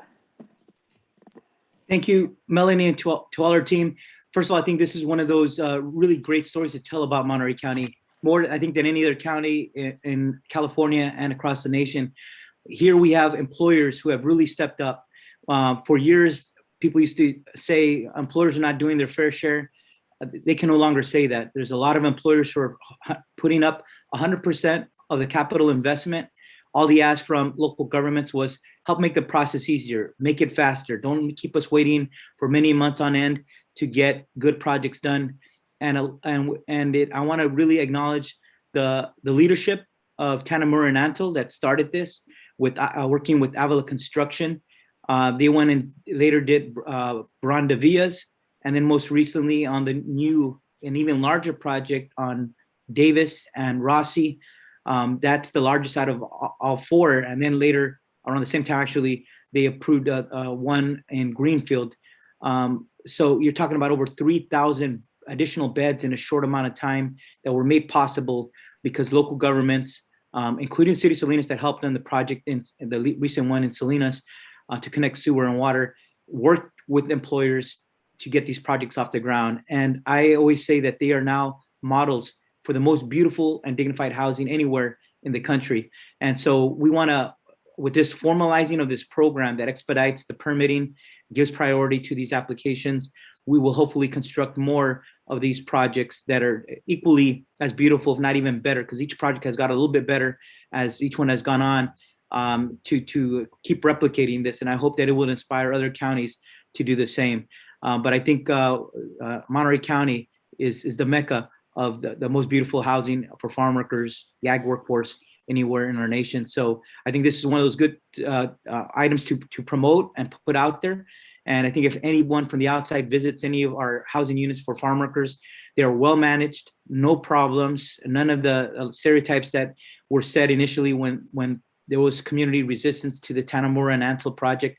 None of those have come to fruition. These properties are very well managed and provide housing that's a win for not only the workers, but for the community, because these workers are not competing to get the limited housing stock that is available outside of these housing units. So thank you to the employers for being good leaders, and to our staff for bringing this program together and making it happen. So I want to make sure to also move to approve that we formalize this program and promote it as staff have indicated. But I think the more important thing is to get the final nod, the final seal of approval from the full board today. Thank you very much. Enough. That's it. Supervisor Lopez. Thank you, Madam Chair. I'd like to second that motion and just say that, there's these particular housing programs that have developed here in Monterey County, specifically this housing development, is something that is unique to Monterey County. When I share with others from throughout the state what we've done here, they're kind of shocked once I show them a few photos. But much like what we just spoke about, cannabis, it takes foresight. And so I want to thank Supervisor Phillips specifically on that last project just outside of Salinas, who made sure to not just look at one project, but look at what was coming next beyond that project in terms of just where the roads got laid to make sure that things could connect in the future. It takes a lot of thought, a lot of guidance, and these projects that have been developed from Greenfield to Spreckles and into North County, really they're a model for the rest of the state. And so as we formalize this program today, I do hope that this fall, as RCRC and CSAC are scheduled to visit us here in Monterey County, that we show them off, that we show our colleagues from throughout the state that this is something we're proud of, because when you look at this housing, as Supervisor Alejo said, there's nothing else like it throughout the state. And it's something that we should all be very, very proud of. And this is a way to formalize that process and to share that ability with other folks who might be wanting to invest in this sort of housing who aren't aware of the opportunity. But the fact that we've made it a priority, I can tell you housing is still at a crunch here in South County, but I can only imagine how much harder it would be to find housing without these developments and all these thousands of beds in place throughout Monterey County. Thank you, Madam Chair. Thank you. Any other comments? I just have a question for staff. Supervisor Adams. Sorry, John. Can you tell me how many pending applications we have now currently for farm worker housing developments? I did not look into that in anticipation of that question today, so I don't want to misspeak. But I don't know if Craig or Eric are still on, if they may have that number. So I apologize, I don't have that. I can try to get that for you. Thank you. Yeah, I believe Craig has a response there, a number. Is that true? Yeah, just 3 that I know of. There may be more, but I know there is at least 3. Thank you. And Supervisor Phillips. Yeah, I concur in the comments of my colleagues about the great job that we've done. I know we had all the negative things that we're saying out there in Spreckles, and I remember that the day before we voted on it, I went to Rick Anno, a longtime friend, took me on a tour and showed me what they were going to do. Avila Construction had their equipment already on there, ready to roll, and they've been rolling ever since. And as we've said, that's been kind of the model for all of them. It's been developed. It's important, I think, in this that we keep working with the cities because the cities initially didn't want to have farm worker housing for especially the single men there, and I think we've broken the barrier there, and it's important because the cities are at the outskirts, like Rossi was just on the border county city, but it's important because they have the infrastructure that supports these, and where in the county we have more difficulty in doing it. And I know we're running into a problem on one we're trying to do in Pajaro with just getting through environmental health on the infrastructure part of it, water, sewer. But no, I'm enthused with the progress that we're making, especially the recent one on Rossi, and I also, when I was down at Big Sur at the Post Ranch and some things, I was impressed too with the housing for their workforce. So many of the industries down there that has it that isn't farm worker housing, but it's the equivalency of it for it. So I was impressed, a lot that I didn't know. So thank you, Madam Chair. Thank you. Let's take it up to public comment. We have one hand raised for public comment. We will, a handful of hands raised for public comment. I'll welcome Luis Osorio. Thank you for joining us today. And we're going to yes. keep it at 30 for public comment today, this afternoon. Yes, Madam Chair. Thank you. Good afternoon, members of the Board of Supervisors. Luis Osorio, land use planner with JRG Attorneys. We are currently trying to assist one of our clients with a farm worker housing project, and my questions and suggestions to staff are within the context of the research we've done. So I have a number of suggestions. Number one, questions. The two critical issues that Supervisor Phillips stated are infrastructure. What specific technical assistance can the health department provide to address these two issues?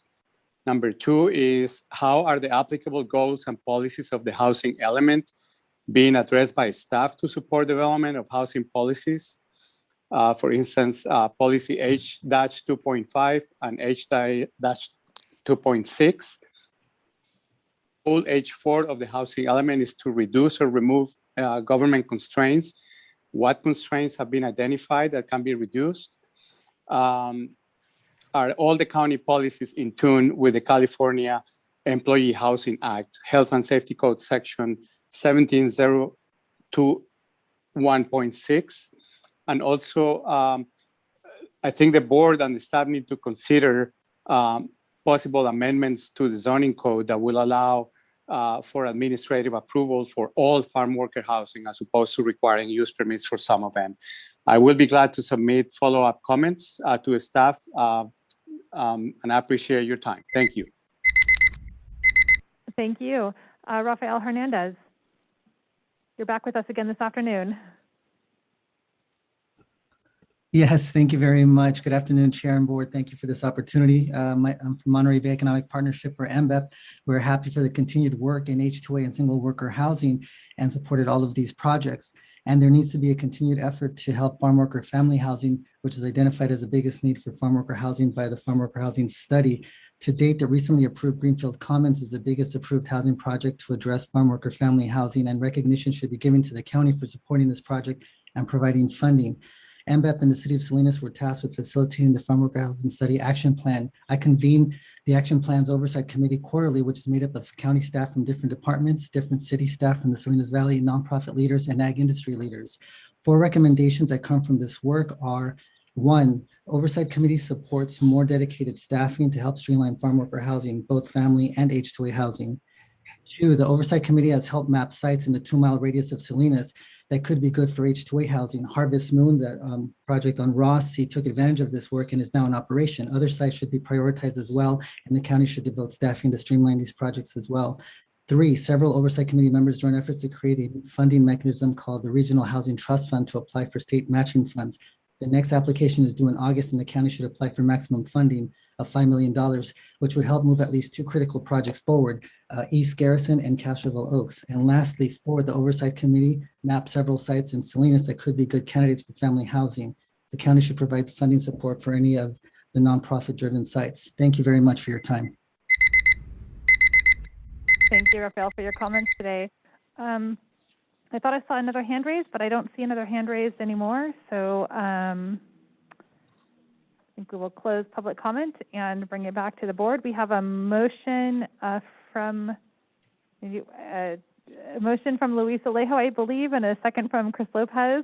Okay, thank you, to receive this report. And so, And to support the outreach efforts outlined by staff as well. thank you for that clarification. That's helpful. Yeah, and just personally, I've had the opportunity to visit a number of different local farm worker housing projects that have been completed here in Monterey County. They're impressive. They're clean. They're they're nice. They appear to be well managed from the sites that I've seen that are occupied.